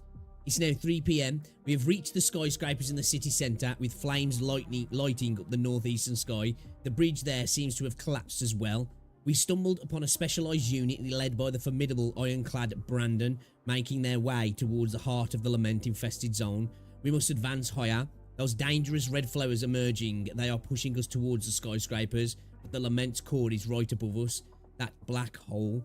Oh, okay, so that's Port City, yeah. This is a war of attrition. Many of those who found us were already beyond saving. The time is 6 PM. It should be 6 AM. The next surgery is about to start. We are currently gathered in a meeting room on the upper floors of the skyscraper. At this point, we can't afford to be too meticulous. We'll need at least 3 Peregrine class gliders to evacuate everyone. Only 13 atropine doses remain, and it's getting hotter here. We are struggling to maintain the patient's body temperatures. Support, aerial support. Headquarters requesting assistance. Coordinates have been sent to Tethys support. At the very least, evacuating the women, children and elderly. It's getting hotter. Brandon and his team haven't returned. Requesting support. I can't give up hope.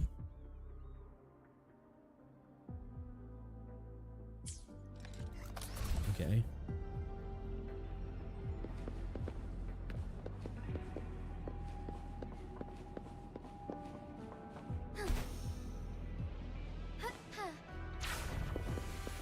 We lagged a bit then.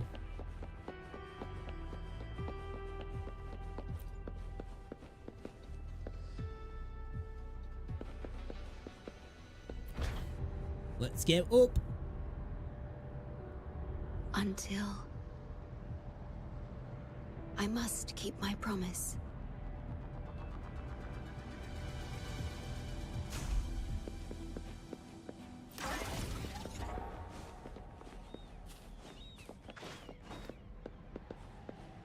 The Idoscope.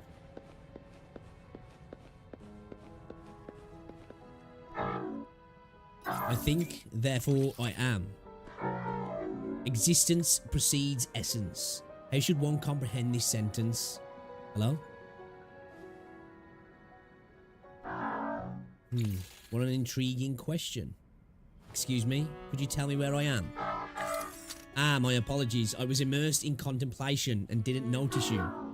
This is Idoscope, a garden linked to the Tethys system where the Shorekeeper resides. The Shorekeeper is here?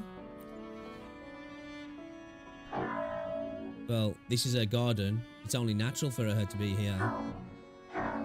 Though she often takes the guise of the Sonoro, she has revealed herself recently. It's been some time since I last saw her. As for this garden, it's where she assists Tethys' computational analysis in observing the stars. That explanation should suffice. Back to the question now. Existence? Is it real? If it is, what about me? Do I truly exist? It appears there's little point in continuing the philosophical debate with the robot. Perhaps checking on the Shorekeeper is a more pressing matter.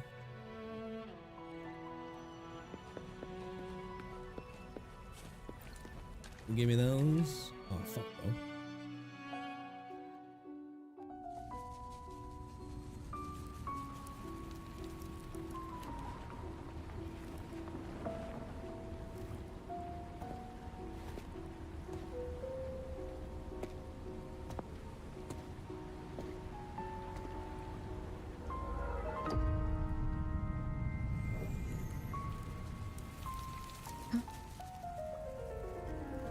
This is Oh shit.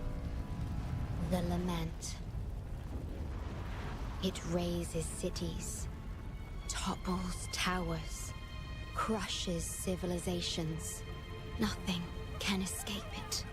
It sounds the death knell for humanity, leaving billions upon billions of lives lost to its wail.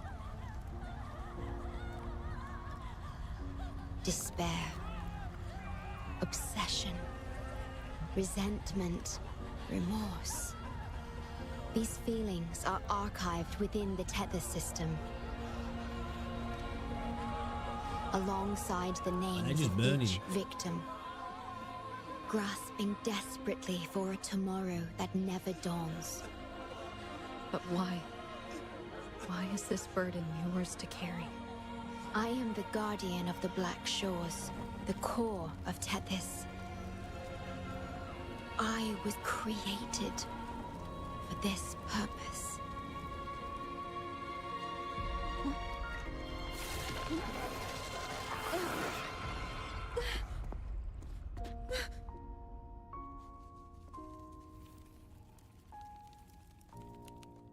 That was a cool cutscene.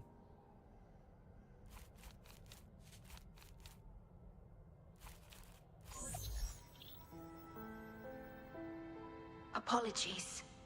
I should have controlled my Sonoro vision.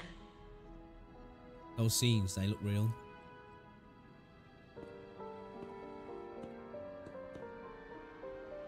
Have you experienced them yourself?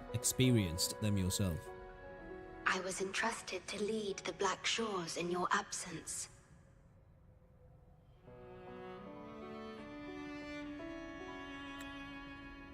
It's through this duty that I can protect you and what you cherished.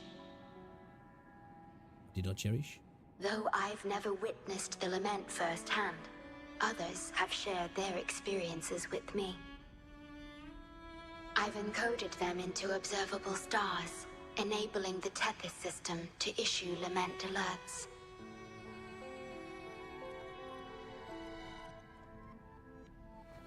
I am sorry.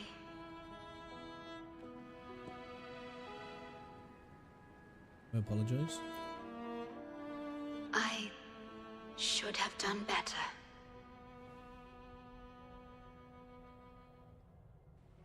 This disaster could have been prevented.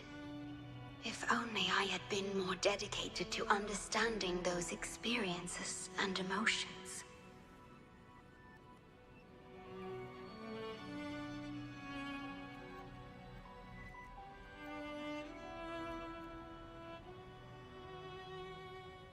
You've saved many lives. I will give it my all, even if I must sacrifice my Sonoro. Or myself. This is the only way to protect the stars. And you.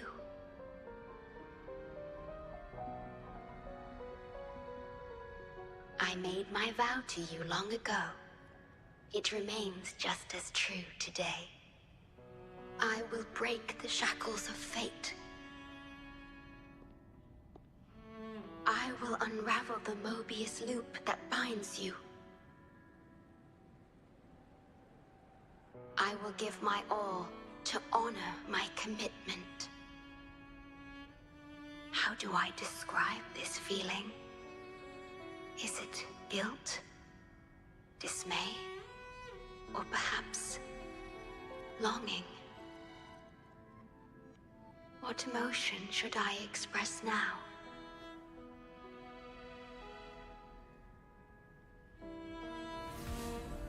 She got quite a sad existence, really, hasn't she?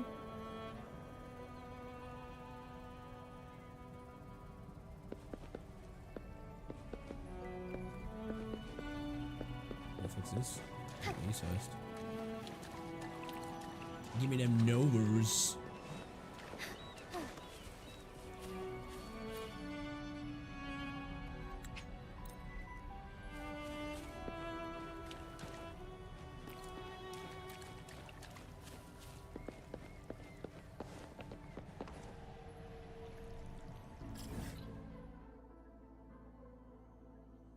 Terrier's actually quite large, isn't it?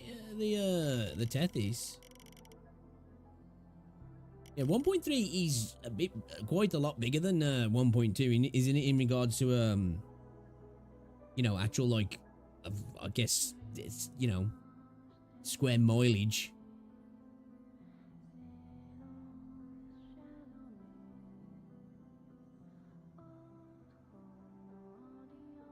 Did you see Kickstreamer crashing a car? He was reading the chat on a phone. Jack, no, oh, of course. Obviously, it's the Broccoli Boy himself. Jack Doherty crashes a McLaren after using his iPhone while driving. Kick has banned his account. In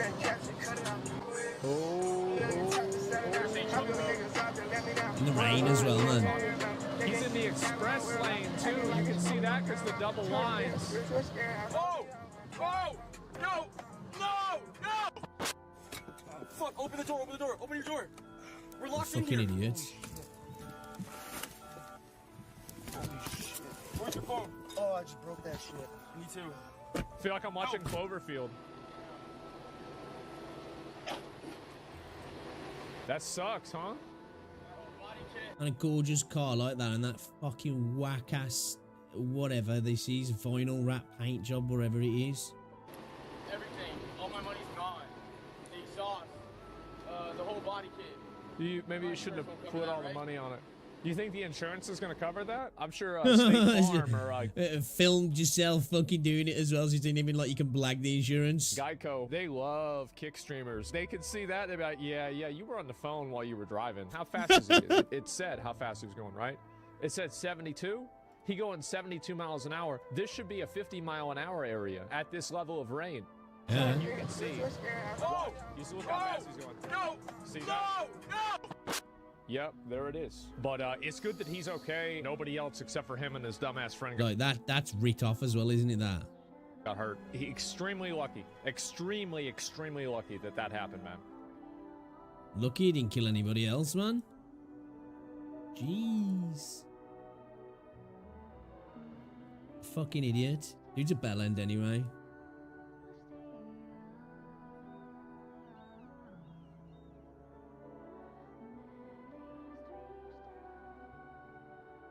Oh no.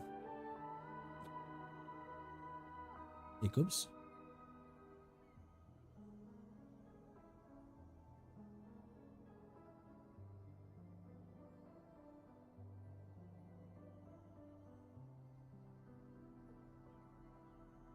Apparently, the Joker 2 is trash, from what everybody's been saying, right? Which is a shame, because I really enjoyed the first one. As soon as I heard it was, when I didn't realise until like quite recently that it was a fucking musical, and when I heard that I was just like, I hate musicals. Well, I don't hate them, I'm just not a fan of them at all. I was just like, why? And then like everything I've heard about it just sounds like that the dude who made the first one kind of hated that it got successful and hated what people thought about it, so created the second one just to kind of destroy it, really, by the sounds of things. Which is, you know, never great, is it really? But I don't think I've heard anybody say, yeah, it's a good film. Pretty much everybody who's gone in to see the film have been like, yeah, it's shit. Nanami? Whoa, you found me? Oh, what am I doing here? You know, I just like hanging out, watching the stars. You know it too, right? The sky here isn't real. One day I might travel somewhere else in the universe, somewhere far, far away. But I just can't bring myself to leave this place and everyone here. Anyway, thanks for finding me. I'm sure you know where I'll be. That's Nanami from PGI, yeah. Because she's like even like a projection, really. Forgive me.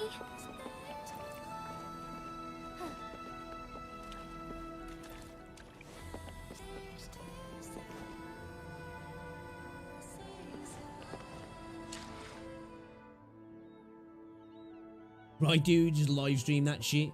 Like, yeah, dude, you're definitely getting Hey everyone, claim date on the welcome back. insurance, It is- so you pretty much like ripped that car off and you ain't getting. Like, I know the dude's super fucking rich, which like I'm not jealous of people who have money at all. Like it was just like when you see people like him, this dude's an absolute fucking wanker anyway. Like the stuff that he's done prior to that, like you know what I mean. It's just like people like you've got money, you know. Not even like I want your money. It's just like I don't want you to have the money, and I'm never like that. Like usually it's just a certain streamers you see, like, and you're just like, oh, you're a massive fucking cockhead. You know, why did the internet choose you to get famous and make loads of money? But is what it is, I guess. Oh, wait a minute, what was that then? Oh. I don't think I've watched that video before. Warhammer 40k Lost Crusade is heresy. Yeah, what's that? I do like a bit of Josh Striface.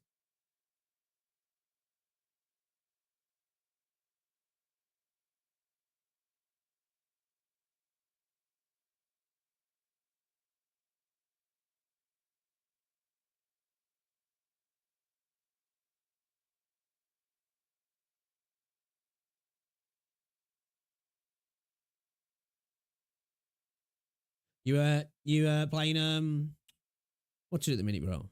Tarkov.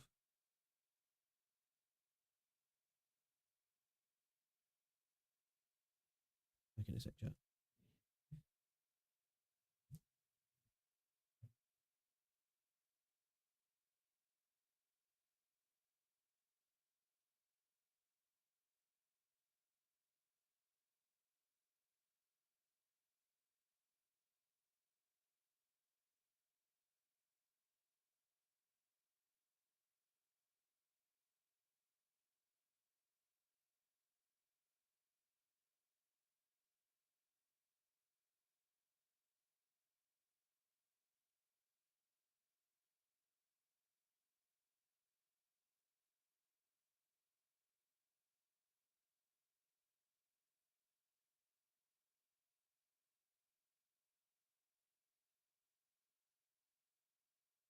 Okay, whipping out the Cheetos. Whipping out the Cheetos and cheddar and jalapeno. Ah.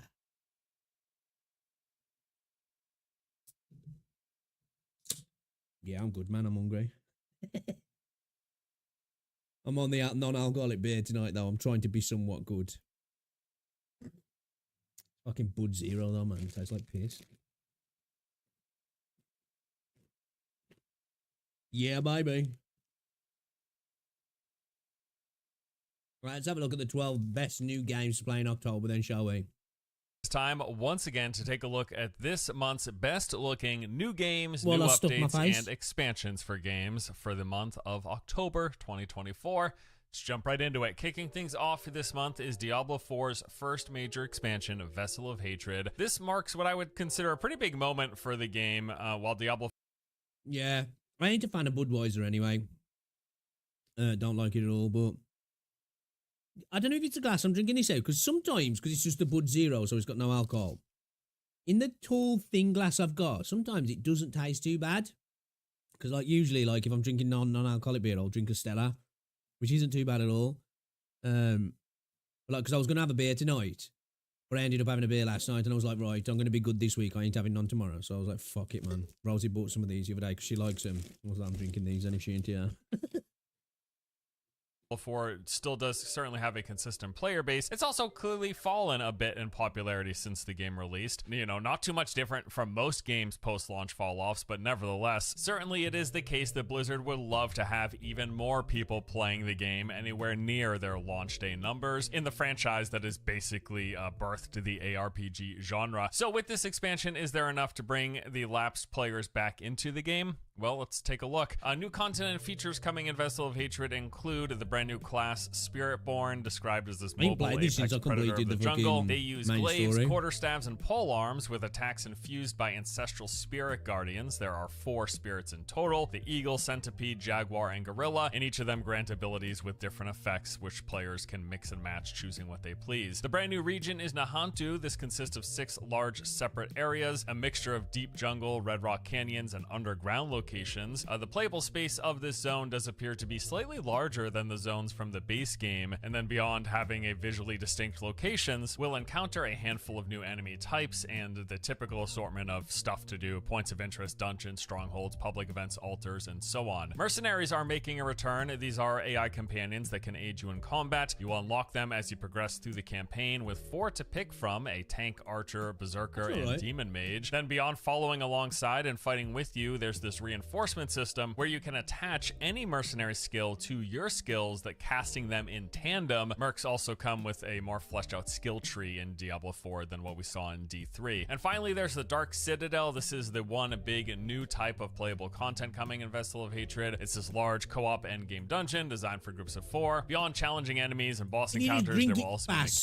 and don't try and save the taste too much. It's not too bad. Mechanics that require groups, including pressure play puzzles you can't do solo, or boss fights that require coordination from multiple players for certain mechanics. And then beyond that, the expansion includes bringing back of rune words, a little different for Diablo 4 than what was in D2, but still it is a new means of customizing your playstyle. There's a bunch of different builder and spender combinations with effects that trigger that you can pick from. Pets are in the game just like Diablo 3. These will follow you around, vacuuming up resources, currency, and items. And then there's the expected round of balance changes and updates. Along with the expansion comes patch 2.0, which has its own updates like new skills for every class, leveling adjustments, a stat squish, changes to the difficulty system, a Paragon revamp, item adjustments. There's a new party finder in the game, and a bunch of quality of life improvements, including, hey, 1 extra stash tab. Very kind of them. And then finally, also with the expansion, they're Do you remember what it said before? Something about they couldn't do with the stash tabs because when you opened the stash tab, it loaded everybody's stash tabs or some shit like that. It was like,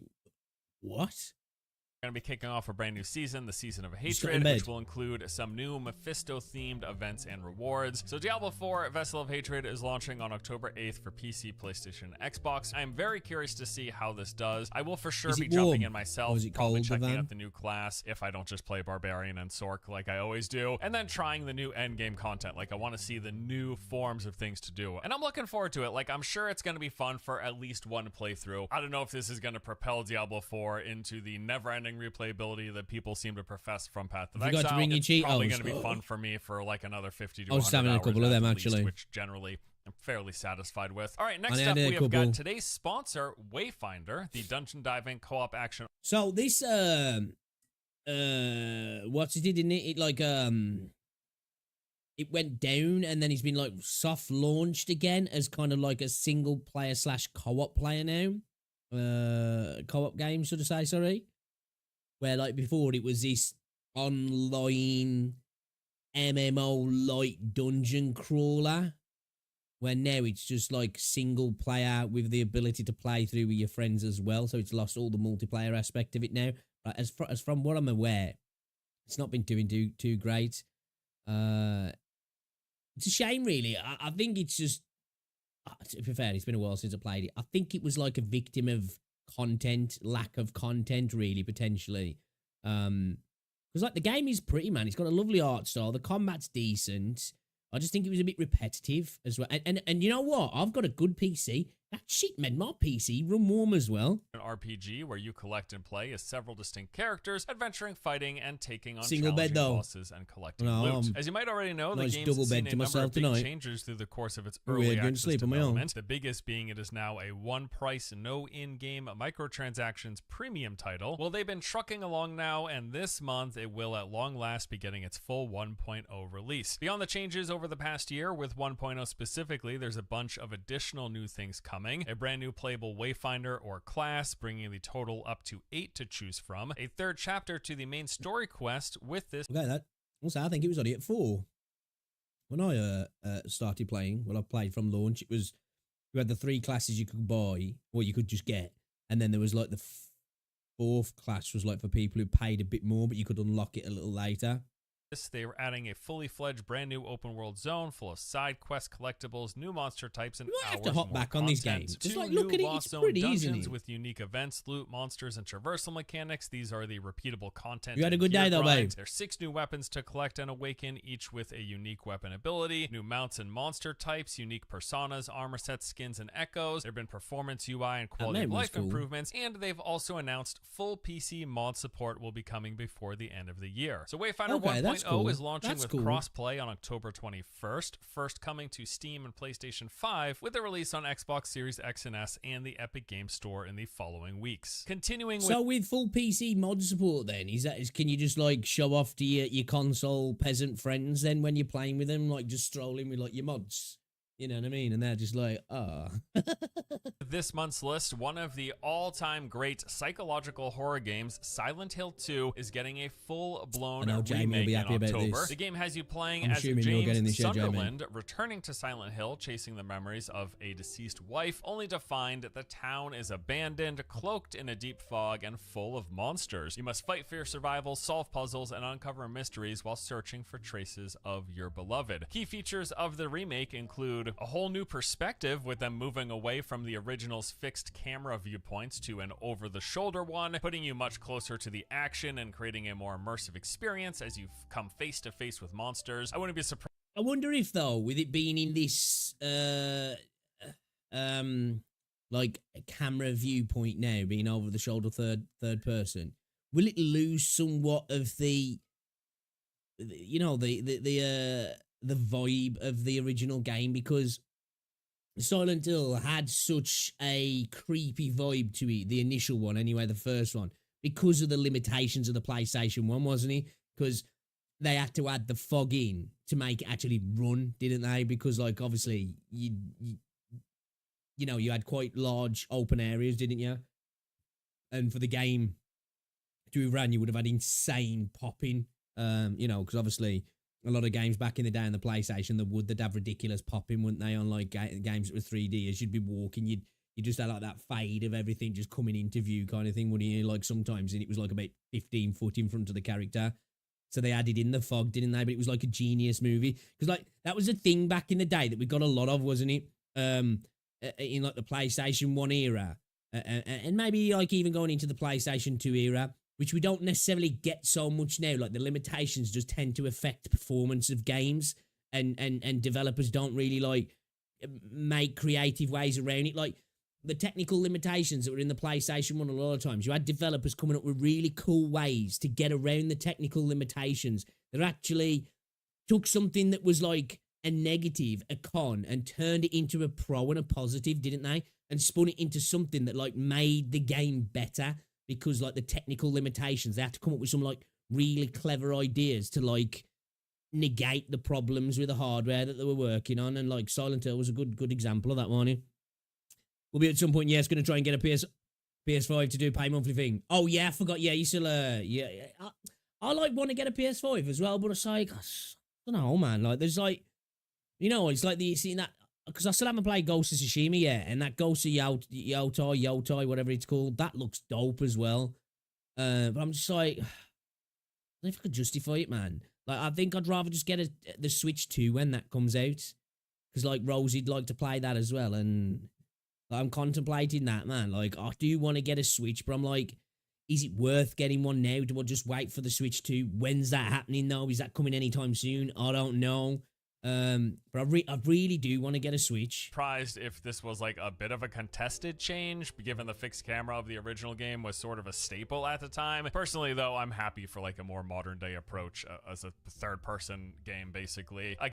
Yeah, I think it's the smart way to go. Obviously, it's losing something, but I think if you just went over it again and it was just a better looking version with the same, I don't know, it could still be quite good actually, but it gives you a whole new experience, doesn't it? It feels like probably a lot more like a remake. Well, it is, isn't it? But you know what I mean. You know what I mean. The gameplay itself is getting an update, so all the familiar weapons are going to be there, the steel pipe and the handgun. You'll have an Xbox next month, will ya? Now with an updated combat system, I you don't can know, avoid Xbox attacks anymore, I don't with think. carefully timed dodges. You can now aim down sights and make Yeah, my use of Xbox just someone many else. modern-day third-person combat mechanics compared to the rather simple combat of the original. They've made the game bigger as well, with larger environments. You can now explore locations and buildings that were previously inaccessible, along with new cool. ones that have been added solely for the remake. They have said That the makes narrative sense. and story is staying the same, but you're just going to have a much larger space to explore while you're going through that. And as you can probably see here, the game's visuals got an upgrade with modern day graphics, better textures, lighting, and animations. They've also done a full pass on the music and sounds, creating a more unsettling ambiance to the whole thing. The Silent Hill 2 remake launches on October 8th as well, coming to PC, PlayStation consoles. As of now, no Xbox release has been confirmed. We're guessing though maybe next year at some point. We'll Oh, wait, this is going to PC, is it?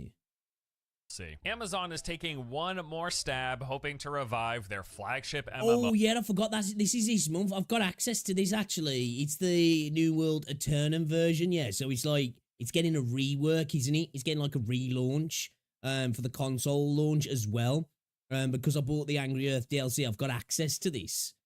So we're gonna play this when it comes out. Because I do like New World, I do. It's a game that me and Rosie played together. Like it is fun. I've still need to play much more of the game, but obviously might as well wait now and just go again. So I'm hoping it's gonna be it's gonna be good because I do like this game.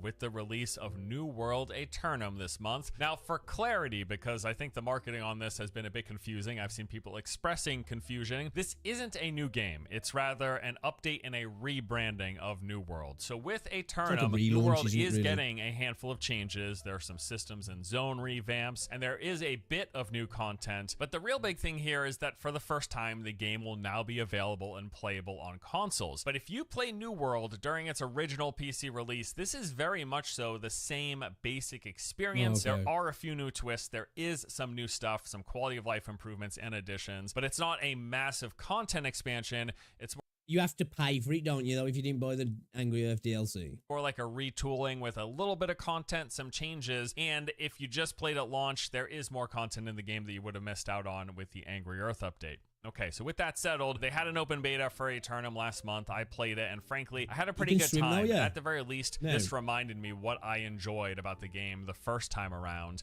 those being the exploration, the immersive world, the gathering and crafting systems. Not everyone likes it, but I enjoy the combat for as simple as it is, and I really like how they structured the world where you can get these occasional bouts of PvP if you're flagged. Fucking hell, here he is, yo. We was just saying that, Neil. We was literally just speaking about you earlier. Got it with the face in the hurricane, lost power for 9 days using the phone hotspot for internet. All is good but can't play WoW. I said that. I said to Jamie, have you heard anything from Neil? Because he's either no life in Wuthering Waves or something's up, and he was like, oh, he could have got hit with the tail end of the hurricane though, yeah. And I was like, oh shit, yeah, I forgot about that. I forgot that he was close to that sort of area. Everything all good though? You and the missus all good and the animals? Property's all good, yeah?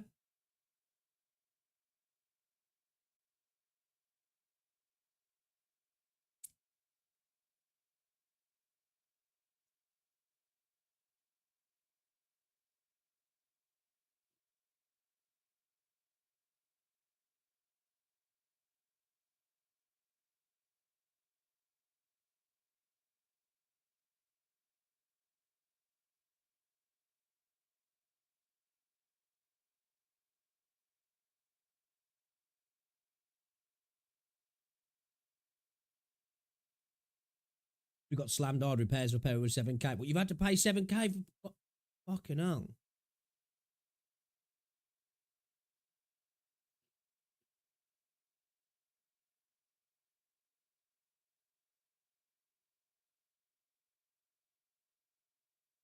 Gonna be able to recoup that via insurance or anything?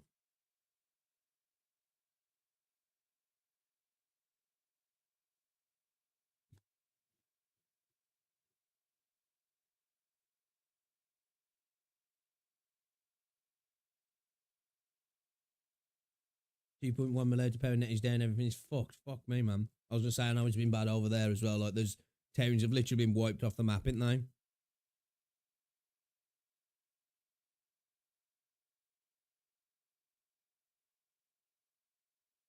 Insurance is covering most of you. That's something, I guess.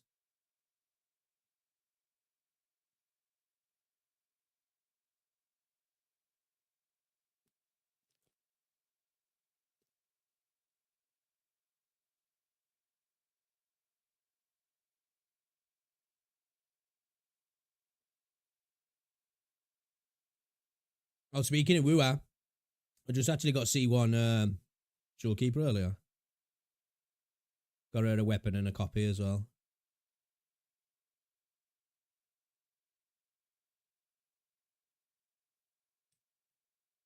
Yeah, I think we're going to get like, there's another one in the Atlantic, isn't there? I think we're just going to get snow from it though, I think, aren't we?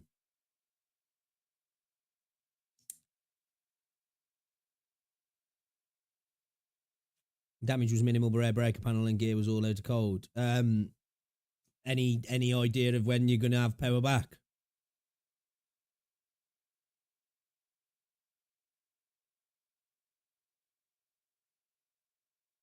Yeah, Jamie thought that, like, mentioned that, because I'd said earlier, I was like, have you streamed or have you heard anything from Nemo? Because it's a bit odd. I ain't heard nothing from him, mate. You know, like, I was even lurking in Foxhole stream yesterday. I was like, I ain't seen him in there or anywhere or heard anybody mention anything from him. I was like, it's a bit odd, unless he's just totally no life in Wuthering Waves. And then Jamie was like, oh, he might, you know, the hurricane. And I was like, fuck yeah, I forgot, man. He's closer to that than I thought. I can't pull for Gian, I'm gonna fucking riot. You should be good, shouldn't you? You should be good. There's how long's left on it? How long's left on him on this banner? Was 18 days left. You should have power in that time, yeah? And again, though, it is bad. So, you know, because I know in some places in America, because like some places are, because like obviously our plumbing's separate. So the power can go down and plumbing's fine. Do you have issues with your plumbing when your power goes down?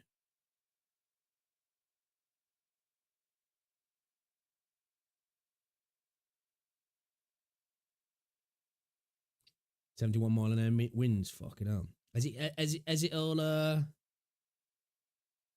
Oh, you've got power, have you? Oh, it's the internet. That'll probably take a bit longer, won't it, actually?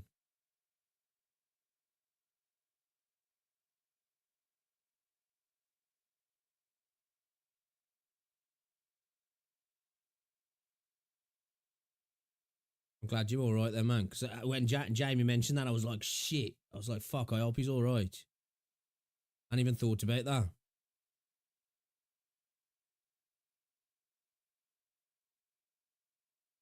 Or if the water heater is electric, how's his gas? Oh, okay. Yeah, I was going to say our plumbing system's different. And like, it just, you know, you have no issues with it. Like, still for, you know, flush your toilet, all that sort of shit. Like,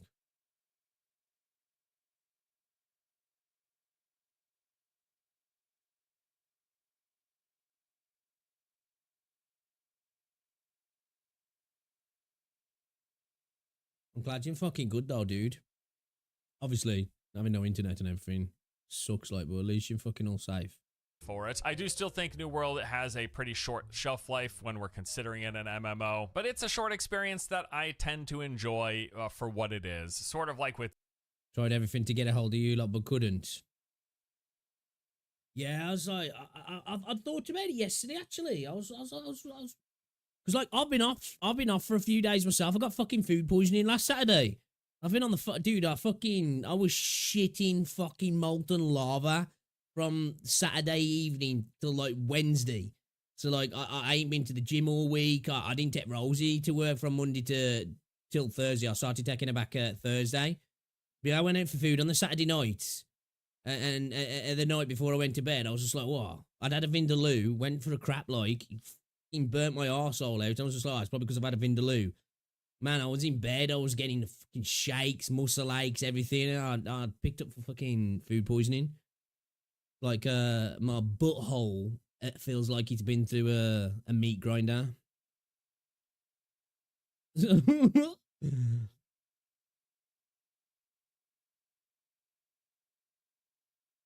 like I was off a few days myself anyway. That's what made me think about it, because I was like, you know, I've been off and then I hadn't seen you, and I was like, with the update dropping, I was like, I thought he would have been in chat at least, because he'd been bashing the game, like.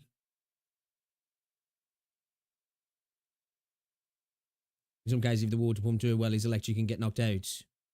We lost cell. Yeah, I was going to say all about all the cell coverage we down in the net, the towers and stuff, yeah. Yeah, I'm alright, dude, now. Like, I felt a lot better on, like, the Monday, really. The Tuesday, like, the Saturday and Sunday, I was rough. Like, rough. I don't know what the fuck I ate. Like, whatever it was, it fucking knocked me for six. Like, man, I was proper having muscle aches and everything. I felt rotten. But, like, I couldn't move away from the toilet pretty much, man. You know what I mean? I was going to the loo, like, every 20 minutes.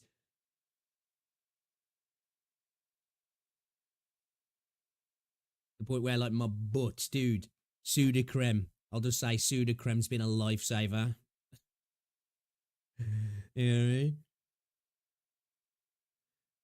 I feel like it's totally manly to admit I almost cried. But, dude, I can imagine.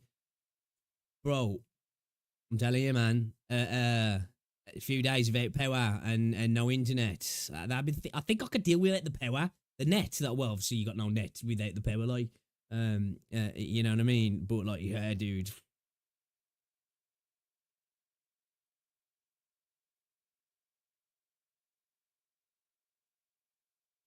That's why he's strong enough to download the patch. Yeah, I was, cause like, I was fucked up on the day the patch dropped, and I just, like, I came down from my bedroom a couple of times just to get my dailies done. I didn't feel up to doing anything other than that. I didn't stream, like, say, I didn't play the game at all. I was like, I ain't gonna do any pulls. I ain't gonna do any of the story. I'll just come down. I'll get my dailies done, and then I'll go back up, like.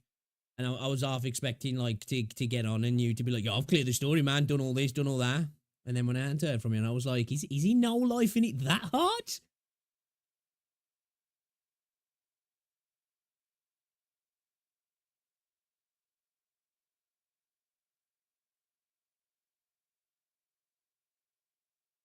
Yeah, so far what I played though, because I only really started 1.3 story today. I'm enjoying it. Got Shorekeeper as well. I've got a Sea Wand as well. Where is she? I ain't leveled her up yet though. I need some more of a mats. I need to complete the story to be able to do this boss fight, I think. But I do have a C1 though, so that's pretty dope. I've got a weapon as well. I'm going to try and get a C2 if I can. That's the plan.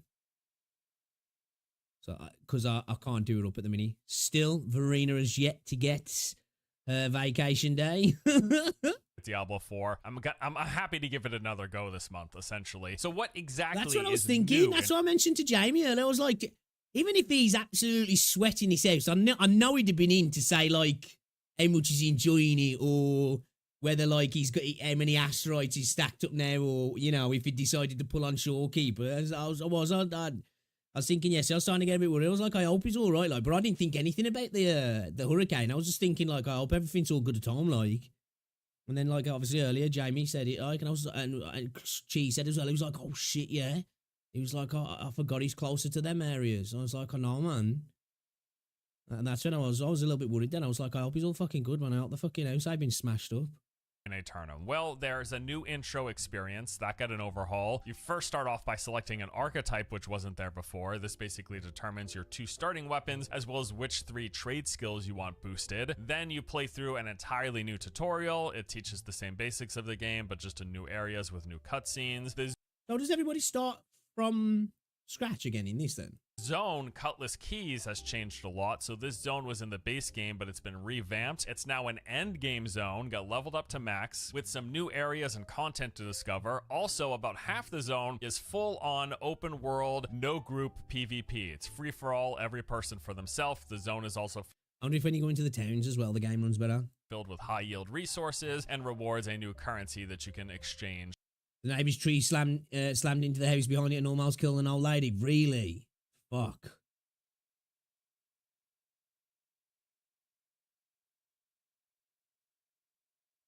Yeah, I couldn't imagine the stress of having to deal with all that, like. For high value gear. And then the other half of the zone is your typical PvE experience, and it includes a brand new endgame activity. That is the new 10-person raid, which Amazon says will offer a quote true sense of challenge and progression. It features 3 distinct bosses, each more difficult of an encounter than the last, requiring coordination of your group. The raid is also going to be one of the 2 sources of the new highest level gear. And then they've added these soloable and Oh, what did that take down the power? I say most of the time that's what it is, isn't it? For people, obviously, you know, you've got like wanton destruction, like what happens with like flooding. Well, a lot of times in that, and people end up losing their power into these falling trees.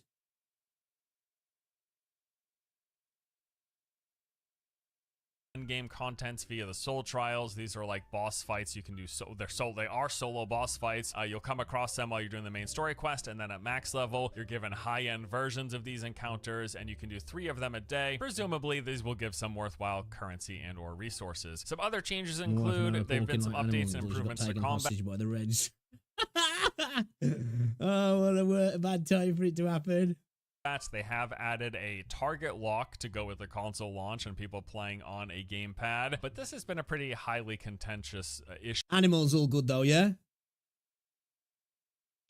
With it coming to PC as well because the game is crossplay. Swimming is now in the game. There are new items, weapons, and artifacts. There's a new cinematic camera during quest dialogue. They've made movement and performance improvements. Both of these were very noticeable and great just improvements to the game.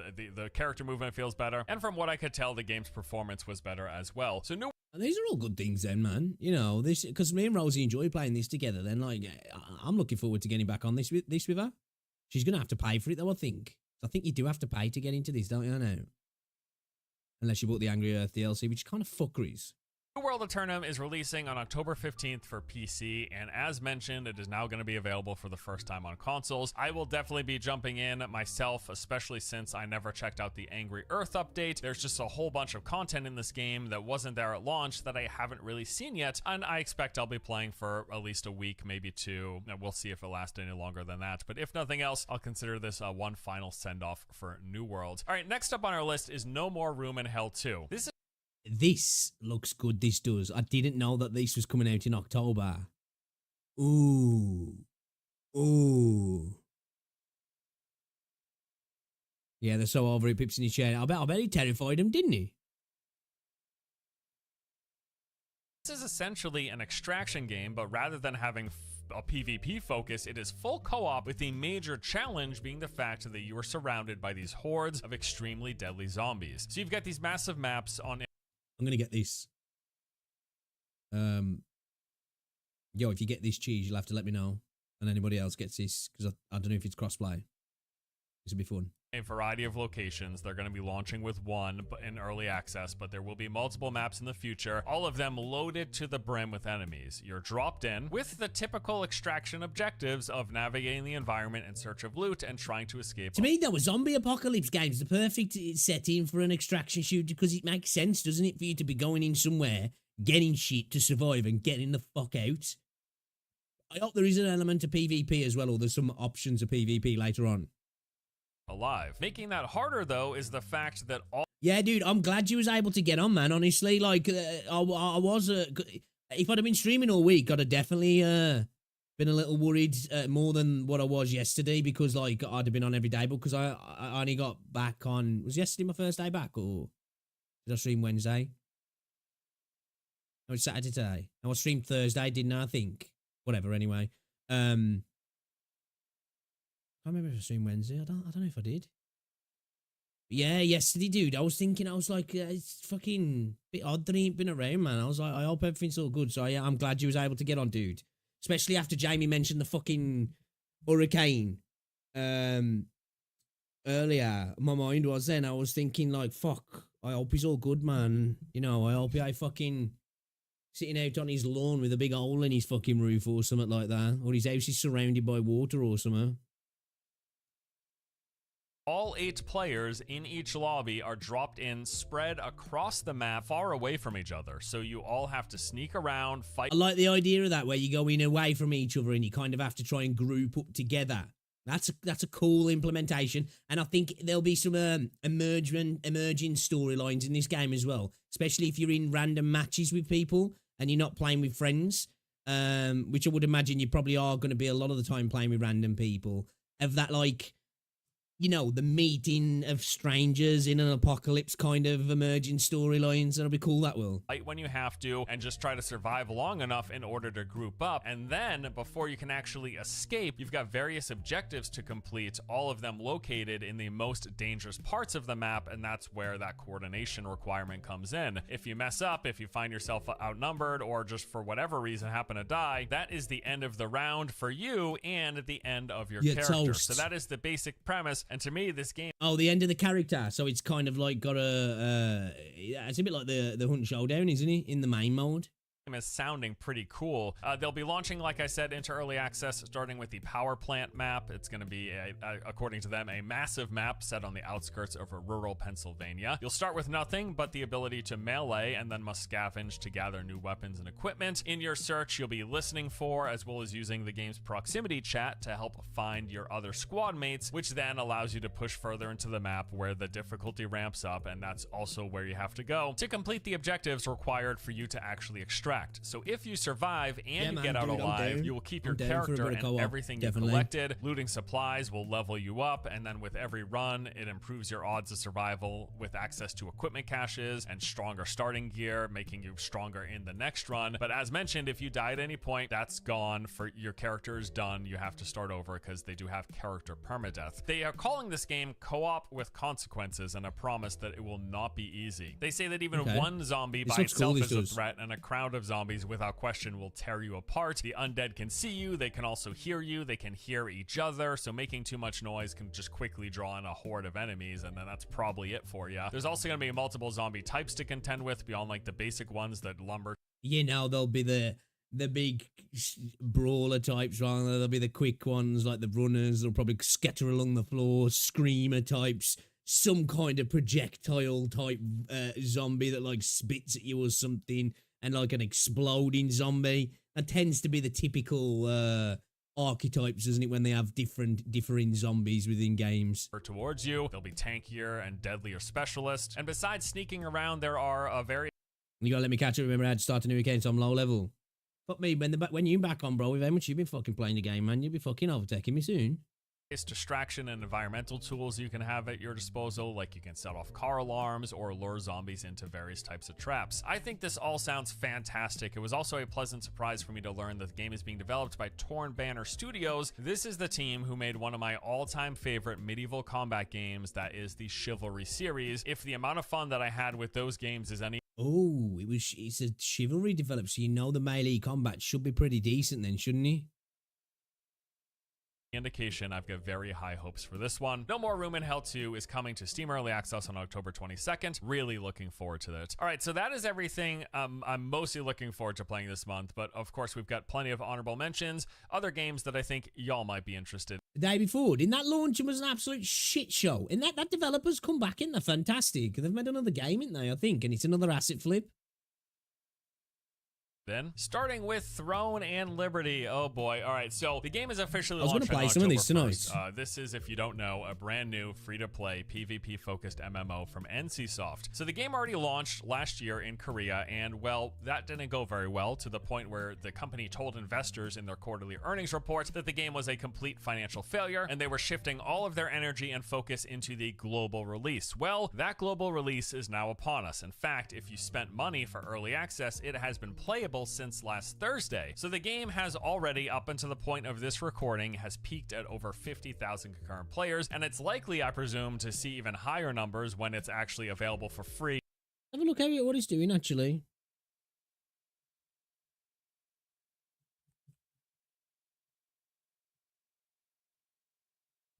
I've been meaning to play this. I was waiting on Rosie, and then she's gone down the caravan with her mum tonight, and I'm like, well, I might just end up playing on my fucking own then. Hey, it's doing all right, man. All-time peak, 326,000 players. It's currently got 277,000 players playing right now, so it's had a good launch. Whether it holds those numbers, totally different thing. I'm sure it'll probably settle down anywhere between probably, 10 to 50k players playing daily, you reckon? Something like that. Wouldn't be surprised if it drops down to those numbers. We lost all our fucking food and I'm still fatter than when we lost power. I was going to say, yeah, man, you lost everything in the freezer and the fridge and there. What you doing for food then?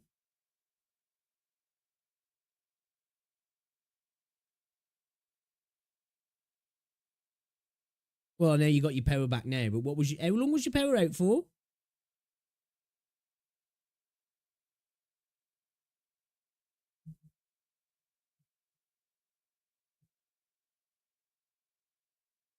Did you say 9 days?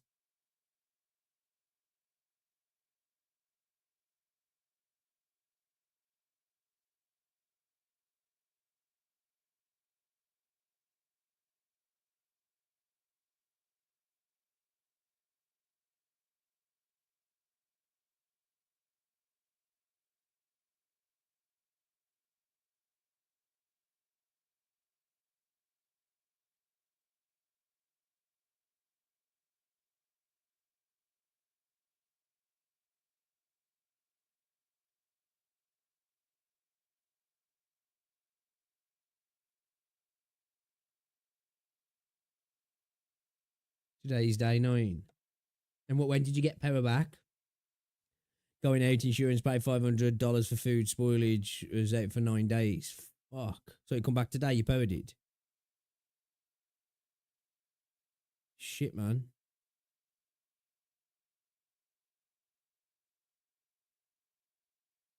It was on Thursday before, yeah.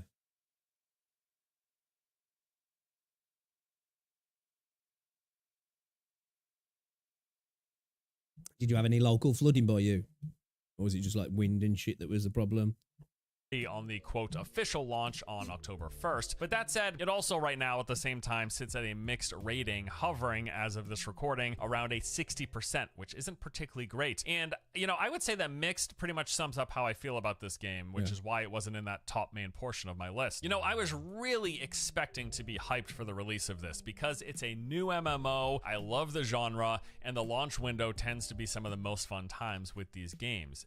You got the servers packed, everyone's learning together, leveling up to max, running dungeons, doing PvP, which is going to be a big focus in this game. But I gotta say, after playing the open beta and spending nearly a full week with Throne and Liberty, I saw enough to know I just don't very much enjoy the game, and that is really disappointing to say, especially because there's a lot that I think Throne and Liberty does pretty well. Enough well. I know, yeah, dude. Question, That's the same thing with me. We said to Rosie on Sunday, I'm gonna have to get fucking sick, literally, the night before fucking the patch drops. And despite my impressions following playing in the beta, I will also give it another go. I'm waiting for the free-to-play launch. I'm really not keen on giving them money for a game that I'm already pretty sure I don't like, but maybe I'll be pleasantly surprised. It has been said that they've made some improvements to combat, that they've added more content, and that they've addressed at least some of what I didn't like about the beta, but still, I don't know if it's going to be the game for me, but you might love it, so check it out. Free-to-play launch on October 1st, Throne and Liberty. There you go, coming to PC, PlayStation, and Xbox. Atlas, the development studio who created Personas 3, 4, and 5, have a new game coming out. Metaphor. This game looks alright. Fantazio. Taking place in this rather unique-looking fantasy world, you will journey alongside various companions, attempting to lift a curse on your kingdom. The game looks to blend open-world exploration with a character-driven story and modern twist on turn-based combat. You'll go on quests, dungeon dive, and hunt for treasure, while also building relationships, creating bonds, and forming a party of adventurers. There's a big, expansive world to explore, full of beautiful landscapes, dangerous camps, and distant towns to discover. however. And yeah, it's got this unique combat system that combines both turn-based as well as real-time action combat. The whole thing has this hyper-stylized look as well, very, very distinct. Don't think it's my kind of a game, but definitely seems interesting, and I know people are looking forward to it. Metaphor ReFantazio launches on October 11th, coming to PC, PlayStation, and Xbox. The next yearly installment of Call of Duty Black... We're at that point of the year, remember, the games are starting to come thick and fast, aren't they? My neighbour's yard looked like a bomb hit with all the limbs that fell off our trees. Man, but it's fucking... As I saw some of the imagery from some of the areas like that got hit bad after some of the flood water like receded in some areas. So, fuck. Looked like apocalypse stuff. Black Ops 6 will be launching on October 25th. Their pitch for the game this time around states that this is a spy action thriller set in the early 90s, a period of transition and upheaval in global politics characterized by the end of the Cold War and the rise of the US as a single superpower. Some key highlights this time around include a single-player campaign that features dynamic moment-to-moment gameplay that includes a variety of play spaces with blockbuster set pieces. The 90s, the rise of the US as the sole superpower. That pretty much happened in like well, actually, I don't know. I suppose, yeah, it did, didn't it? Because the Russians, the Soviet Union didn't fall apart till the 89, 90s. Yes, yeah. Pieces and action-packed moments, as well as high-stakes heist and cloak and dagger spy activity. The multiplayer, you'll be able to test your skills across 16 new maps with 12 core 6v6 maps and 4 strike maps that can be played 2v2 or 6v6. And they're marking the return of round-based zombies, where you'll take down hordes of undead in 2 brand new maps at release. It is Call of Duty. By now, you already know if you're interested in playing the next year's Call of Duty. Black Ops 6 launches everywhere on October 25th. Hey, BioWare is back, or at least they're trying to be, with the return of their single-player... Shit, is that coming out in October as well? Fuck, bro. There's so many games this month. Like, fantasy RPG series with Dragon Age: The Veilguard. The campaign sees you playing as Rook, fighting back these corrupt elven gods who threaten the lands. You actually kind of lived in an apocalyptic scenario because we had no cell data, no internet, and no power. All we had was water. I was going to say, I can imagine, dude. Pitch black nights, you know, fucking... Yeah, man. That sucks having no cell fucking coverage either. Shit. Can't even whip out the phone to watch some YouTube to pass the time.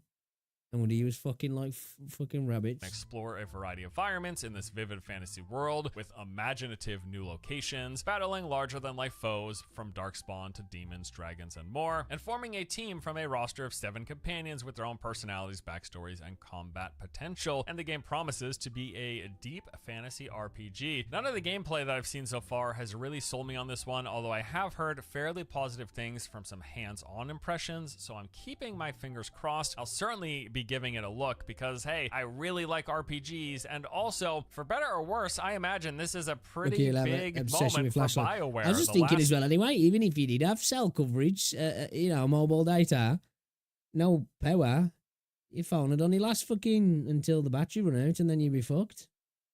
New game that they released was Anthem after all, and that didn't exactly go so well, so I gather a lot hinges on Dragon Age: The Veilguard, so I'm very curious to see how it turns out. Dragon Age: The Veilguard. I hope this is good, because Dragon Age Origins is one of my most favourite games ever. Absolute banger of a game. Dragon Age 2 was alright, it wasn't as good though. Inquisition's okay as well. I actually need to go back and play Inquisition. It just doesn't feel like it's aged very well, that game doesn't actually.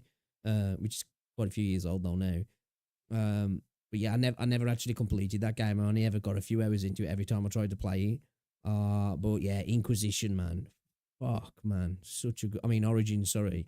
Dragon Age Origins. Oh my god, such a good game. Guard launches on October 31st, coming to PC, PlayStation, and Xbox. All right, we got a few BioWare, playtests I want you to know about. First up, Arc from Raiders, back in the day. 70s-inspired sci-fi third-person shooter extraction game, has a closed beta test running from October 24th to the 27th. Okay. You can register to be invited right on the Steam page. It has changed quite a lot. This was originally a co-op looter shooter. I would have liked that, but I also enjoy extraction games, and I think this looks gorgeous, so still keen to check this out. Alpha 2 for Ashes of Creation. Finally, it's I want to skip finally Fragpunk is I watched people playing this when there was a playtest. Is this coming out or is it another playtest? Closed beta. Because this game actually looks kind of cool, man. Upcoming 5 vs 5 hero shooter. Oh no, not again. Not this again. We will see if this one can outperform Conquered. Won't really take that much. There is a beta test for the game running October 10th to the 21st. You can register for access on the Steam page. And with that, we will wrap up this month's list. Man, gotta say, Plays a bit more like something like I don't want to say CS, but you know what I mean. Pardon me. We use our laptops to charge phones. Our neighbours charged up a few times and she took all their batteries to work and charged them. Oh, okay. Okay. All this shit and I'm still getting a 32-inch monitor to be a Tuesday. Let's go. I have to hop on a bit of a Throne of Liberty. What's above money? Shit, it's midnight. I didn't realise it's 1 minute to 12.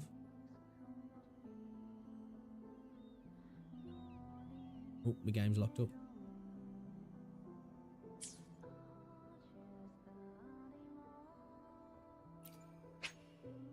Oh, it locked up and took me to the Lunite subscription. Who'd have thunk it?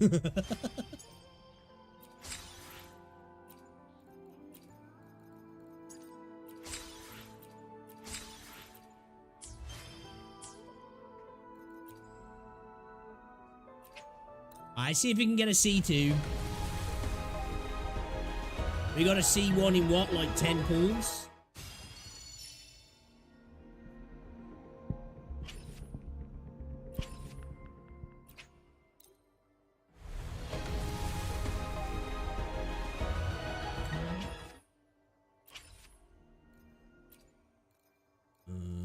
Fuck it.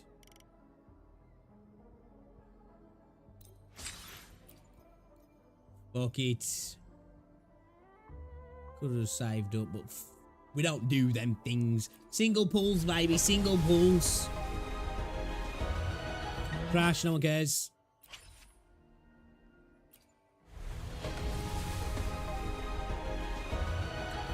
Nobody cares, dude.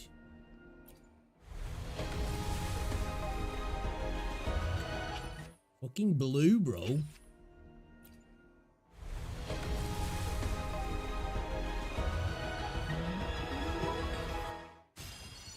Why pulled the next level magic? The linesman didn't even finish telling us they couldn't connect and she was on the phone to an electrician for a 1K for a withdrawal insurance and mortgage. Hey. Efficient. That's why I always rely on rolls if because I'm fucking shit when it comes to all that stuff I am. Nothing would ever get sorted if it was left up to me. Tell her about you for a 4-star, yeah.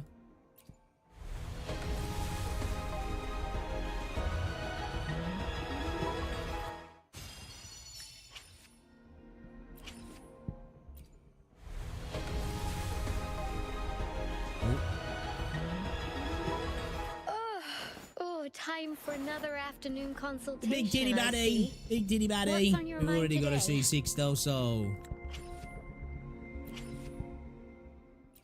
getting coral.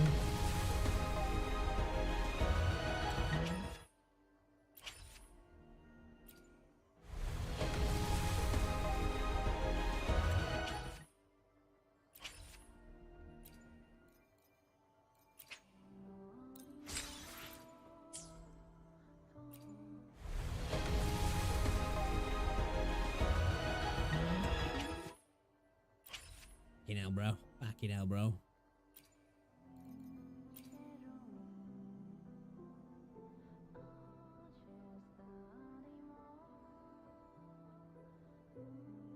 Got us what, 600 for a $5. Better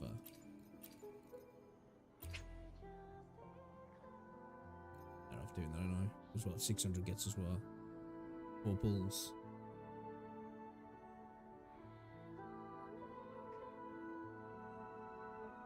We can get 7 for a tenner.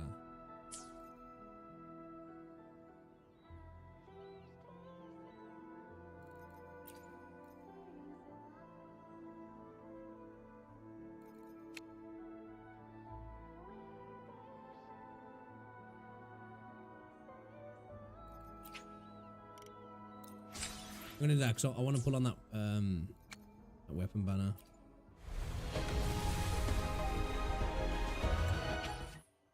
I need that fucking Genesis.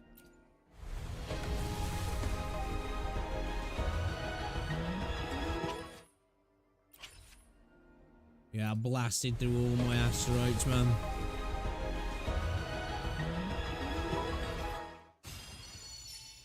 Fucking Marcado.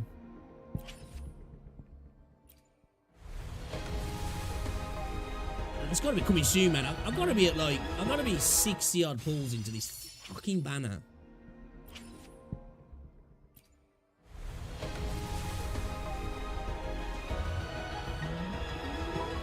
Quit the chit-chat. Tell me what you need and I'll make it for you, provided your descriptions are reasonable. We've got him C6 anyway, so...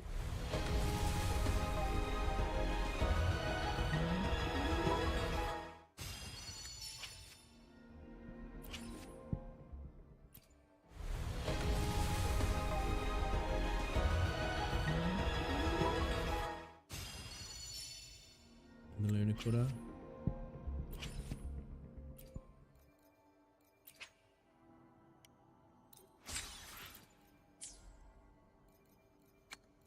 Come on, let me just get the C2. Get the C2, come on. C2 me.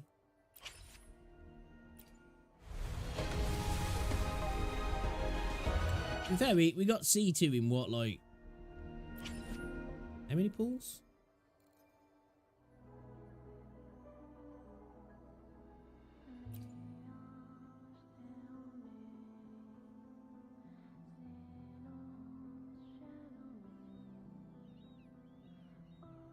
So we got a 1, 6, 11. So between we got a C1 14 pulls after getting her.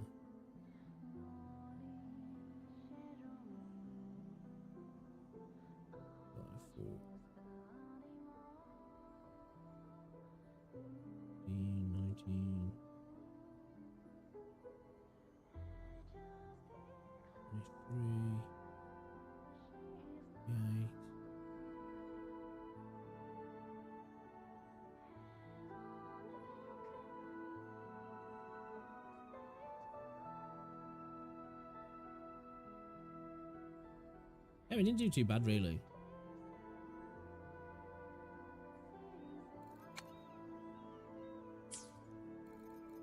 May I pray for anything specific for you?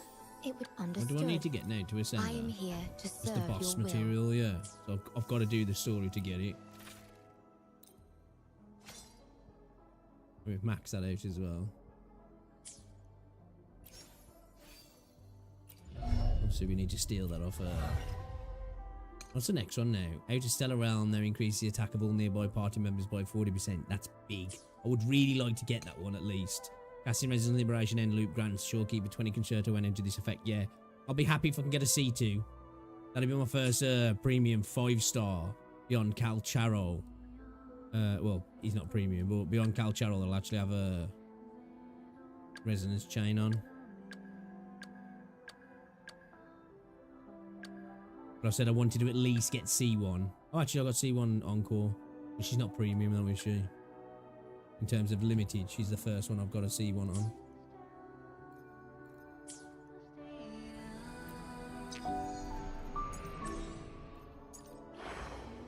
So we could do some of this to get some... oh, shit. Fuck, I'm sitting here on pulls! I'm sitting here on fucking pulls, boys! You take them. Come on. Just be nice to me. I'll say very nice things about you in all of my videos, Kuro.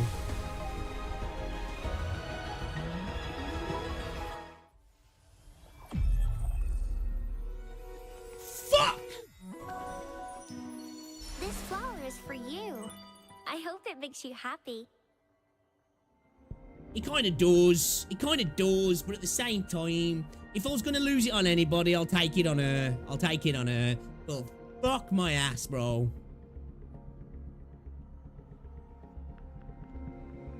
At least we got the guarantee, though, now. You know, we get the guarantee. See, nah, because, like... I need to take the guarantee on Shorekeeper now. Because I want to pull on Jian's banner for Yoo-Hoo. I don't want to really waste a guarantee on Jian. You know, like if I pull on Jian's banner just to get Yoo-Hoo a couple of times, hopefully, and then I fail the 50-50 on Jian, then we're fucking happy days because we're guaranteeing ourselves Camellia. Shit.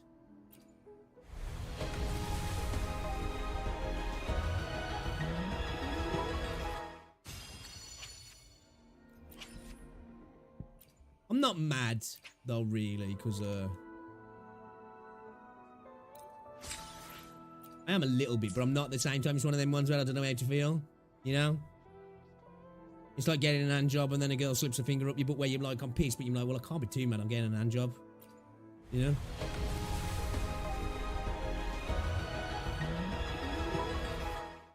I'm torn.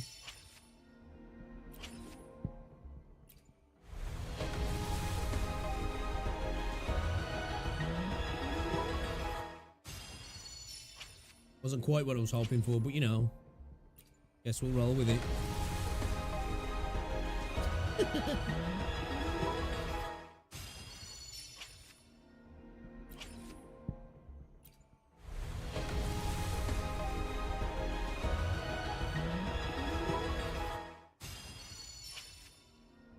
I just want that C2. I just want that C2 and I'll be happy.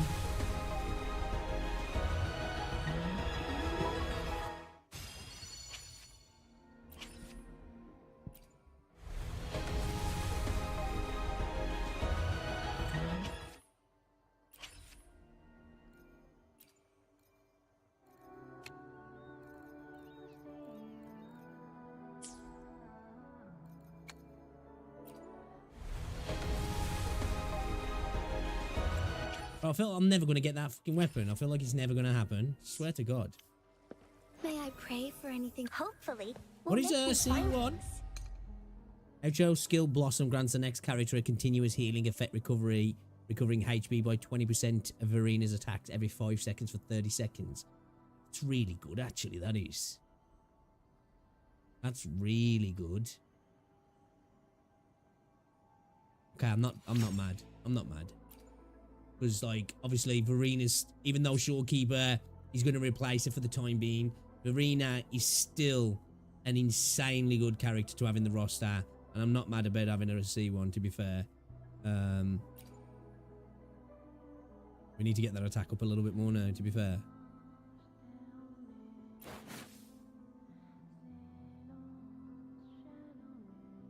Daily basic attack damage or heavy attack damage increase healing bonus, but let's get this upgraded, actually. Yeah, she's super hot, dude. She's a beautiful character model. Insane amount of detail on her as well. It's fucking nice. You just look at the detail on like a veil.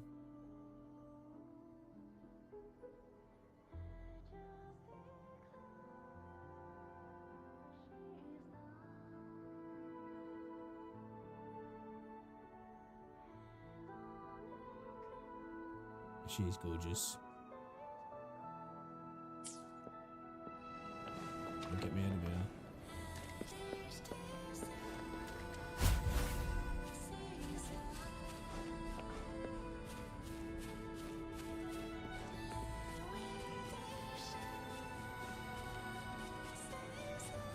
I shall lead the way.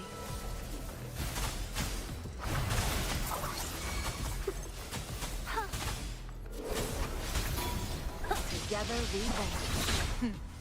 Triumph through sacrifice. Yeah, that healing's nice though on the outro now. Triumph through sacrifice.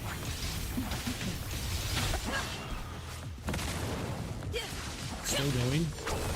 Together we fight. Roars and shadows. So Oh, it goes across to the other character as well. strike fast. Sacred light.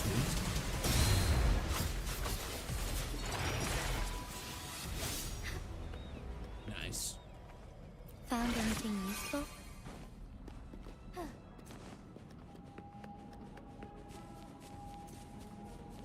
Dear I'll just say it, man. She's got glorious tits.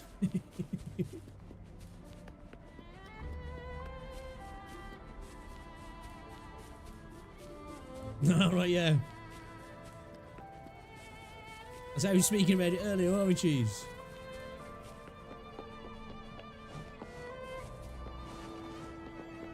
The lands of Jinzhou are filled with riches. Onwards. Digitalized Hasid discords are gathering here. Oh, that's why they have their explode on mission Death to End. fulfill.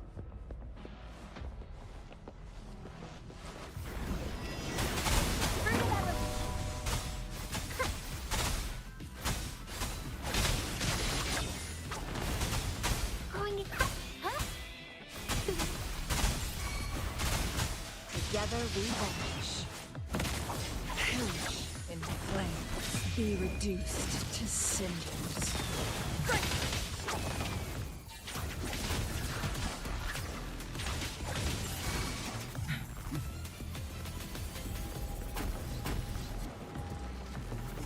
Guests of the Blue! The fruit of evolution. Bask in the sunlight. Together we vanish.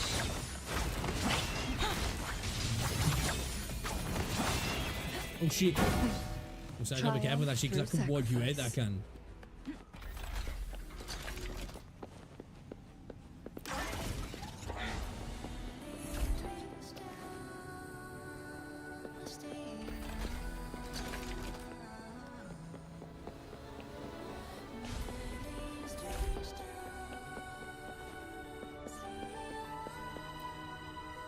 Matrix Navigator. Ah, good. You made it here safely. Oh, is it curved monitor, is he? Ooh, nice, posh. Everything is ready. We just need the Necrostar's core now. Got it. How are the other agents doing? They've been battling to retrieve the major matrices since the Tethys system malfunctioned. The operation is going well. We've also detected the Shorekeeper's presence within these matrices. Oh, she's a been resonator, isn't she? recovering the affected frequencies. We, the Black Shores, always work together as a team. Actually, is everybody on the Black Shores a resonator?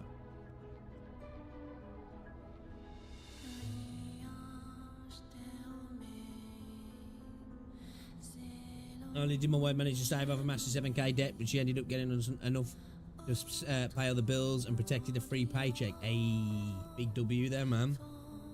Missy's coming in on as a saviour. Yeah, it's an MSI monitor. It's 189 quid. Can you get $189? Can you get curved monitors? Is that cheap now? What should we do next about the Necrostar's core? Please place it on the analyzer, and then we can proceed with the remodulation. Once it's completed, the data overflow from the Tethys system will cease. To let me know what it's like, man, because I've been contemplating a curved monitor, but I'm like, I don't know if it, you know. I'm so used to flat monitors. Stuck in my ways. Stellar Matrix confirmed. Classification: Necrostar. I can't remember what this one's now. It's an MSI. Would you like to start the I don't know what the fuck it's remodulation? called.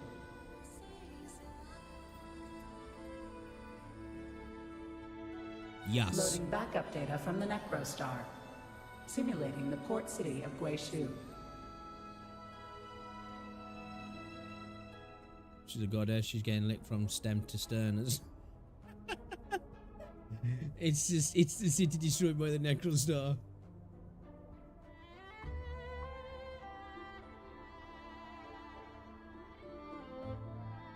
Backup data loaded. Please confirm. I wish I was that chair. That's the digital entrance of the Matrix. It worked. To complete the remodulation, just enter the Matrix and collect Tethys' redirected data. I know what he's, bro. Please wait.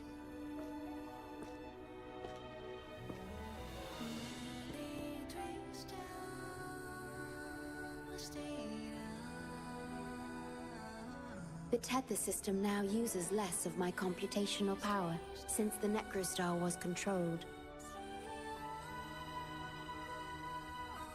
I can assist you. Please let me come with you. I must keep my promise. You feeling okay now? It's fine. I can link with more sonorospheres to stay functional. My duty must be fulfilled as long as I still physically exist. I'll be fine. From now on, no one will ever be harmed.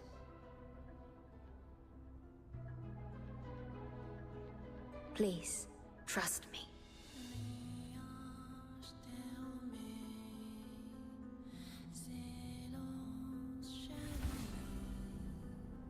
I trust you.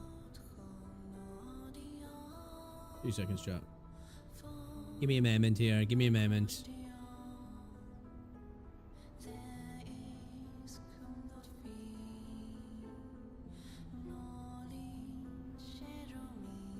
The moment at hand, this very moment, is the best of our lives.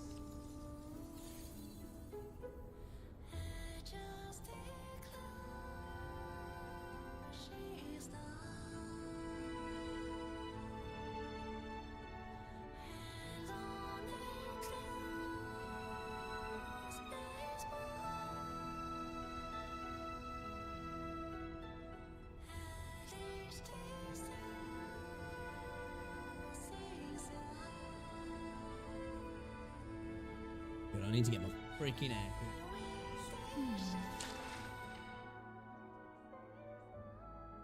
I just need to do something and you guys are not allowed to see it.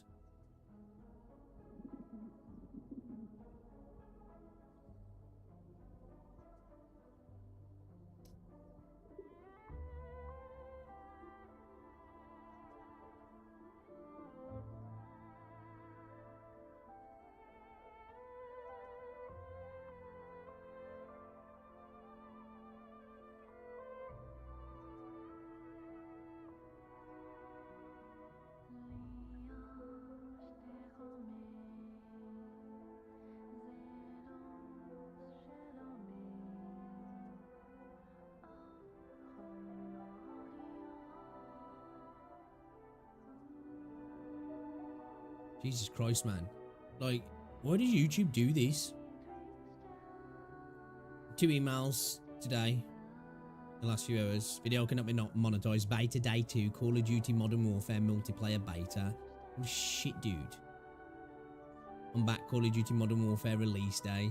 PC, PS4 gameplay. When did that fucking video come out? When did I upload that? Was it the OG Modern Warfare? Modern Warfare 2. Have a look at that shit. That's 4 years ago. What the hell? Why is YouTube doing that? Like the video's gonna earn any revenue now? You know what I mean? What the fuck?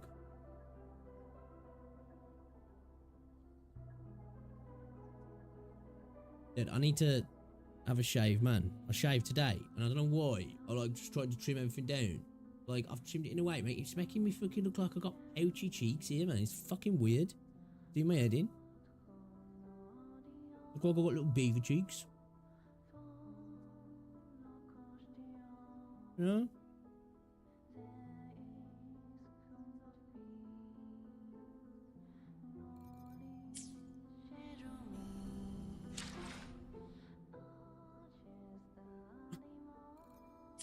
Random now. Alright, what are we doing? Enter the Stellar Matrix and complete the remodulation. Astral remodulation. The Doom of Destruction. That looks terrifying.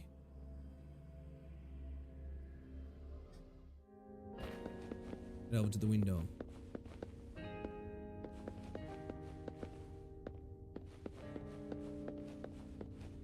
Oh, wow. Oh, I didn't want to go over to... We're in the city before the lament yet. The port city of Guizhou. It once embodied the metropolitan dream, I was saying it'd be cool if this could happen. Confidence and ambition fueled its I bet we growth, won't get to explore it. pushing the entire world forward. People sailed every sea, explored every land. Everyone had food and shelter, living in peace. I wish we got to travel back to explore this at some point in the game.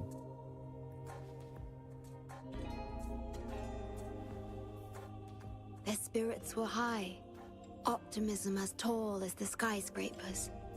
A bright future was surely floating inevitable. roads. Or so they thought.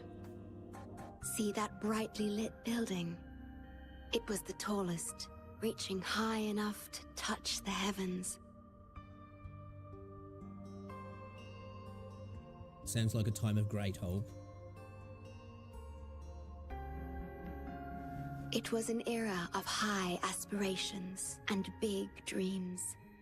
Life had infinite possibility. Humanity's aspirations soared beyond the stars, searching for the edge of the universe itself. The universe itself. Yes, because it was there, well within our reach. I wonder if they're ever going to explore other planets potentially. Until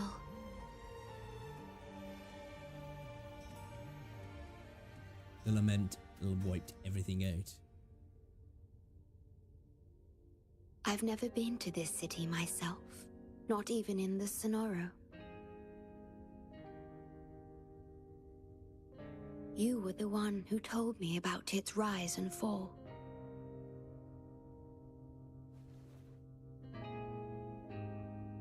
Right. You've always been a witness. True that, true that. I remember your smile when you described how prosperous it was.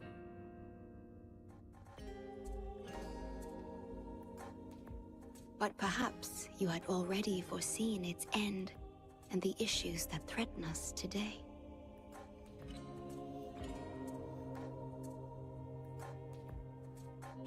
City looks safer now.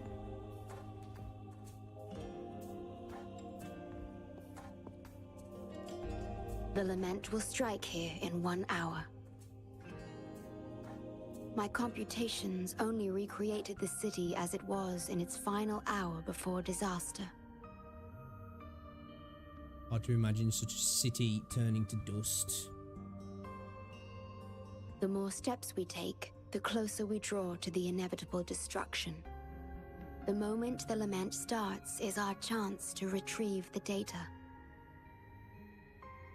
I'm sorry.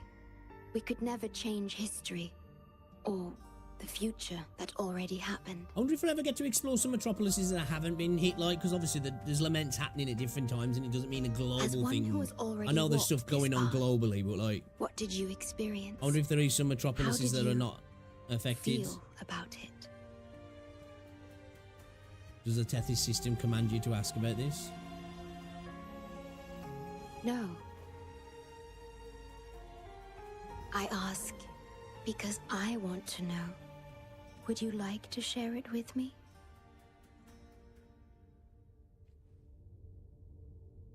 She's in the party, is she, for a bit?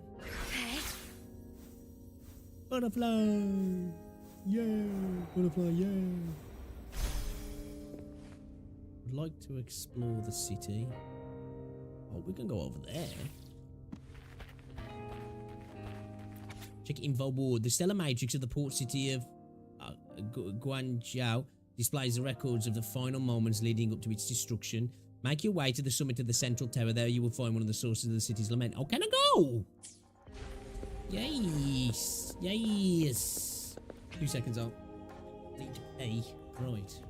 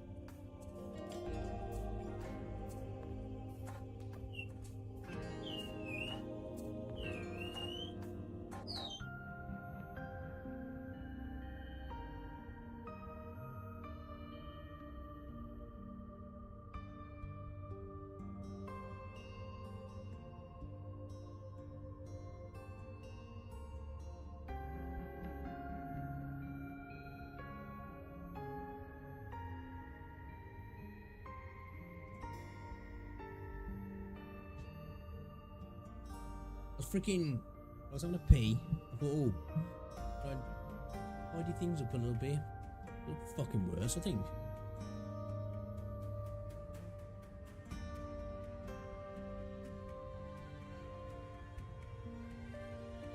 Right. It's a mess anyway. I need to have a quite full on shave, I think.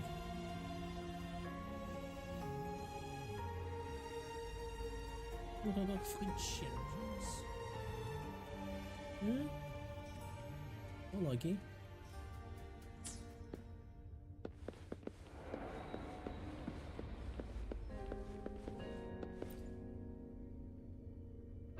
Okay, so I'm going to sign off, talking out the way, clean the mouldy fridge, I'll try to be on tomorrow and so on, but I'm using my phone hotspot, so yeah, dude, don't worry about it, man, don't worry about it. Fucking, it was great to hear from you, I'm glad you're all good. Tell the missus said hello as well. Glad the animals are all good as well, buddy, and you got a roof over your head still as well, man. It's the main thing.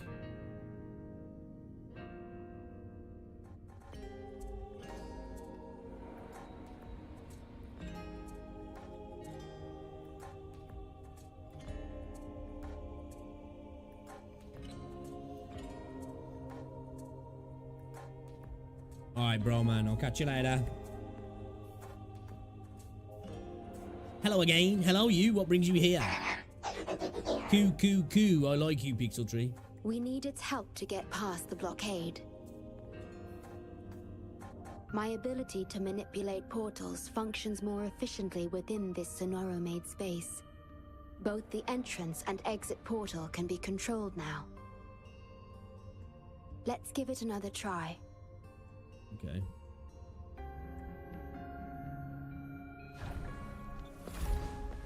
Peace.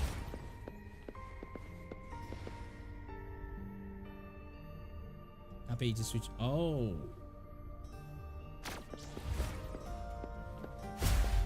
This is what we saw in the trailer, isn't it?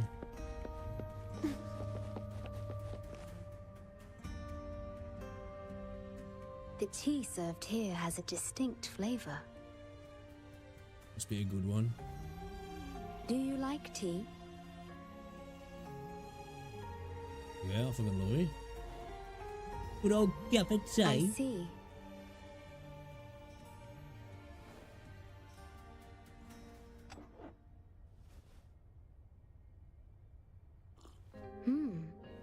It's bitter.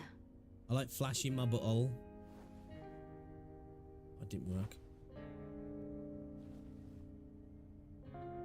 The Bank of Life preserves many tea seeds. Perhaps we could plant a few in the greenhouse. Or I could store tea leaves in my Sonoro if you need them for your journey.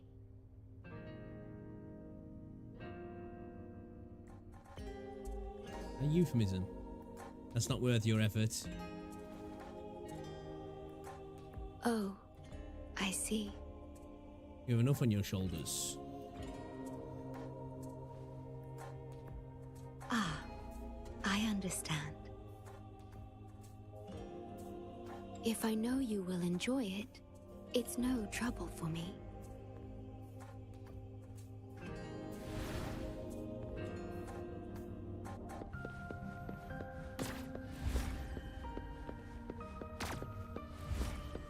Oh shit, I need to reverse them, don't I? Let's switch that round. We have to find a way around these blockades and use the key to unlock the gate. The portals might be able to help you. Ah, it did work, yeah. Okay, cool.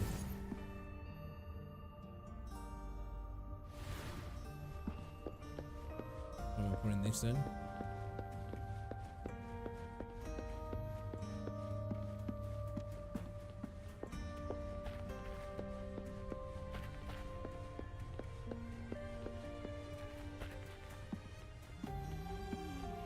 Turn around. Taking a camper. Oh, there. Dumbass. You know, I'm fucking dumbass.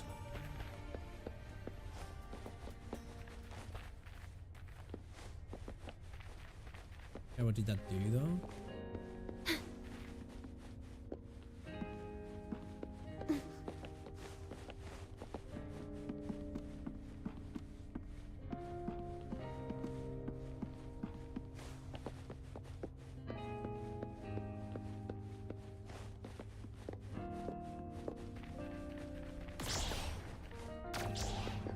Oh shit, right there, yeah. Ah, do I need to throw you out there? Yeah. Have it. Dash it.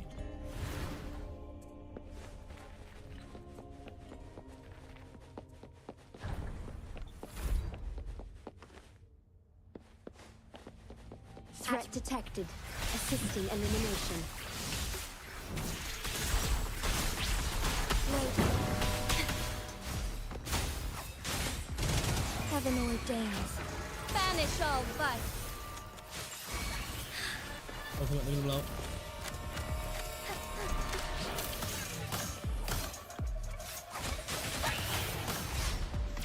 Digital tacit discords have infiltrated this place. It means we're nearing the source of the lament. Would these be enough for your needs? Tell me if there's anything else you want. Nice lighting. Nice lighting. We are about to see the beginning of the lament. In 10 minutes' time. Back then, the Black Shores issued a lament warning to the city.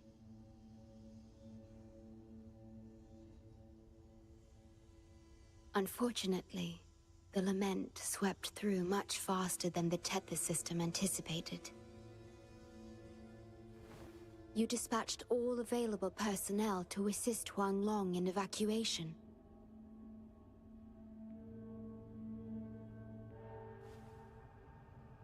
But in the end, some lives couldn't be saved. Bloom Bear named Holder. I bet a lot more as well, yeah. The city of this side got decimated. She was one of the many casualties. As a Bloom Bearer, she was on the front lines of evacuation and rescue efforts. Yet human strength is a mere whisper against the lament's roar. No life should be lost in vain. You've always believed in this. The Black Shores uphold this belief, and so did Hoda.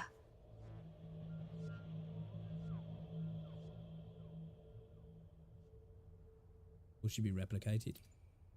Yes, just up ahead. But I'm not sure if seeing her is the right thing to do.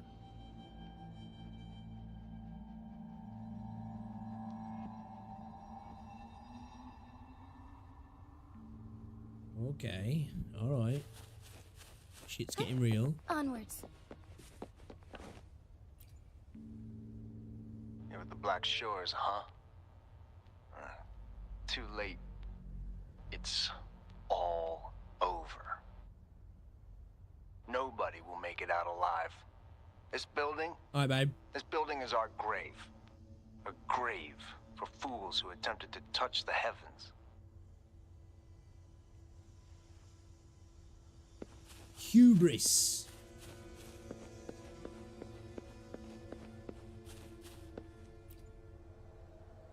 Someone, please save us.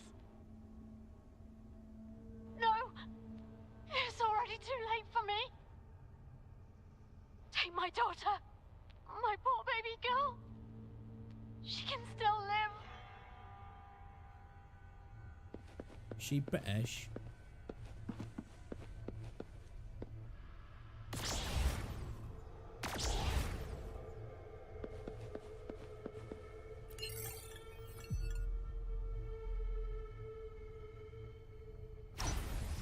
We saw this in the trailer as well, didn't we? Don't give up hope. We'll save you. Will you hold her? I'm a doctor from the Black Shores. Calm down. Let me examine you. Yes, and you? Wait a moment. It's you. You finally found us. Allow me to introduce myself properly. I'm Hoda, the Bloom Bearer of the Black Shores. It's been a long time since we talked face to face, my mentor. She's talking to me, calling her mentor. Ever since that day, both I and those engulfed by the Lament have become part of the Black Hole. The Tethys system later contained it, turning it into a new Necrostar. I have always known about this. But the Necrostar integrated into the core logic of the Tethys system, so I could not interfere. So the Tethys is actually using the Lament. Tethys can observe the Lament because it understands its nature. The best way to fully understand something is to study a perfect replica in a controlled environment. Okay. Tethys has been selectively containing Lament sources to drive its analysis of other occurrences. You mean the Tethys is using the Lament as a tool against itself? It's the only effective solution so far. That's why Tethys contained this Necrostar. I'm part of it now. But I've never forgotten my duty as a Bloom Bearer. Not for a moment. For those in disaster, the name Black Shores brings hope. You're the one keeping the Necrostar in check from within. I did my best, just like you are. The only difference is I'm just a shadow. I've lost track of how long it's been. They all wear fruity hats then. I realized that the Lament follows patterns and can be controlled, much like the Necrostar itself. But I couldn't share my theories with anyone. Nothing escapes a black hole. I could only hope for your arrival one day. Despair, obsession, resentment, remorse, emotions stirred by the Lament have torn us apart, much like the tidal forces around a real black hole. But just like the Lament itself, those emotions are also frequencies. Tethys likely harnesses them in order to... It's calling. The Tethys system is attempting to activate the Necrostar program again. We once felt as lost as you do now, but your wisdom showed us a path we could follow. Please, my mentor. Please free us from this endless cycle. Use the gravity. It's the only law from the old world that still holds true today.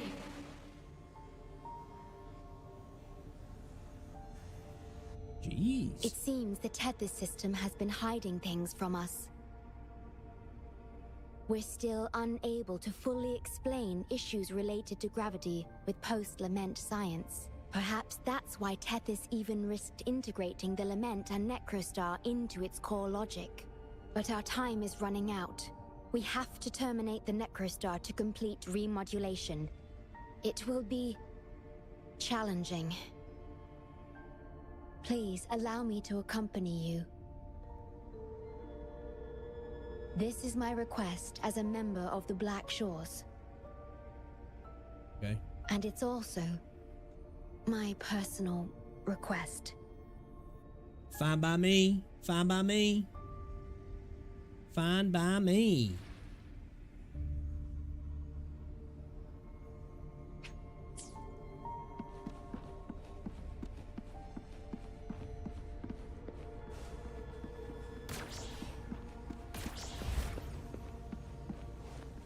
Take this off, don't I?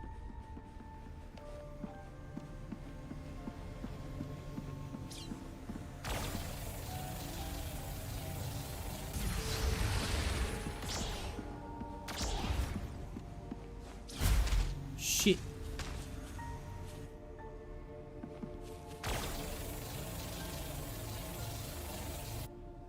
fuck myself up.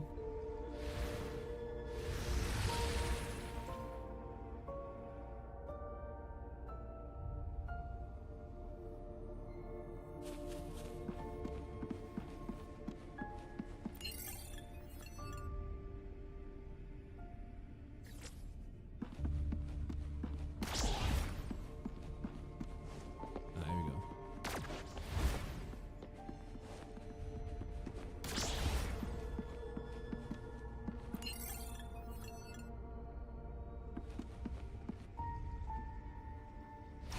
Kobe.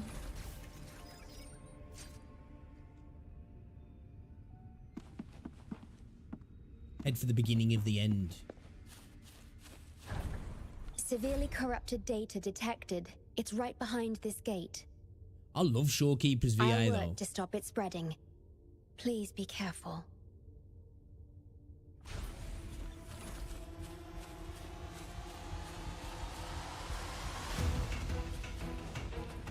I shall lead the way. Fine harmony. Leave it to me.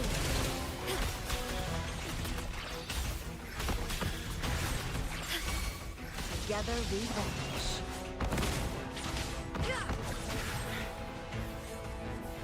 Use your grapple, quickly.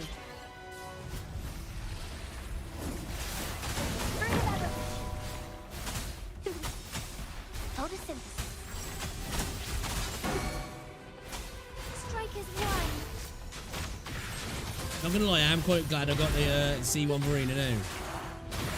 Evil be cleansed.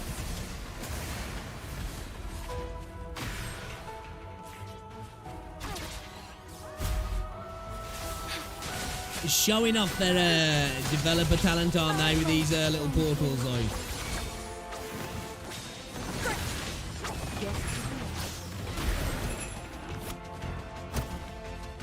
Oh shoot.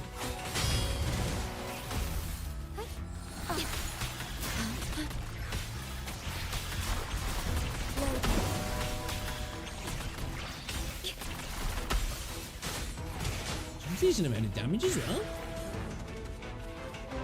Be swift. Luminous.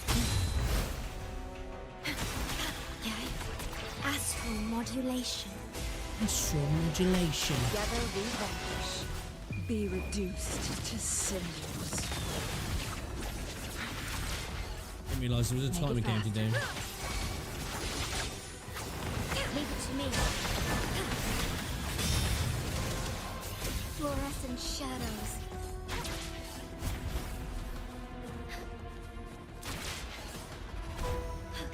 A different approach.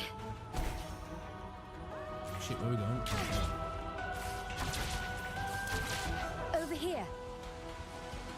Where's his fucking dog? Onwards. The Necrostar is right ahead. That piano is the modulation interface. Please be careful. This place is filled with hatred.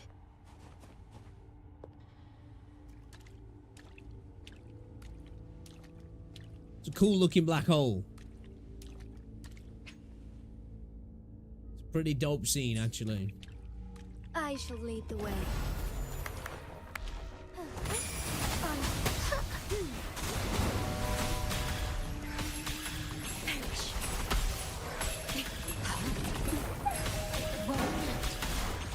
In war with time. Together we vanish.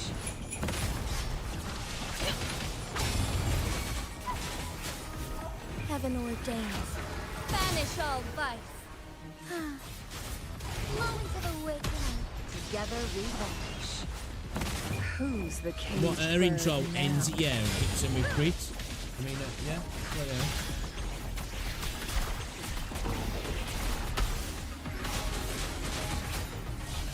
Lend me your strength. The hour of hope. Find harmony. Sever. Together we fight.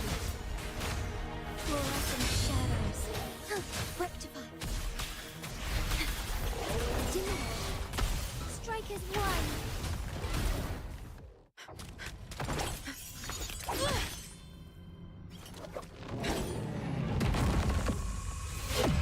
Program copied. Core computational unit installation in progress. Target confirmed. Chief Stewart.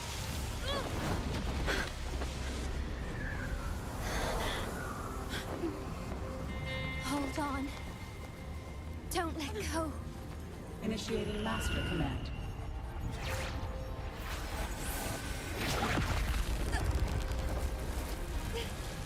No. No. Let go! No! No. Your journey will not end here.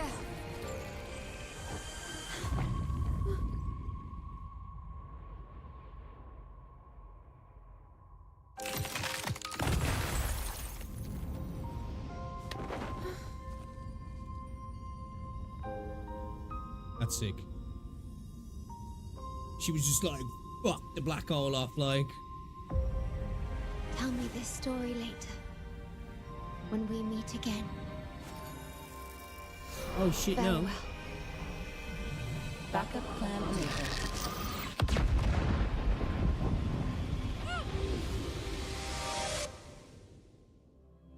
Well, that ain't good.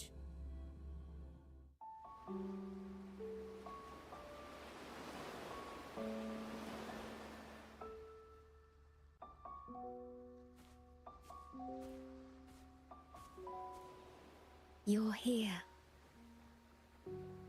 I didn't expect us to find each other here. I'm confused. This is the deepest part of the Tethys system. Our shore. Just for us. I like this starry sky. So much. Long ago, you likened Solaris's collected data to stars. The stars of humanity itself.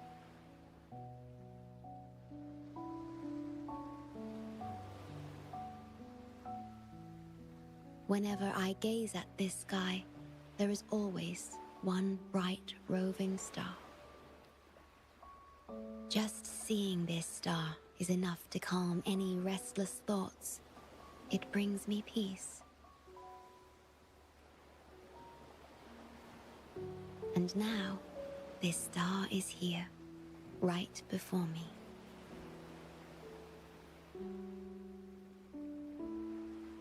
I used to think my duty was to guard the Black Shores, obeying the Tethys system's every command. But you showed me another way. You've shared so much with me about the world beyond, about yourself, Oh, did I miss about something? the past, That black hole. present, and future. I remember the field of flowers we once saw in Renacita. How beautiful those daisies and violets were. Being with you always makes me feel something. Right. Something I couldn't quite understand at the time. Come to think of it now, it must be happiness.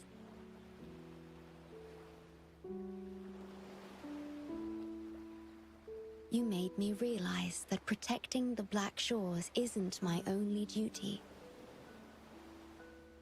Because there is more to life than duty.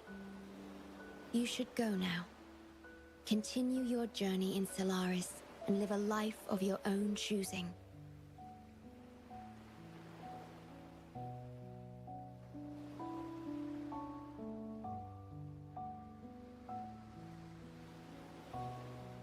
I was gonna say, I'm like, yo, what the fuck?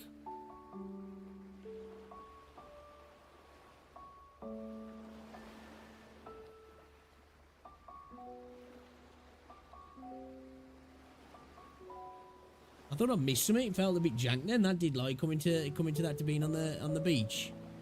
What about you? You were sucked into the black hole.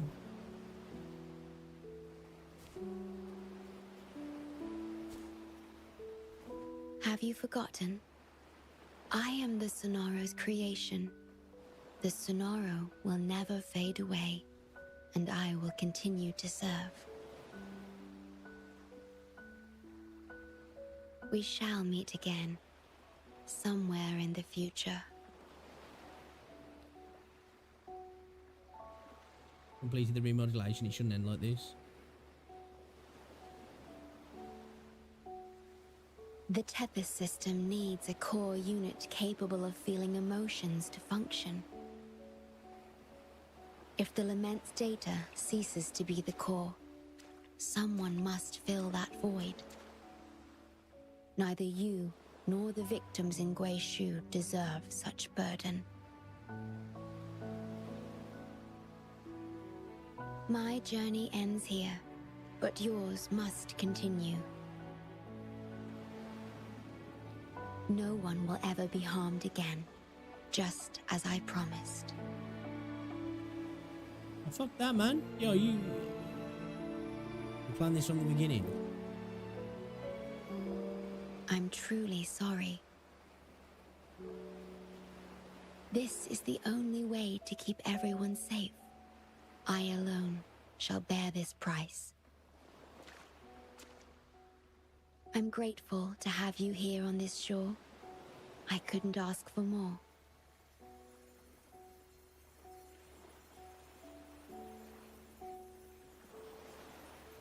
No matter where you go, even to the ends of the earth, the Black Shores will always be your harbor.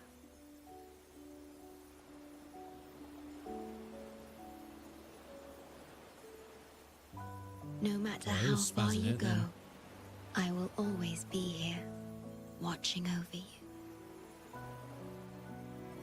Could this feeling be love?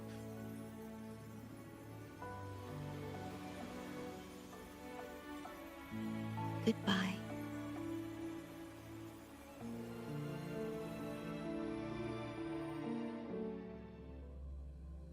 You can't just come into our life like that and then dip. What the fuck?